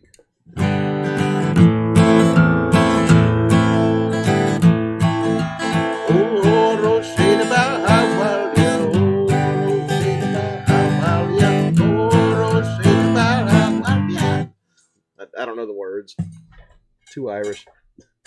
I do not know the fucking Celtic language, the Gaelic language.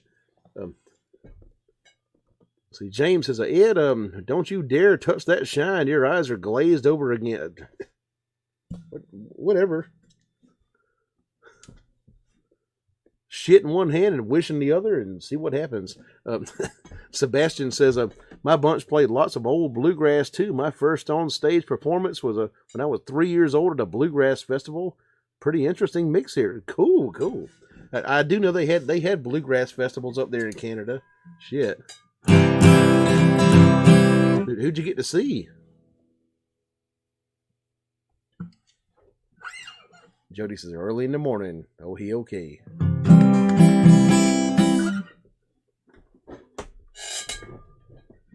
grab me a beer real quick.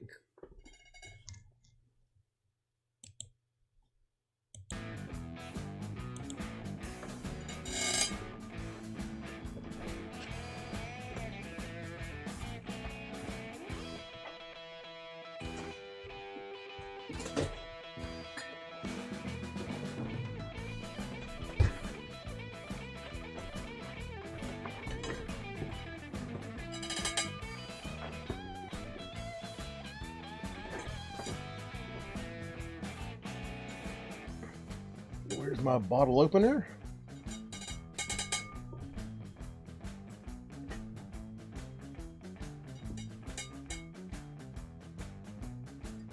Oh, here it is.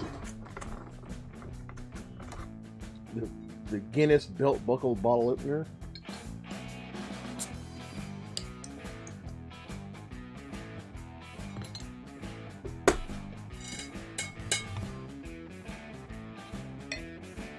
Banjo Boy says, yep, I drove to the end of PEI for a bluegrass festival.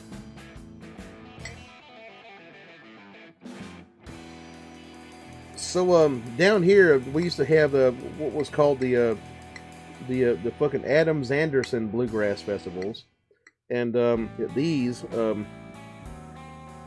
they had the fucking like the old timers before they died, like Bill Monroe, Ralph Stanley, the Osborne brothers, people like that.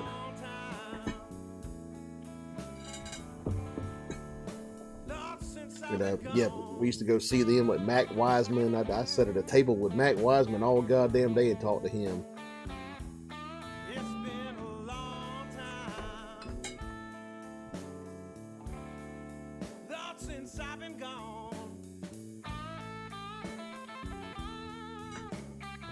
Antonio says, played Rory Gallagher. I wish I knew some. He was a good blues player. Ron says, I had to see a man about a horse.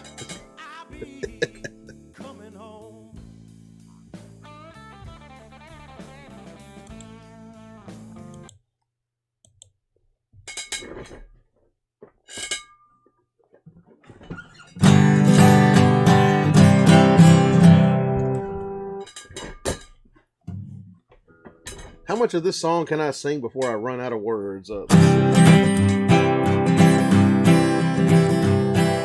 I was going over the far-famed Kerry Mountains, I met with Captain Farrell and his money he was counting.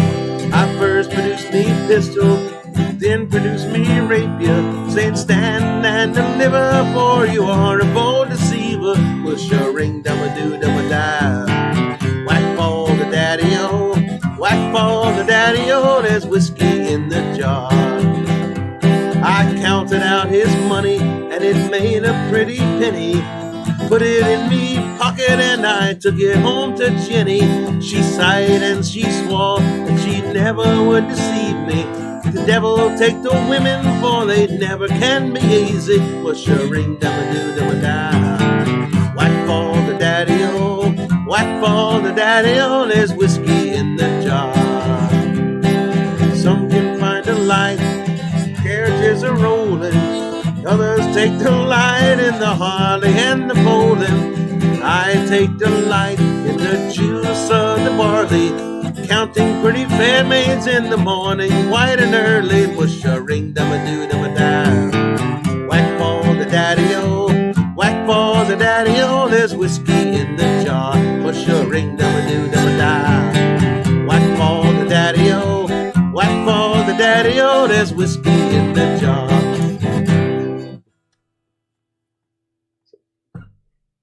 More words? Do I have more words for that? Let's see. Damn it.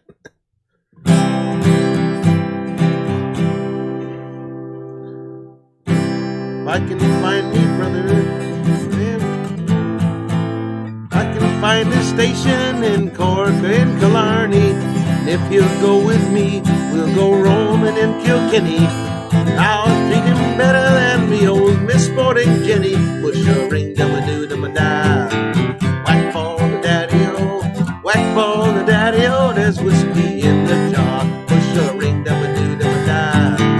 Whack for the daddy-o, whack for the daddy-o,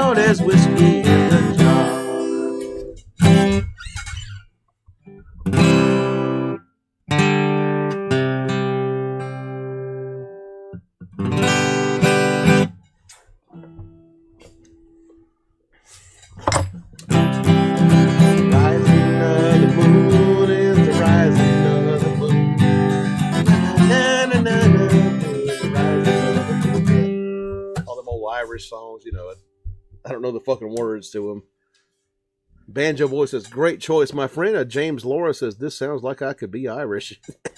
Jody says, good song. Ron says, if you folks could spare a few tips, he would really appreciate it. Yeah, I really would appreciate that. Like, you know, I'm more likely to play a request and stuff if you send tips. And, I really would like those. Just go to your fucking $sign there below the fucking, the damn, the chat window there. James Laura says, come on, empty those wallets, people. Yeah, do that, yeah. Want to show me some super chat love, like help keep the show going? Go to that fucking $sign right below the fucking chat screen there, the chat box. Sandra says, Fields of Clover, Irish tune. That's a good one, which I don't know. Get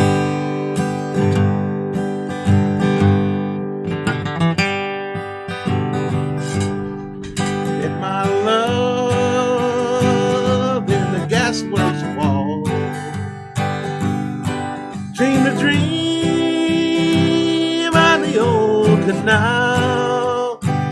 I kiss my girl down dirty old town.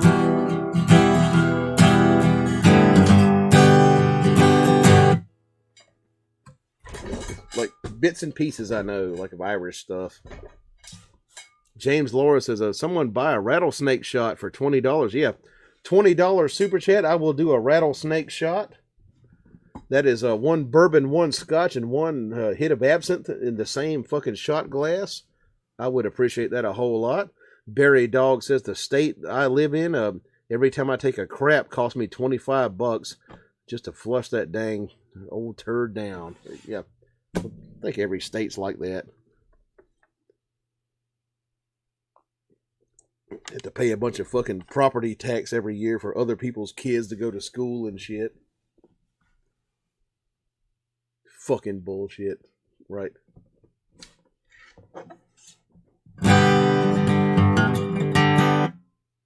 James says, I love Guinness. And yes, some good Guinness here. Guinness Extra Stout.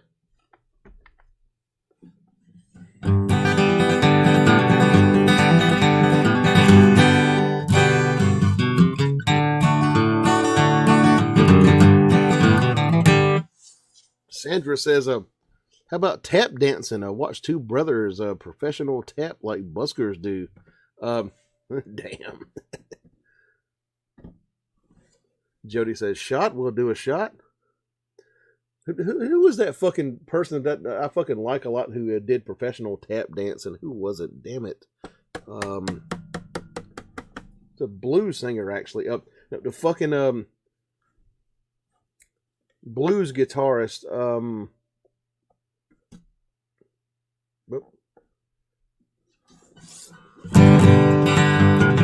Was it T-Bone Walker?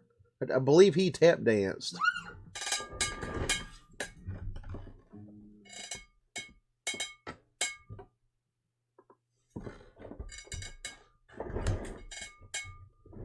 No. Let's see. Very famous blues person, like early blues person who tap danced. Not Sammy Davis Jr. He was not a blues singer.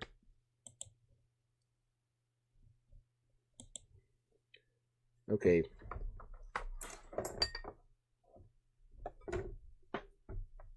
Pretty sure it was T-Bone. Let me see.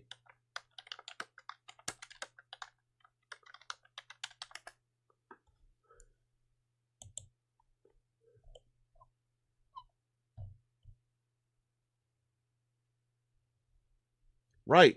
Yeah, I was correct. Yeah. T-Bone Walker used to tap dance. But aside from tap dancing, he was the most important, and I mean the most important electric guitar player who ever lived.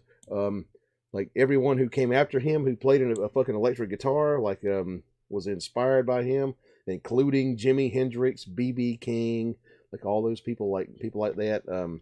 Yeah. T-Bone Walker like kind of invented the electric guitar, including like playing with your teeth and behind your head and all that stuff too. But he also tap danced during his shows. Yeah. Anyway, somebody said shot here. So yeah, you ought to look up T-Bone Walker. It's a good person to listen to. Let's do us a shot here.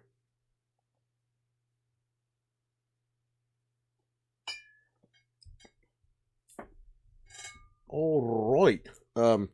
We got the Jameson's triple distilled Irish whiskey right here, and we got the Pusser's fucking the Pusser's rum, the British Navy rum. So y'all tell me rum or Irish, rum or Irish.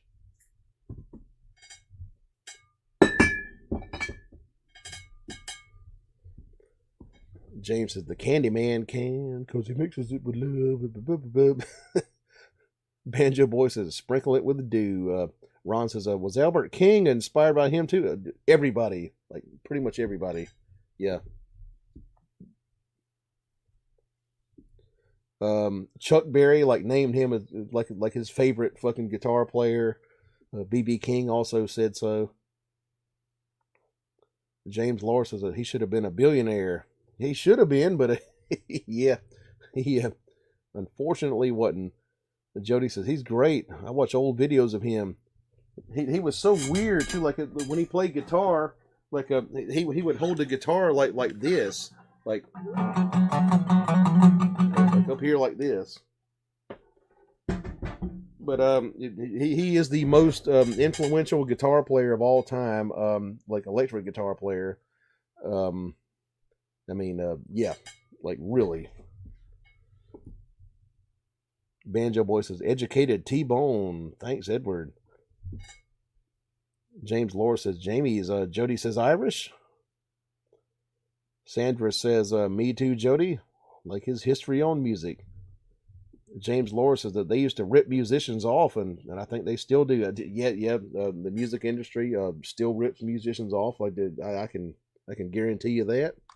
Guarantee. So we got a vote for Irish, and come on, get them votes in there, y'all. What do y'all want to see, rum or Irish? It's St. Patrick's Day. Let's fucking get down. Put them votes in the fucking chat there. You play some background music. Carlos says Irish. James Laura says Irish. Ron says Irish. Ron says, let's have some fun, people. Yeah. Look and get down. Martian Murray says Irish. Okay. Irish whiskey it is.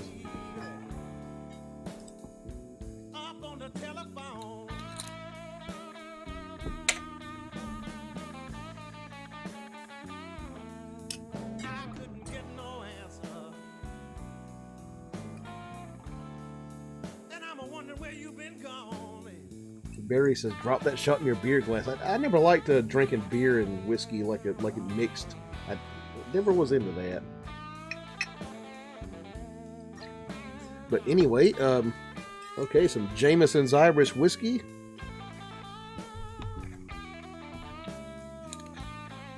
James says that Ed doesn't like Boilermakers. Nah, but yeah. Like the fucking skinheads I hung out with like back in the day, like they fucking drunk those. Not Nazi skinheads. I fucking hate Nazis, but they drunk Boilermakers. Jody says shot in hand. Okay, well let's go for it. Ron says a Boilermaker not the best. Just better to shoot and sip. Right. Here we go. Cheers, L'chaim, Kim Pie, Prost, Skull, Slantia, all that good stuff. Nesdrovia, right down the hatch.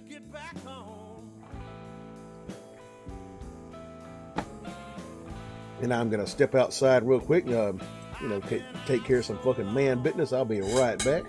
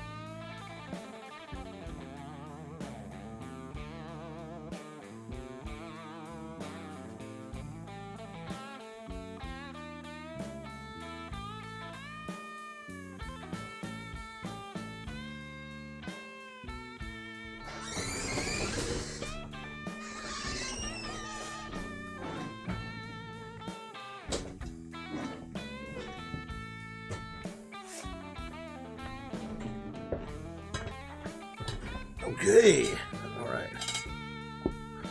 Jody says, "Oh no, shot." Ron says, "Skull." Can I find some T-Bone Walker?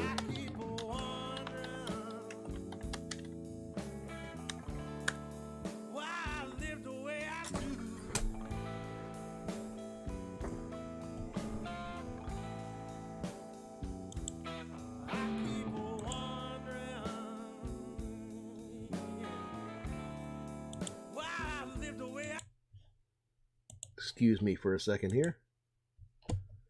Lobster Fest at Red Lobster. The largest variety of lobster dishes. Like new Lobster Fest Duo, new Lobster Fest Boil, and create your own lobster lover's dream.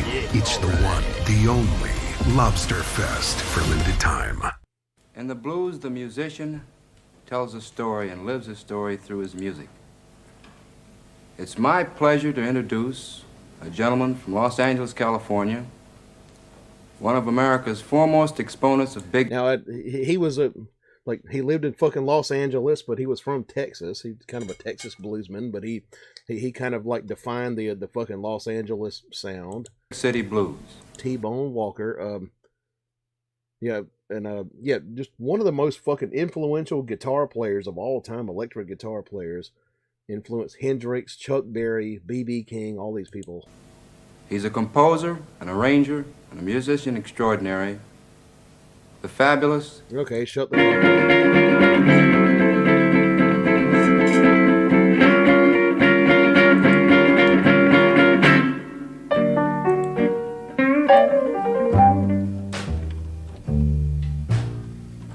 up. But watch how he fucking holds the guitar. Look at that. It's weird. He wrote Stormy Monday.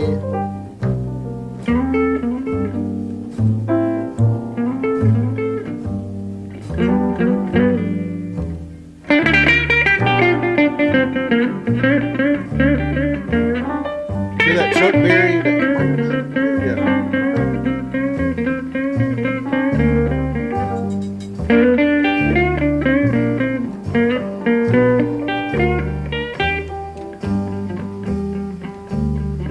Played with his teeth behind his head. Did the duck walk, like the fucking Angus Young, like duck walk and all that shit. Like Chuck Berry.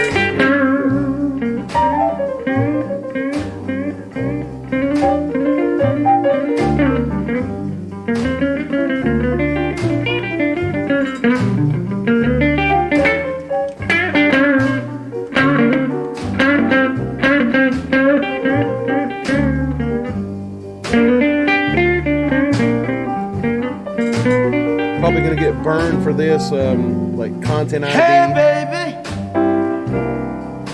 don't throw your love on me so strong. That fucking pencil mustache. Hey, baby, don't throw your love on me so strong. ReelingInTheYears.com. You know your love is like a faucet. You can turn it off or on. Hey, baby. Yeah, anyway, that guy right there is the most important guitar player that most people have forgot about.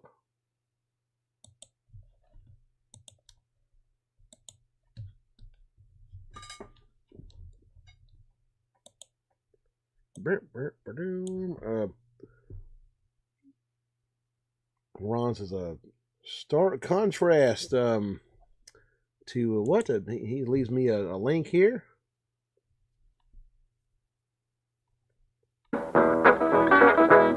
Fred McDowell. All right. Look at them thick strings there. If you see my baby Lord Mama standing around, you know it. Get ready, honey, we're gonna. I don't know what brand of guitar that is.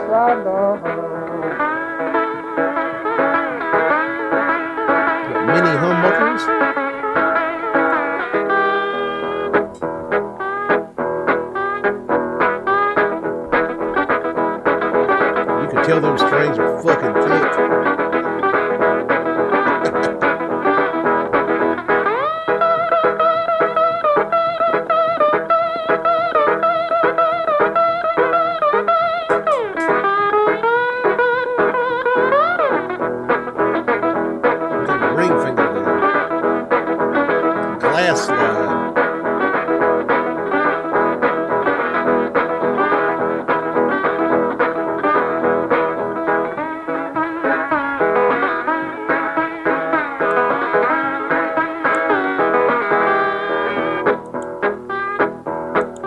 country blues right there.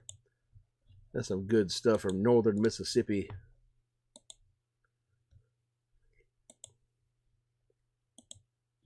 Sandra says, born Aaron Walker, Tebow.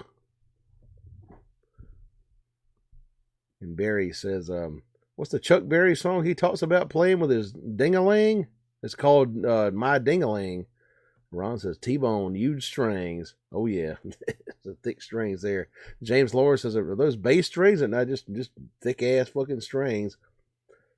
And Knowing Explorer says, get that heavy metal sound. Sandra says, Tebow, name T-Bone. Yeah, that's right. Yeah. His name was Tebow, yeah. Yeah, T-Bone Walker, born Aaron Walker. Ron says, just getting it. Sebastian says, I think that might qualify as the first rock and roll song pre-1954. You know, me, I believe the first rock and roll song pre-1954 would probably be this song right here. 1920s here. Let me find it. It's Pine Tops Boogie Woogie.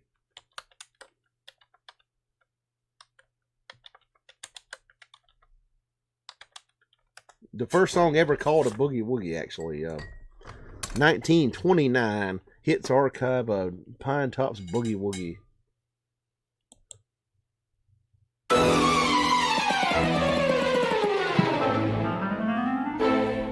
Stupid ads. Word on the streets, I make it look easy. I'm flattering, cool, way too easy. Word on the streets, I make it look easy. 1929 right here.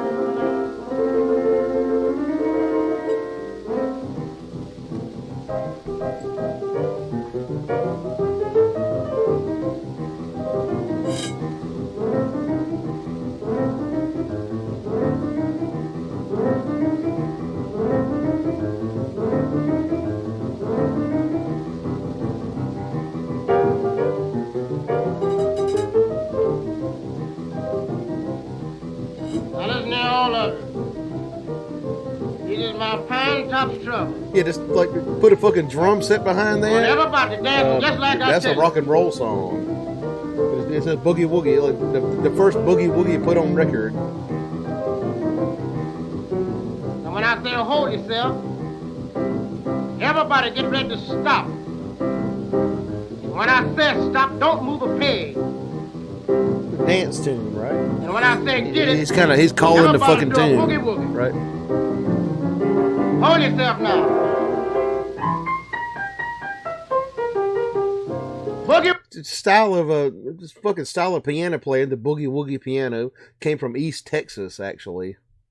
Boogie. Now that's what I'm talking about. Got that rolling bass line, like that rolling. Now when I say hold yourself this time, y'all get ready to stop. And when I say stop, don't move. When I say get it, everybody mess around. Hold yourself. Old Pine Top. Now, Pine Top Perkins, who played for Muddy Waters, actually played this song.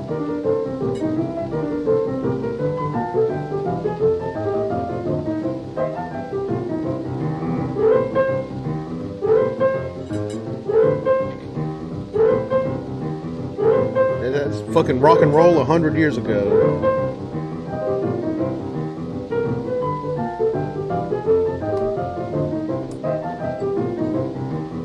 Hey, little gal, you stand there with the red dress on. You come right up here where Mr. Pine Top is. Like fucking Jerry Lee Lewis could have done. Now face the audience.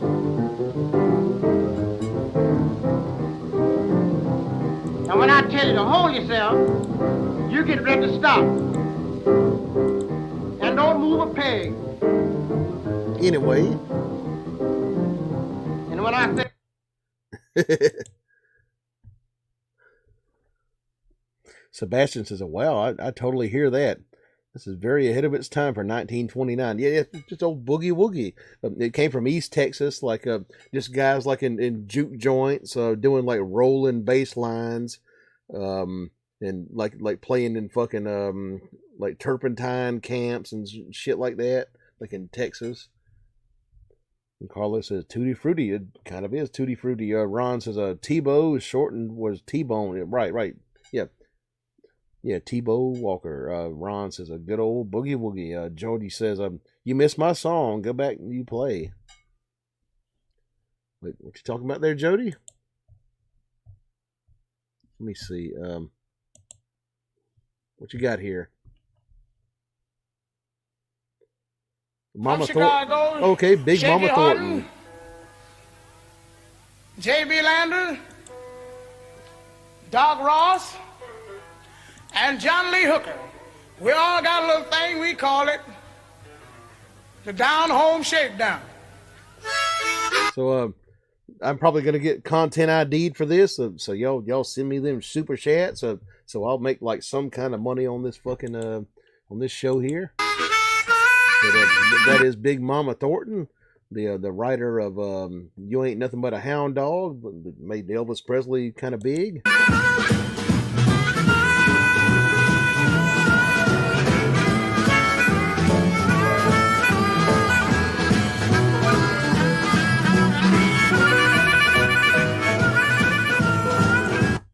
I think that might be John Lee Hooker, like right on the fucking on the left there.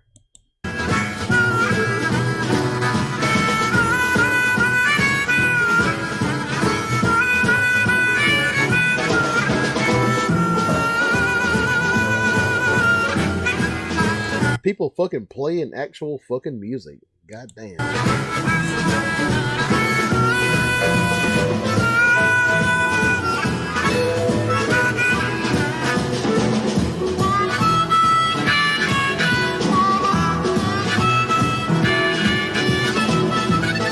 Fucking Dr. Ross, the harmonica boss.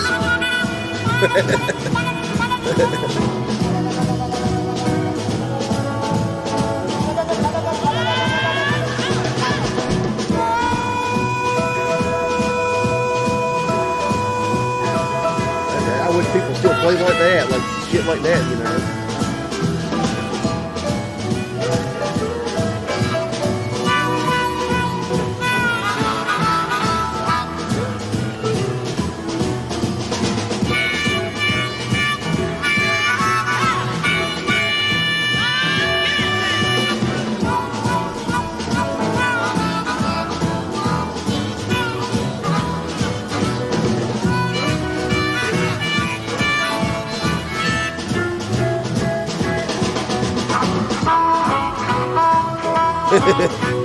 Actual fucking music. How about that?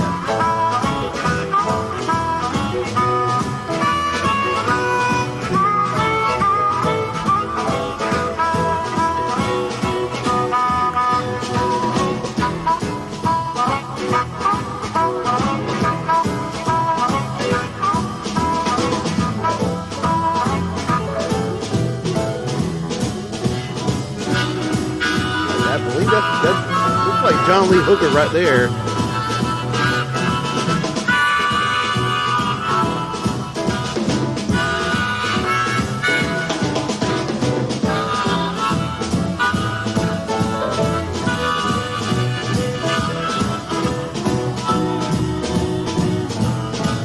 Yeah, that is him. That's John Lee Hooker.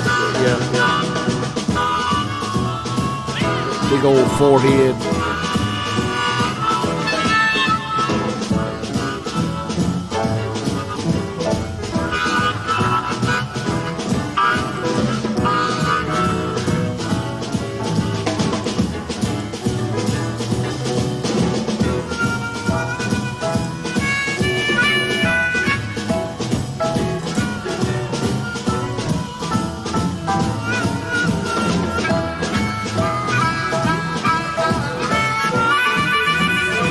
So fucking cool.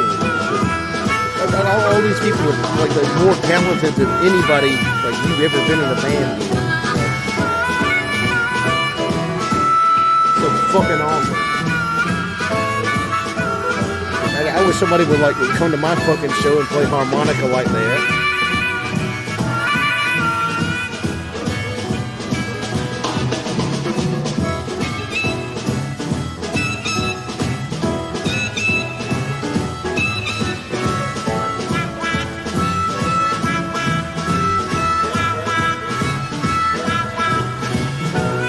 Yeah, the hoot doing the kind of German show, I guess.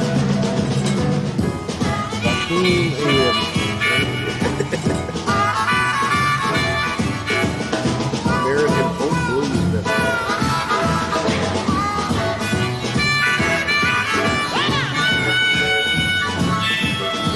Dr. Ross, the harmonica boss of Mississippi, Fred McDowell, he's there.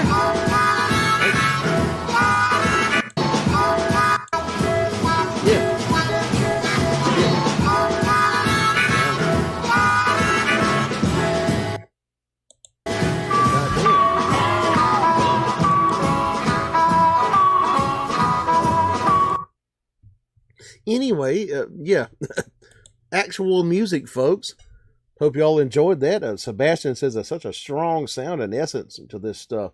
I hope before too long we can make this a normal thing to hear again when you walk into a bar. Yeah, that would be lovely. I'm hoping for that too myself. Shit.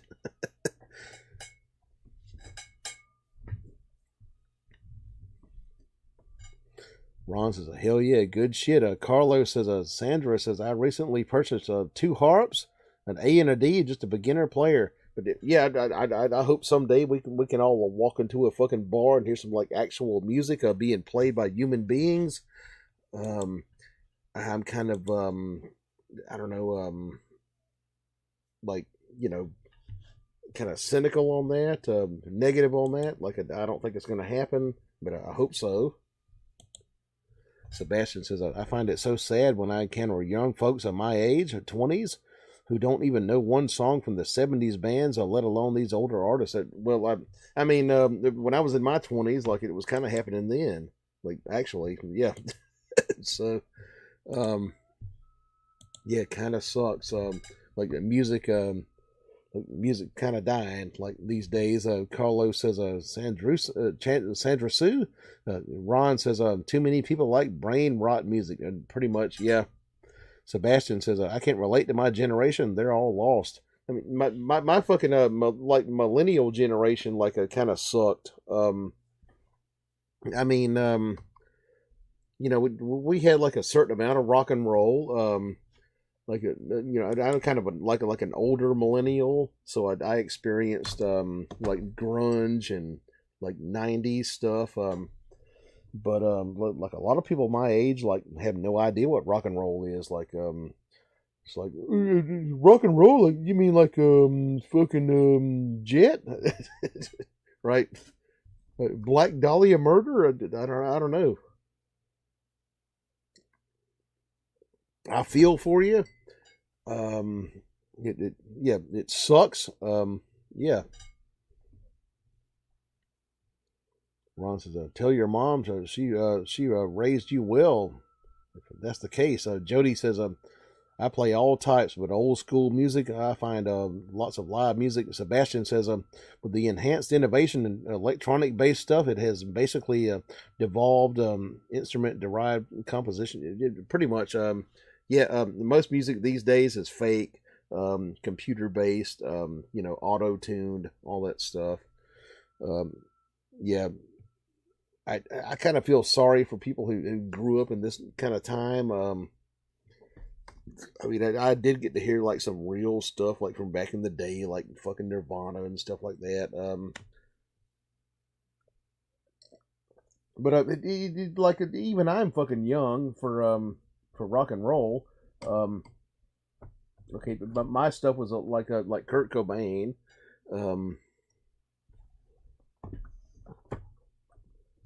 Anyway, yeah, just like all this fucking like the auto tuned like crap, like time aligned crap now. Yeah. I like the Who banjo. Sandra Sue says, "My soul is old." 1940s. I'm kind of an old soul too. Sebastian says, "Thanks, Ron. I was raised on the live concerts thanks to my mother. The Doors, live at Hollywood Bowl is a baby in the crib." Oh, that's a good concert. Yeah. Yeah, that is cool. Like, yeah, watching the old Jim. Yeah, well, you fucking owe one to your mother there. Yeah, the Doors live at the Hollywood Bowl. I had to fight with my dad about the Doors. Like he fucking.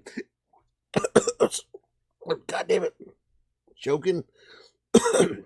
My fucking dad hated the Doors, and I fucking loved them. Like I had to fucking fight with him about them, and you'd love that fucking concert live at the Hollywood Bowl.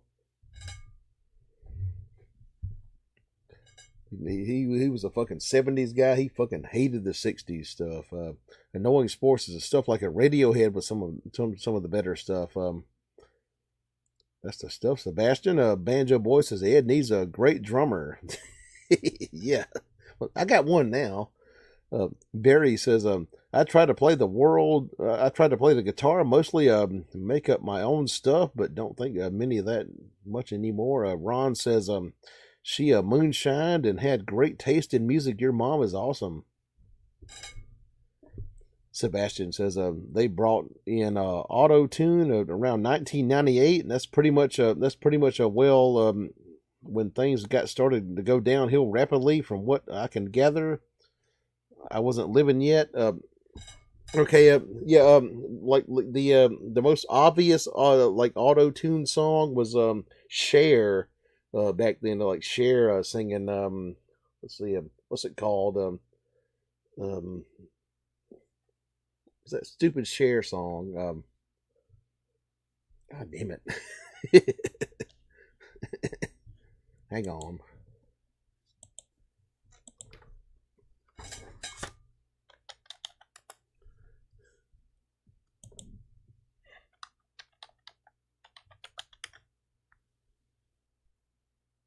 Yeah, right.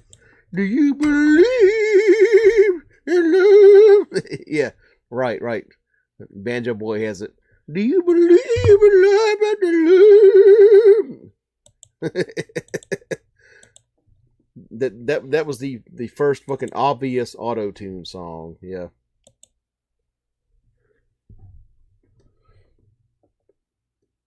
Corky Laning drummer. Audio on annoying says I can't stand when people dislike everything from the 60s. The 60s were fucking cool. You believe in love. Ron says a beginning of the end, right? 120 years old.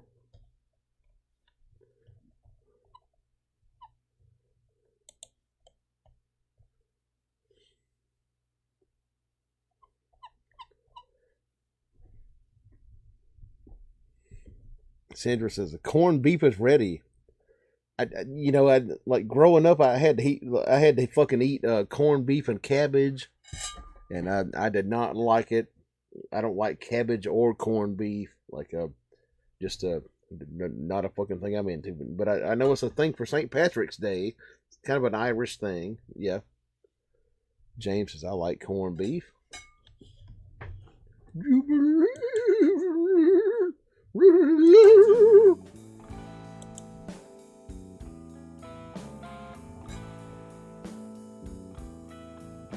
if the creek don't rise? I'll be coming home soon. Taylor says you gotta do the Irish jig, man. And I don't know, but yeah, I still do have the fucking like the drawing contest going on. Like anyone here like wants to like draw a fucking humiliating picture of me, send it to my fucking email address. The best drawing will get like a signed piece of Confederate money here. and not or and a fucking signed CD. Sebastian says, one word to closely define the 60s innovation, or rather creative, but I feel innovative would be rather a word to describe the changes in music from the year 1960 to 1970. Hang on, one word to closely define the 60s innovative, or rather creative, but I feel innovative would be a better word to describe the changes in... Yeah, I mean, like the 60s are kind of their own thing. The fucking 70s are cool, but the 60s are kind of got their own thing going on, right?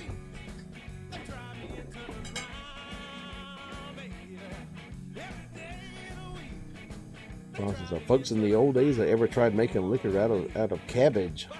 Might have. James says, Revolver's a great album. Yes, it is. Thank you very much, James. So you have fucking taste, James. Cool. Revolver, right. Banjo Boy says, Ed or Share. Ron says, if they needed money, they would rob pigs and mash. And Taylor says, you should throw in that Strat 2 for the prize. Oh, shit. That's too much. Ron says, Ed's right, as usual. Jody says, Motown, awesome. Motown is awesome. I think Stack Records is more awesome. Sandra says, I have the perfect picture to draw of you. Can you give me an address, like a P.O. box? Not computer savvy. Go to the fucking description, like in this video.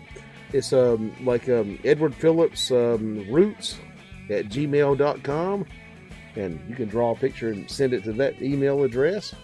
Sebastian says, the music became more unpredictable from the 50s, stuff that was more predictable to the years. Right. Yeah, that's true, yeah. Back in the 50s, like if you ever met somebody from the 50s, they are predictable. Like, folks from the 50s are fucking predictable. I fucking grew up with them. Ron says, James knows a lot of good music. James Laura says, thanks, Ron. I think it's my age. Sebastian said, the 60s stuff, especially the psychedelic era, left you wondering where the next switch would be in the song. Right. Mm-hmm. Just it kind of got crazy with fucking like the Beatles, like kind of 1965 stuff, and the Beach Boys, like Pet Sounds and stuff like that, like kind of got crazy there, like in 1965 thereabouts. But yeah, like Help and Rubber Soul and Pet Sounds, like Beatles, Beach Boys, right? That's when it kind of got weird.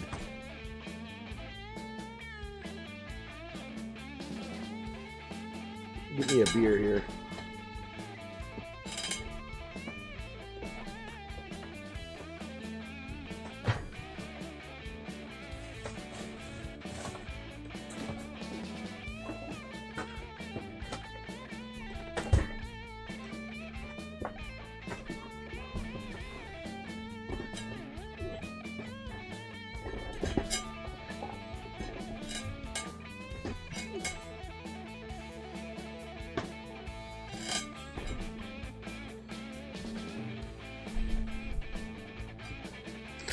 He says the 50s sounds had a more predictable format, their formula. You could the doo-wop stuff and the boogie woogie formula we discussed earlier, very comedy. That's true. Yeah, 50s was like very much more kind of samey and stuff. Taylor says, then came Jimmy on guitar, right? Sebastian says, compared to a track like White Rabbit, that's true. Yeah, like the whole thing like blew up in the fucking 60s, right? James Laura says, Rubber Soul was my first album. Cool. Banjo Boy says, why did James Dean crash? Very predictable. Ron says, don't forget that revival of old country blues started in the 50s. People had good taste then. That's right.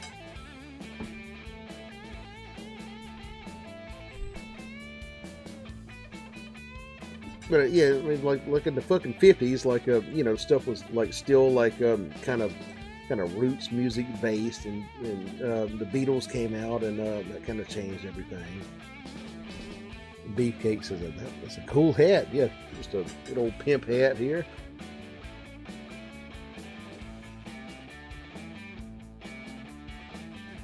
What you talking about, Beefcake? Fucking slap a bitch up in here. Sebastian says that the things got more tamed down by the 70s, less psychedelic. That got traded for the enhanced grit and return to blues thanks to the British invasion. I mean, yeah, like 70s rock. That was my dad's thing. Like he loved him from 70s stuff. More like punch you in the face, like rock and roll stuff. You know, like just a whole different thing, right?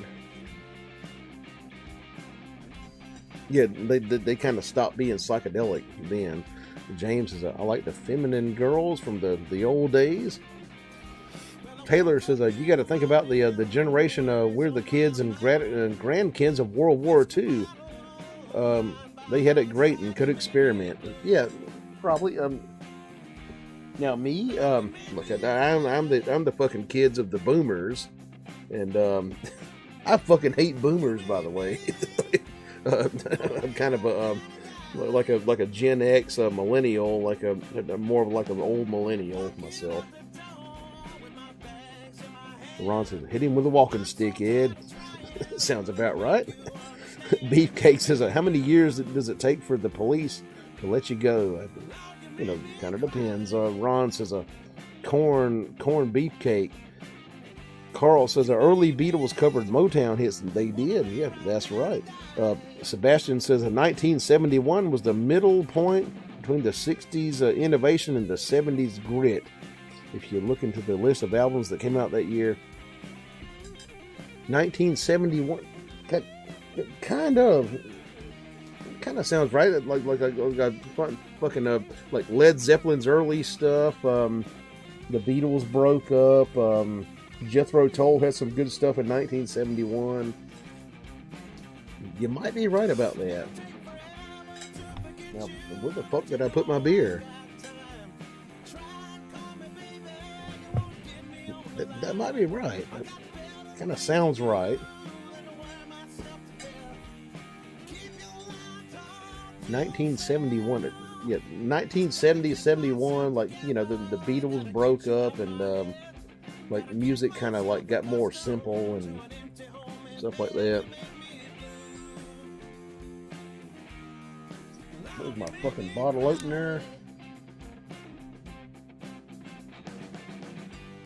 Can't find it.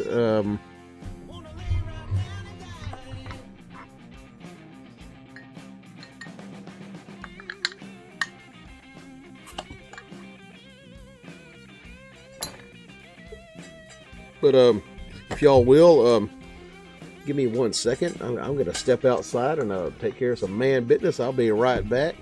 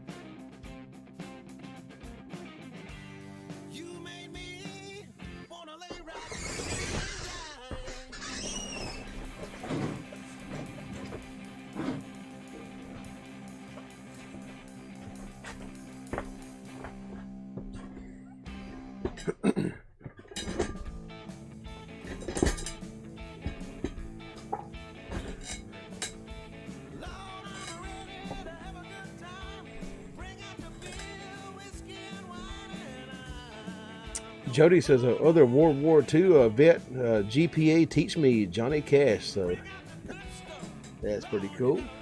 Ron says, cool old guys. Remember when fighting evil was easy to agree on, Jody? Sebastian says, CCR called it quits by 1972, but we're still strong as a trio in 71. I feel like if things would have been more efficient for John Fogerty, they could have brought some interesting stuff out in the early. I don't know what the fuck happened with them. Like they could not get along. Kind of sucks. It probably would have been the biggest fucking band of the 70s. Like if they had gotten along and not been stupid. Sebastian says to the mid 70s. Barry Dog says Cher would like a red ripped tornado salt pepper.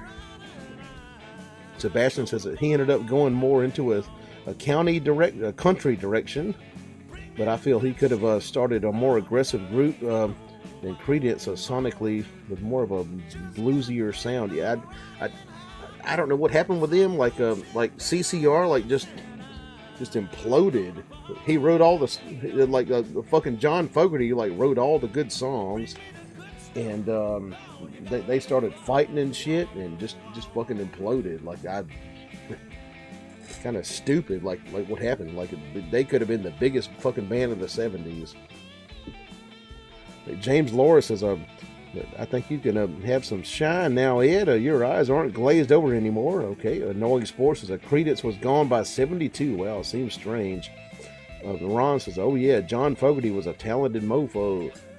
Sebastian says, I usually think of Paul Rogers, how he left the band free and started up Bad Company by 74. John could have done that exact move. He had the same work ethic to have been able to do that. Yeah.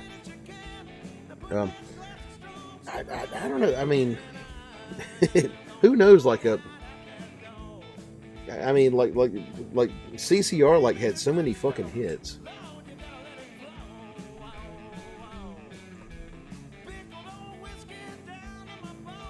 Kind of like one of those historical what ifs, right?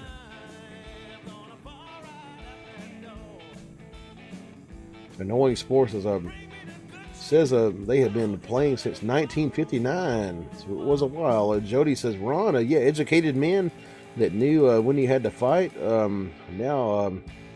Now not so much here. Sad. James Laura says people in bands don't always get along.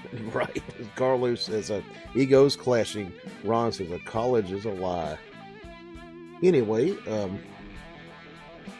yeah, like if CCR had stuck with John Fogerty, that would have been a really crazy fucking good band. Sebastian says, yeah, they had started as a 50s group out of California, the Blue Velvets. Sandra says Simon and Garfunkel and the Everly Brothers didn't get along. Yeah, I mean, yeah, none of these fucking bands got along really. Like the Beatles didn't get along, you know. The Jimi Hendrix Experience didn't get along either. The Mamas and the Papas didn't get along. Like nobody got along. The Doors didn't get along. You got a bunch of creative, fucking egotistical people fighting each other, right? You know, where did here it is, my beer here.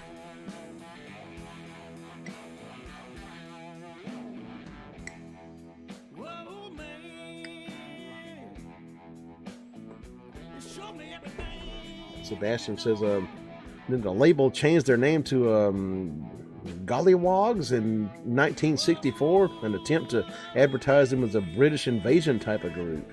Shit. Which is pretty much the opposite of what CCR was. They were very American. Taylor says, except Grateful Dead, they got along. Ron says, Ed, do you think you will be playing gigs with 3 bands this summer? Probably. I've got gigs with 3 bands booked this summer.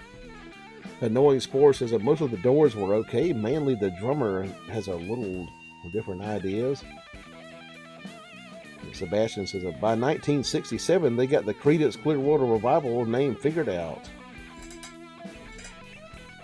Taylor says but that was probably because all the acid. Jody says no, I I didn't say college educated. A skilled worker is good though. Good to learn facts to be an educated Ron. So CCR, like by 1967, was a band. Anyway, let's have us a drink here. A little bit of Guinness.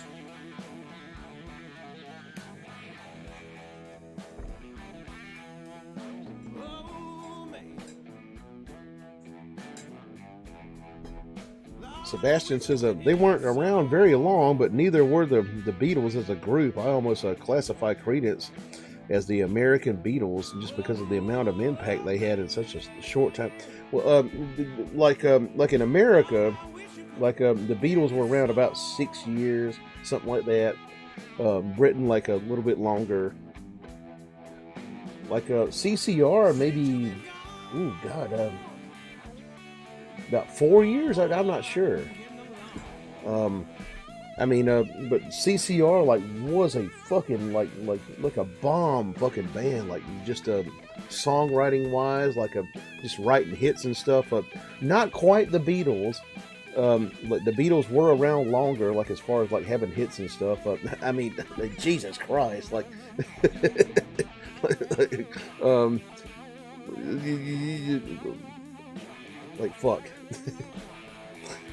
The fucking Beatles did outlast CCR, but the Beatles were about 6 years or so.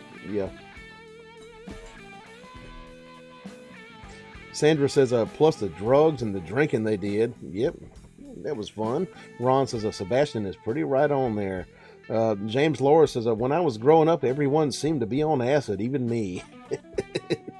Banjo Boy says, cheers, Green. He said, Sebastian says they stayed on the chart from 68 to 72. So that would be 4 years. But the Beatles had a bigger impact earlier on when they got big, which I will admit though, CCR would have been the biggest fucking band of the 70s if they had stayed together and not got their shit all fucked up. They would have been somewhere up there with Led Zeppelin and shit. Annoying Sports says that might be interesting. Banjo Boy says John Fogerty, great songwriter. John Fogerty was a brilliant songwriter. Yes. Ron says, can you imagine if the Beatles had stayed together?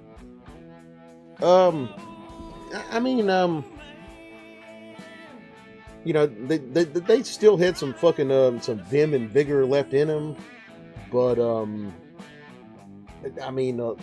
they were kind of running out of steam by about 1970. I think it might have been time for them to break up. I'm not sure. Ron says that fucking asshole didn't fire his rifle. Carlos says that James, decades later, I'm still waiting for those flashbacks we heard so much about. Sebastian says a contract ruined the group. They didn't have a clue that they were signing. They signed the contract when they were a bunch of 16-year-olds. Yeah, that kind of happens even today. Yeah.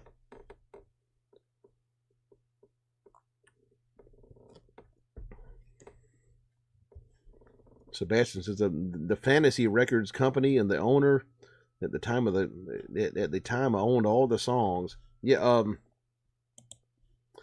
I probably made more money on records than anybody who's gotten signed to a record contract for the past 5 years. I'm not sucking my own dick.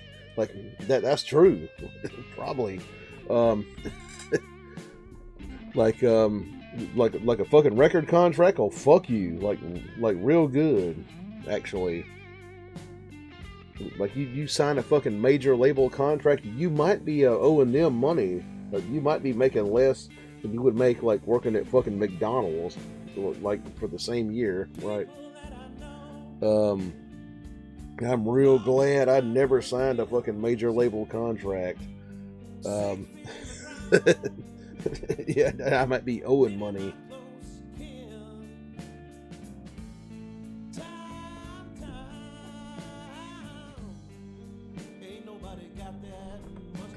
Lonesome Stranger says, I prefer the Beatles after they all went solo. Really? No.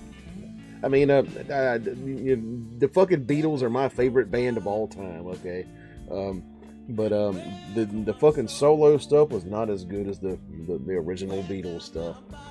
Sebastian said that the other guys sold their stake in the owner, and they walked, and then John got stuck owning the label. 10 albums, basically destroyed any chance he could have. Had to start up a new group. Ron says revival Banjo Boy. Sebastian says maintain a song status in the 70s. The other guys sold their stake in the owner, and they walked, and then John got stuck owning the label. 10 albums, basically destroyed any chance he could have had to start up. Yeah, I mean, I tell you what, like fucking like goddamn, like record companies like will destroy a fucking band, like a good band. And just like inner band controversy will destroy a fucking band. Like before you even get the shit off the ground, it's like a common thing that people will sign a like a record contract, and the band will like start to fighting and break up, and boom, you're gone, right? We used to have a guy around here called Leon Everett, like a country singer. He had a few country hits back in the 70s and 80s. And he could not get on the fucking stage and sing. Like he could not like walk up on stage and sing a song because the fucking record company would sue him and shit. And he sucked anyway, so I'm glad he didn't. So fuck him. He actually like threw my dad like out of his bar and stuff. Sandra says John Lennon's death, that sucked. Annoying Spore says when Lennon died, it messed me up mentally. I mean, like I was not alive when John Lennon died. You know, I'm a huge Beatles fan. I was alive when Kurt Cobain died, and that fucked me up really good. Like I remember like the fucking smell of the air when he died. Ron says a corruption in the music industry was sickening. Now these new artists deserve it. Banjo Boy says I thought Apple was good to the Beatles. Well, the Beatles started Apple. You're talking about EMI. Sebastian says, oddly enough, a very similar incident happened to Joe Walsh and the James Gang, except Joe didn't stay to fight the company. He moved to Colorado and started up a different group. And Carlos says, a man of peace violently shot dead, senseless. Sebastian says, but he for years didn't have control over the James Gang stuff. Yeah, I mean, you know, this kind of sucks. You have to fight a fucking record company for control of your fucking music.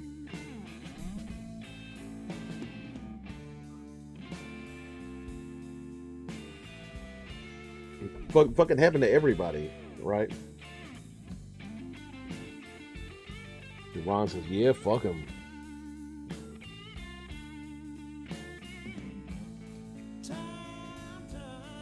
Same as Garth Brooks. What will I do? Like Garth Brooks, like should like be killed and fucking you know, like boiled in fucking oil.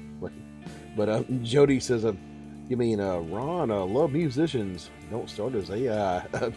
James Laura says, it might be better to make your own records. Yeah, what I do. Yeah.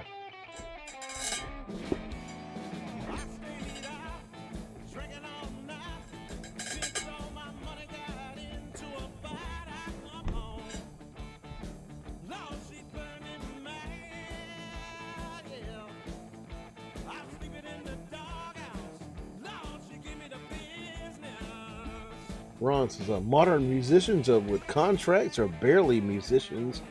That's what I meant. It's kind of a joke. yeah. Fuck Garth Brooks, by the way.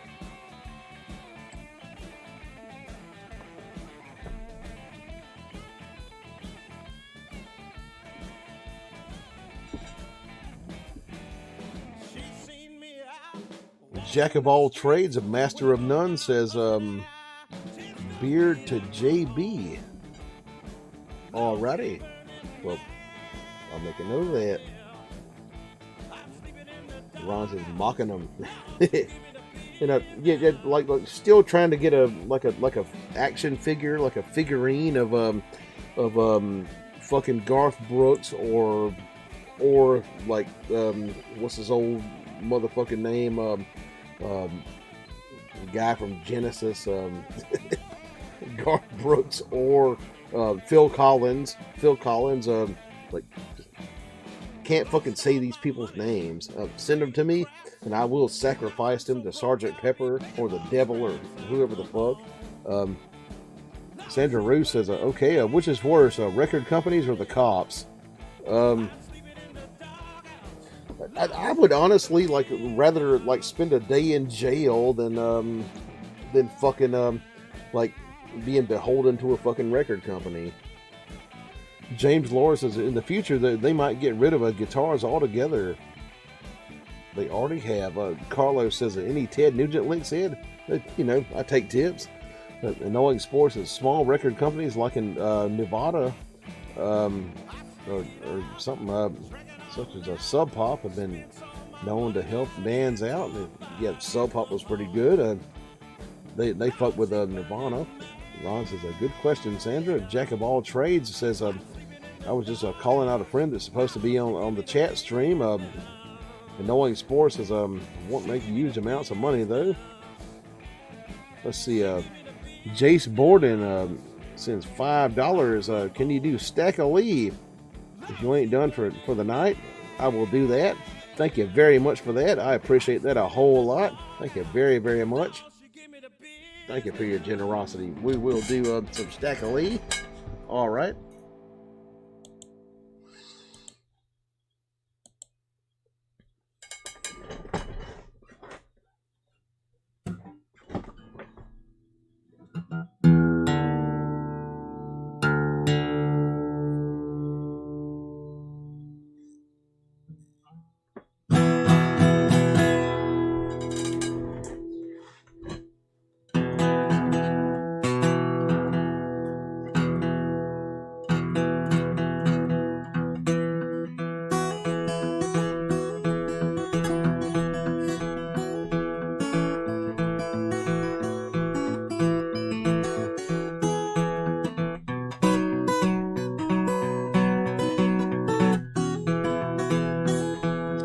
Police officer, how can it be? You can arrest everybody but Cruz Stackley. Oh, that bad man. Oh, Cruz Stackley. Billy the Lion told Stackley, please don't take my life. I got 2 little babies and a darn loving wife. Oh, that bad man. Oh, Cruz Stackley. What I care about your 2 little babies and your darling loving wife. You done stole my Stetson hat and a crown to take your life. Oh, that bad man. Oh, Cruz Stackley.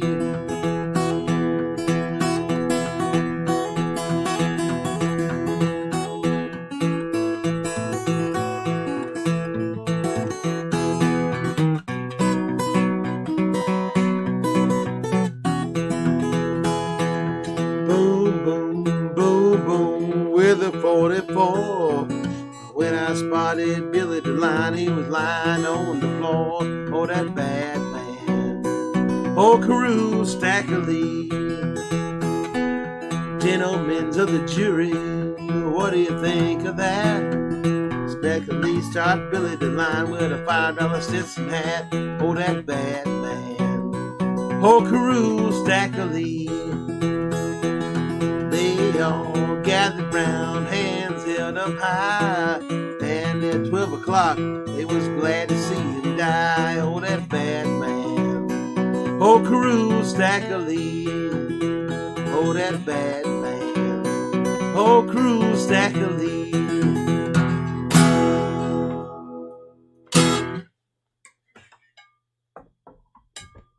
All right, not my best rendition of that, but yeah, Stackley. Thank you very much for that super chat there, Jays Borden.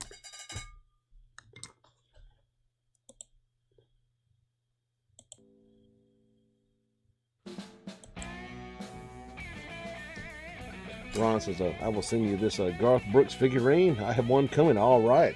We will sacrifice Garth Brooks to the fucking devil or Sergeant Pepper or something like that. But Jody says, so I need the music. She sings, we are the champions. Good shit. Yeah.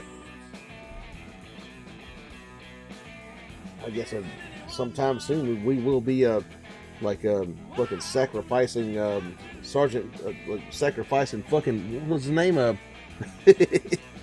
Garth Brooks to Sergeant Pepper with fire. So Jody says that Garth has some good songs. Yep, I said it. Well, sorry, Jody. Fuck you. Suck my ass. Sebastian says, great job, man. Appreciate that a whole lot.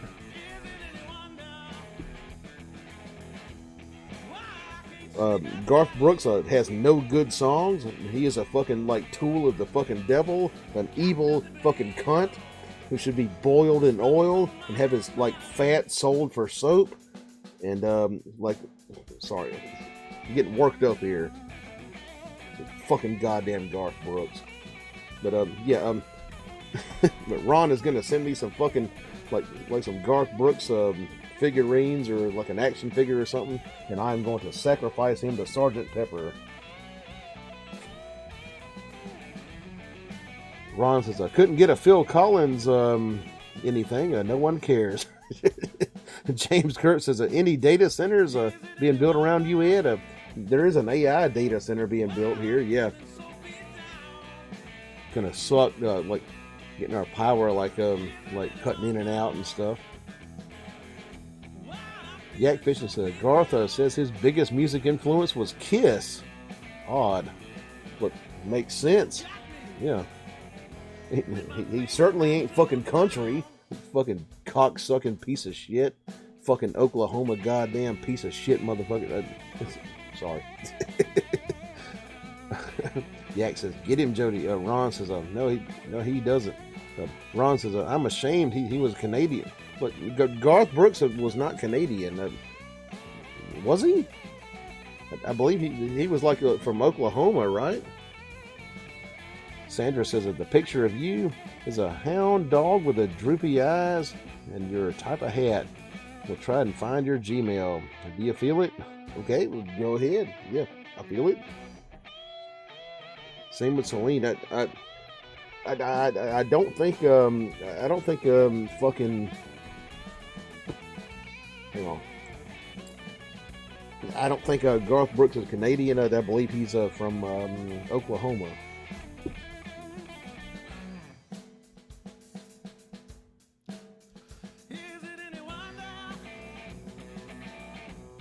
The No One Sports says, yep, 1962 Tulsa. Okay, yeah. Banjo Boy says, how was the Chinatown? I'm hungry.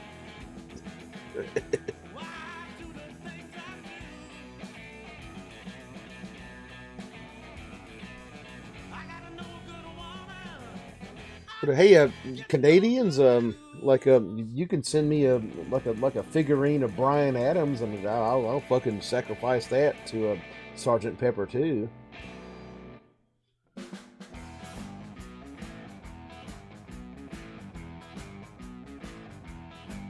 James Laura says, one day I'm going to try a red beer. Sandra Sue says, a hound dog, a guitar too. Yes, no, or what? You know, I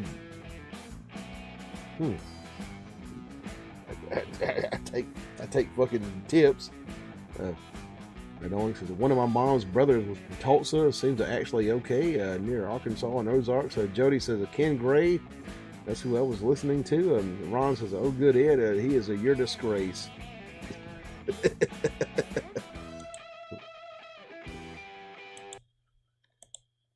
I will find some stuff for y'all. No, let me see. Keep it playing.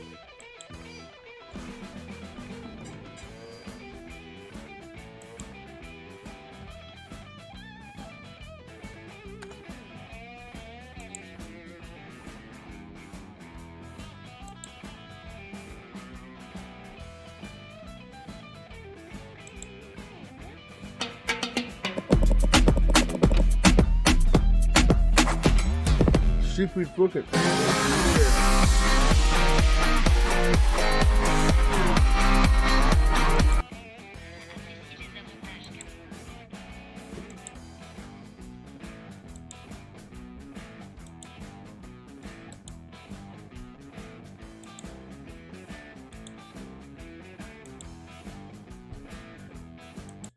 Okay, play some stuff for y'all.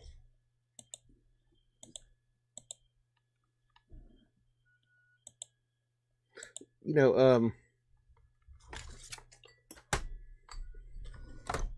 might be kind of weird here.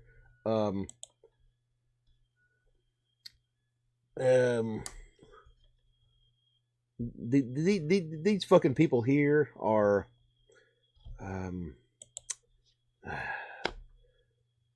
French Canadian. Like I know. Like just like the most fucking degenerate like this fucking show has ever gotten. But we're gonna play it, okay?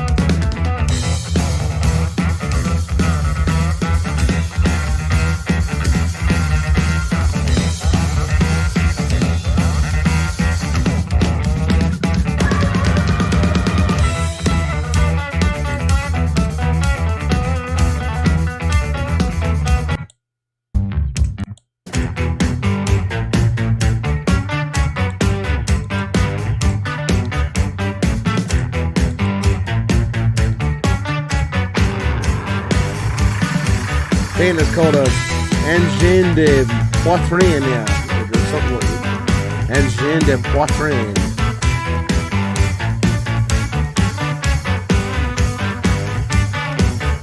Just French Canadians. Microtonal guitar.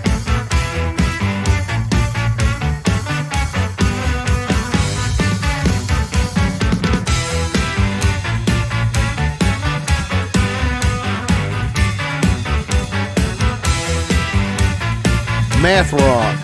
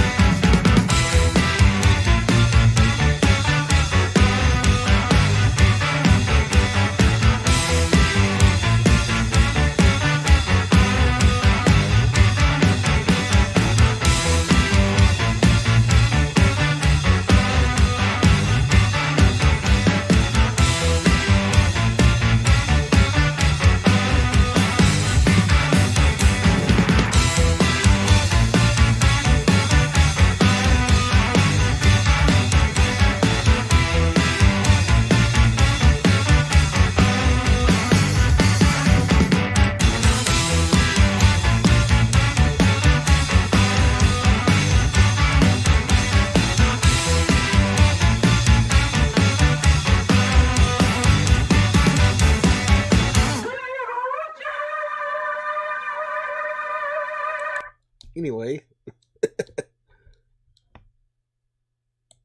ridiculous shit. But I thought it was cool. Jody Whitten says, I didn't say he was great, but has some good songs. I like classic country, so I get it. Talking about somebody. Yak says, is that Paul McCartney in that mask? No. Knowing Sports is a weird, and it does sound like it would be microtonal. They had microtonal guitars. Yeah. There is actually a bass playing at that same time. Yep. Banjo Boy says, pardon, sorry, excuse me. Ron says, oh, wow. They should audition for Taylor Swift. Might improve the melody. And Knowing Sports is KEXP in Seattle. I believe they're Canadian. Yak says, like French Canadian, like the most like subhuman, horrible people on earth. Yak Fishing says, she will just make them rich. Ron says, true.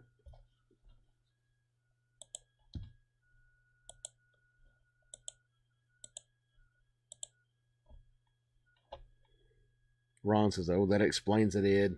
Right.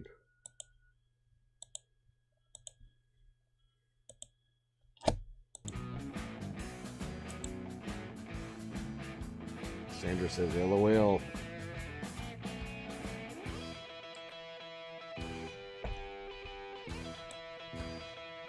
Knowing Sports says, no, I saw the radio station emblem in that video. Must have been playing a radio show there. Shit.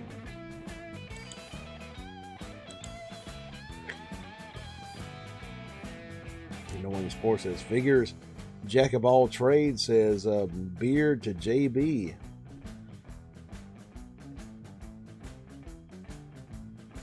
It's 2 o'clock. Goddamn.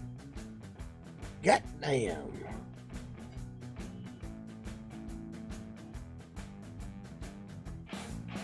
Look, I guess we'll go to 2:30. You know, fucking St. Patrick's Day up in this motherfucker. Y'all want to do another shot here?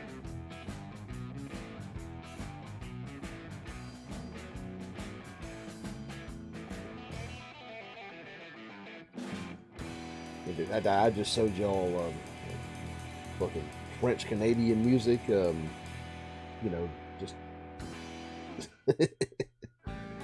Ron says, same time exactly, Ed. Ha.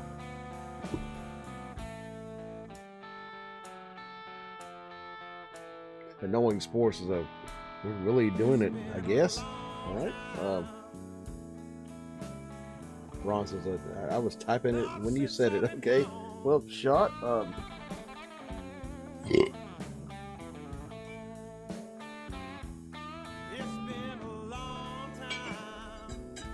Here we go. We got some Jameson's Irish whiskey versus some Courvoisier for the ladies cognac. Y'all tell me, ladies man or Irish?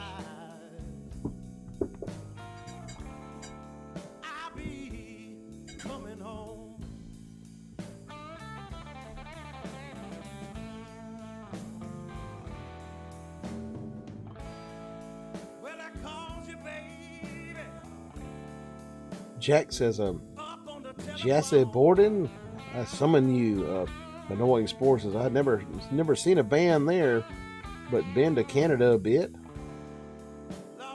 Banjo Boy says, when I come to the South, Kakalaki, what would you suggest for us tourists? I don't know, just, like eat some goddamn collard greens and some fucking like actual barbecue, like you know, and some corn liquor and stuff like that. Jody says, I shot too. Okay. Ron says, ladies man. Ron says, maybe he meant Lizzie Borden. I don't know.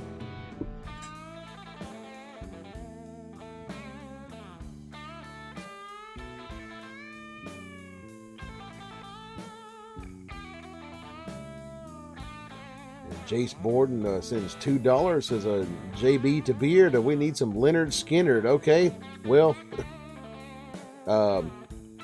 I guess I'll sing you one for $2. Like if you really want to hear some Leonard Skinner, goddamn, I'll do it. Just let me step outside for 1 minute. I'll be right back.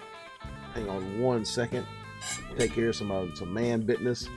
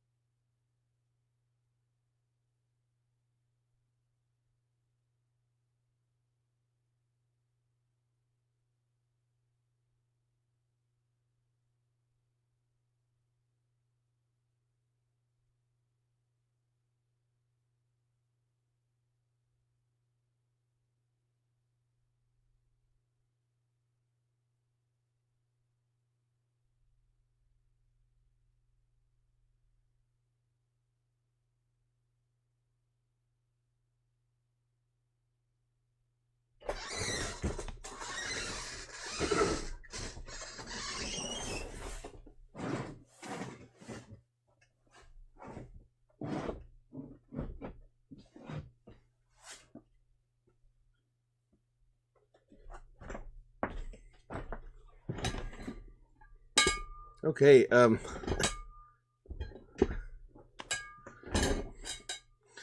see the votes here. The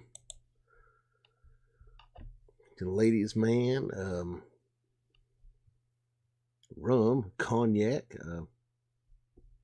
Go ahead and do some cognac, some ladies' man, and I will play some Skinnerd for Jay's board, and since he paid me, I if you know me, like you know, I don't listen to a whole lot of Skinnerd. I'm more of a Black Oak guy, but I will play you some Skinnerd. Let's do a shot here. And it was rum cognac that won. Okay.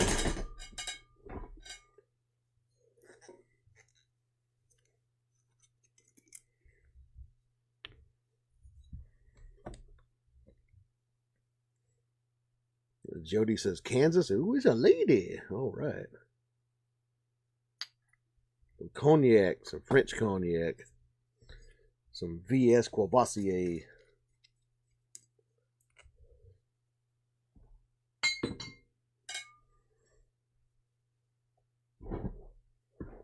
All right, and to remind y'all, draw like a really humiliating picture of me and send it in to my email. The Edward Phillips Roots at gmail.com, like link below, and we're gonna have a contest, and like next Wednesday, I will pick a winner and send the winner a signed fucking piece of Confederate money and a fucking album. So here we go, with the goddamn Courvoisier, the ladies' man drink. Here we go. Slantje, Kim Pyle, Chaim, Prost, all that good stuff.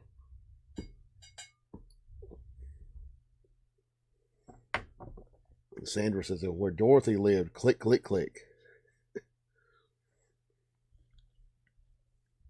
Okay,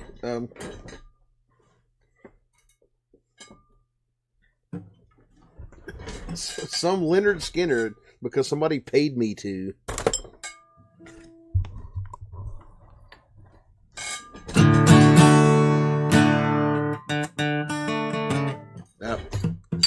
Thicker pick.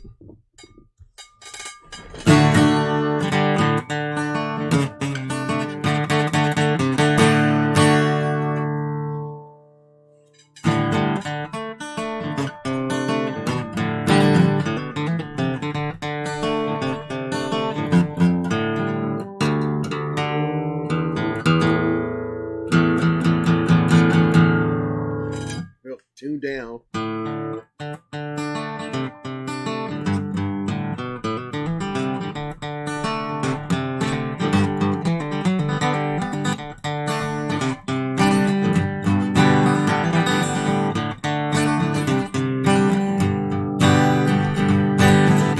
Big wheels keep on turning. Carry me home to see my friends. Sing a song about the Southland. Miss Obama once again, and I think it's the same.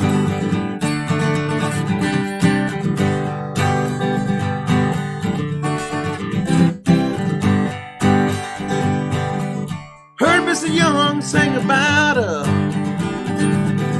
Heard O'Neill put it down, yeah. Hope Neil Young will remember. Southern man don't need him around anyhow. Stayed home out. Fuck that song. Fuck yeah. I do not want to sing that anymore. I fucking hate Leonard Skinnerd. I'm kind of glad they all died. But anyway, Jack says, I just remembered The Real World by Queensryche.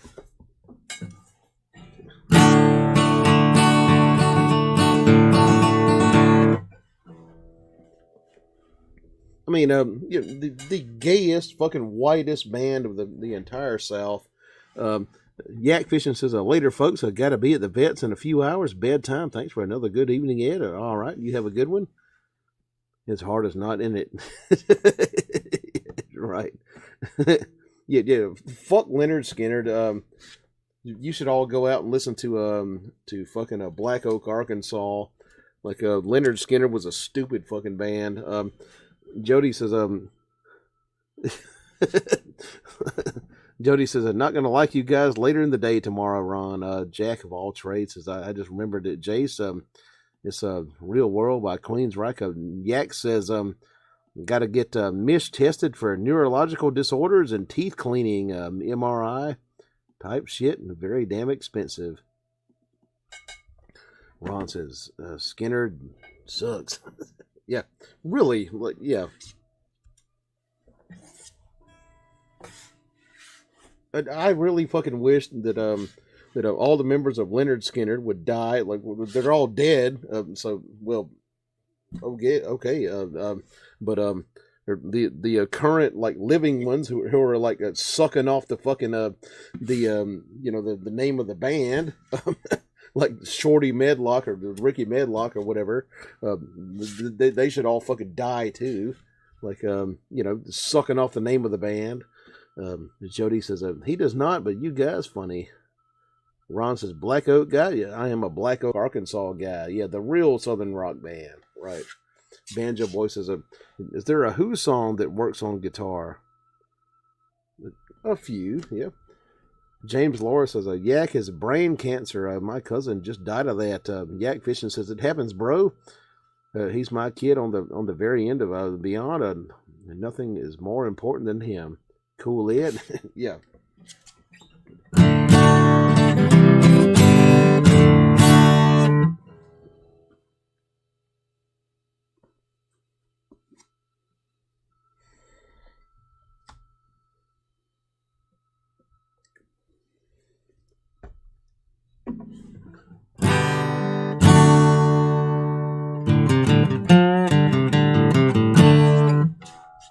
Sandra says, yes, I have the hound dog picture in my mind, looking like the cover behind you. You mentioned next Wednesday. Right. Yeah. Next Wednesday, like draw a very unflattering picture of me and send it to me. And the best picture will get a signed piece of Confederate money from me and a signed album. Just to send like some very like unflattering pics of me to my email. That would be like linked below. Edward Phillips Roots at gmail.com. Ron says, no, Yak does not have anything wrong with him. Money can't fix. Ron says, but nobody's got that. Jack says, he's laughing there. Yeah, I fucking hate Leonard Skinner. Okay. So.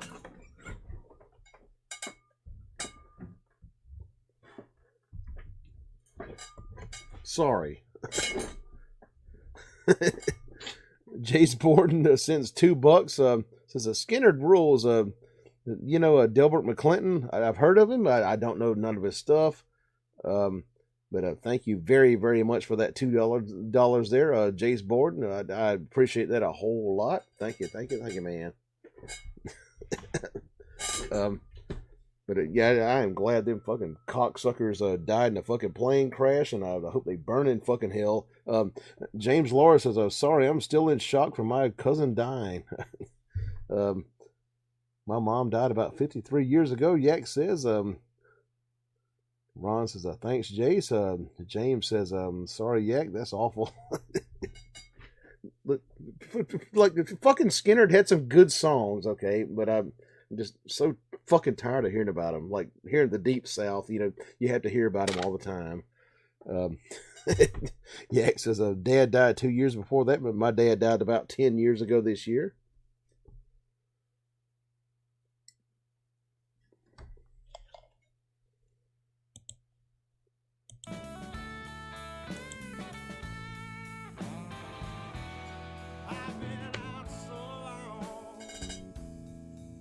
Ed Phillips is a fucking asshole. Anyway,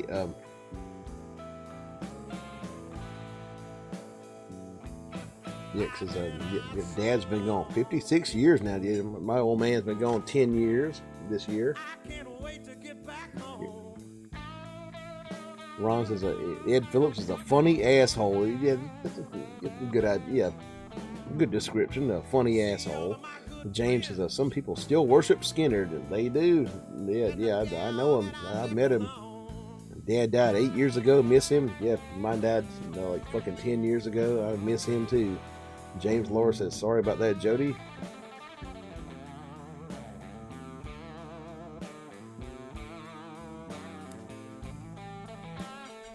Fuck up. Anyway, yeah, it's like a past St. Patty's Day now. How about we go to like 2:30, possibly?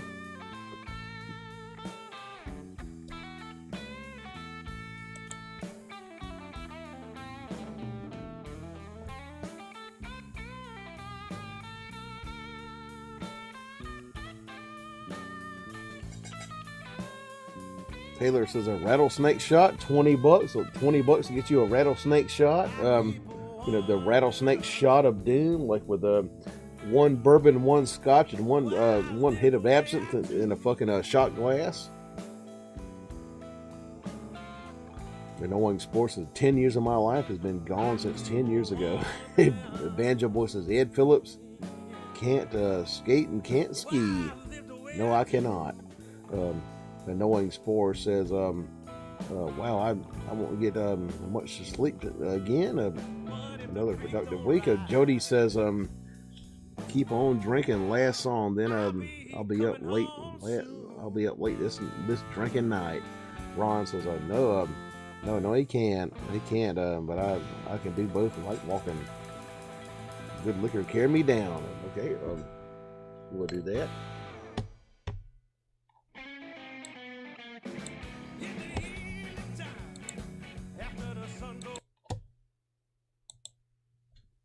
James Laura says, if you do the rattlesnake shot, you might die on live TV, Ed.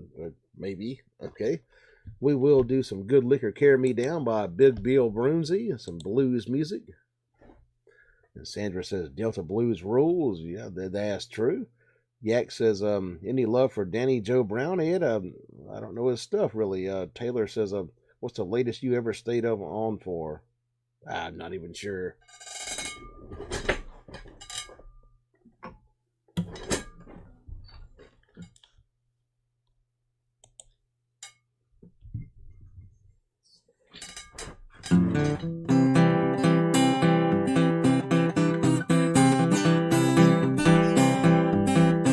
I know a little girl about 16 years old. Said Bill, stop drinking, I will satisfy your soul. Well, I just keep on drinking. I keep on drinking. I just keep on drinking. Too good liquor carry me down. Wake up in the morning, hold the bottle tight. When I go to bed, Mom, it's a gallon out of sight. Well, I just keep on drinking. I keep on drinking. I'm gonna keep on drinking. Too good liquor carry me down.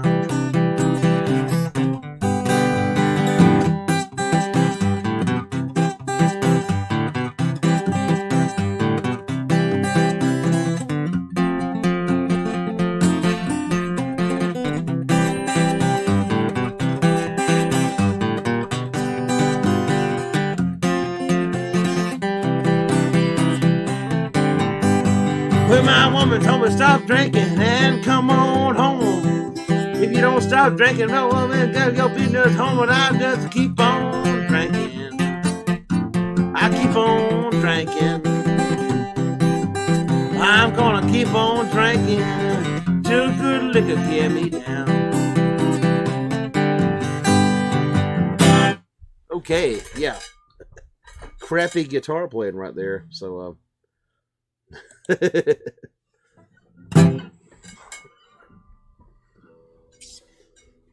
we will probably go to 2:30.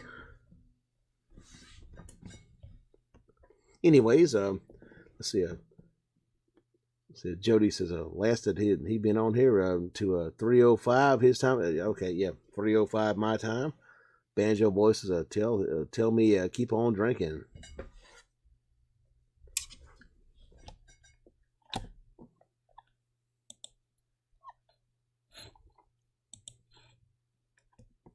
Ron says, thanks, Ed.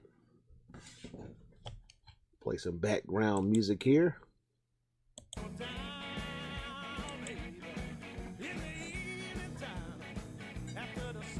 Jody says, see that good banjo.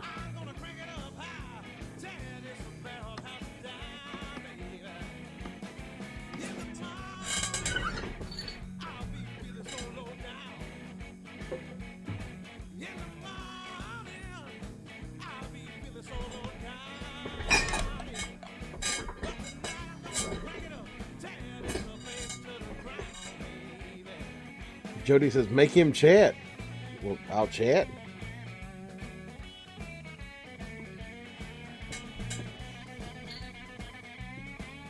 Taylor says, you ever realize Steve Miller has been milking the hell out of the Joker for the past 50 years? And probably.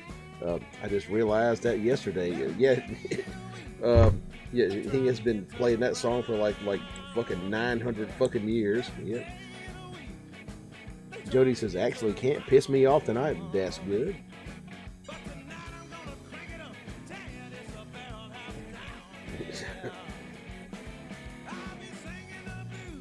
Oh, Joker, great song. Ron says, I wonder too if it still made money. Probably did.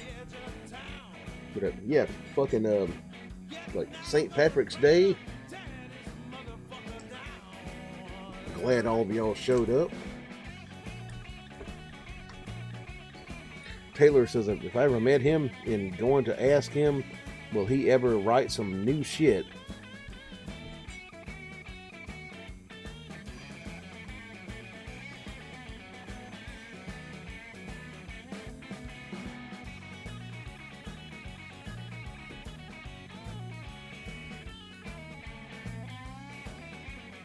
Jack of all trades says, well, Tuesday is gone with the wind.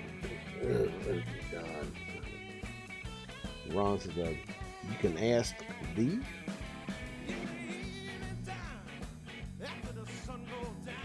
James says, some people make a career out of one hit song, lucky bastards. Jody says, he has other songs. He's most famous. Ron says, you can ask him through the intercom because he's too rich to talk to normal folks. Shit. Anyway,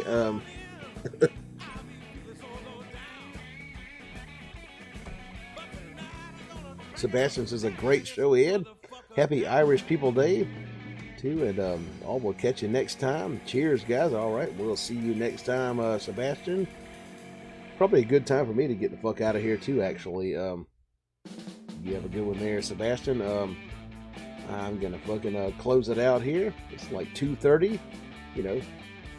Had a pretty good St. Patrick's Day show. Ron says, bat time. All right. Yeah, bat time. Let's play the bat theme.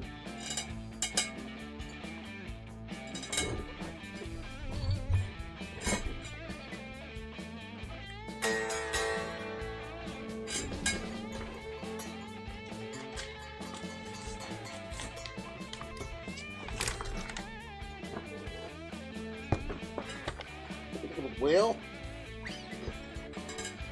kind of a dud on that.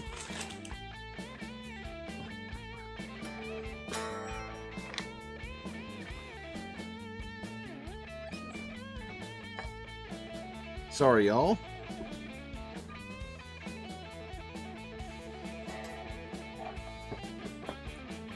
We're gonna have to fucking do it acoustically.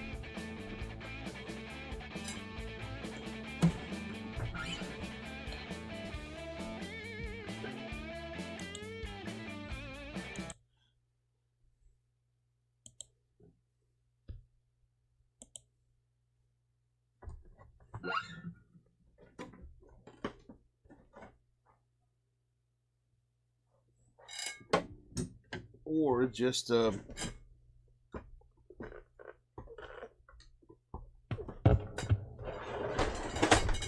do this.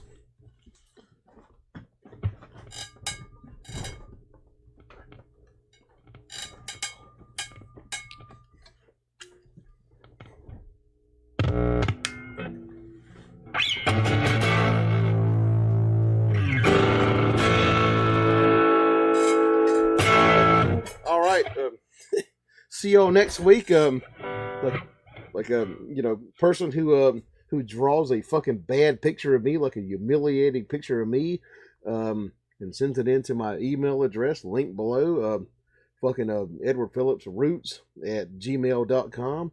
Will get a signed fucking piece of Confederate money and a CD.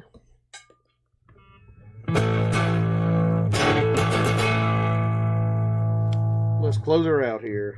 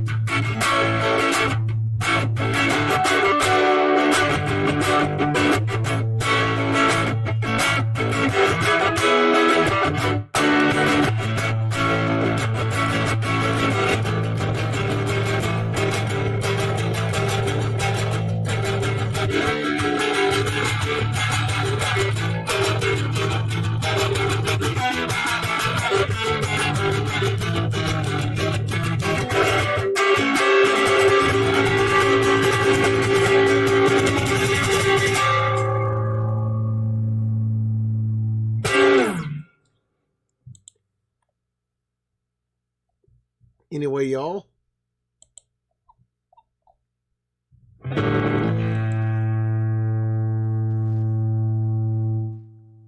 Trying to read some of the last comments here. And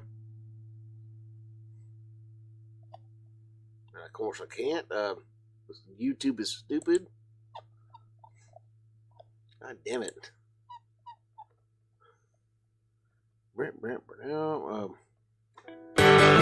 Sebastian says, a great show, Ed.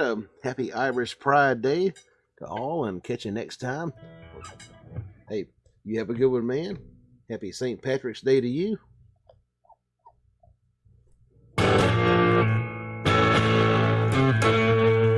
Annoying Sports says, happy trails. Happy trails to you.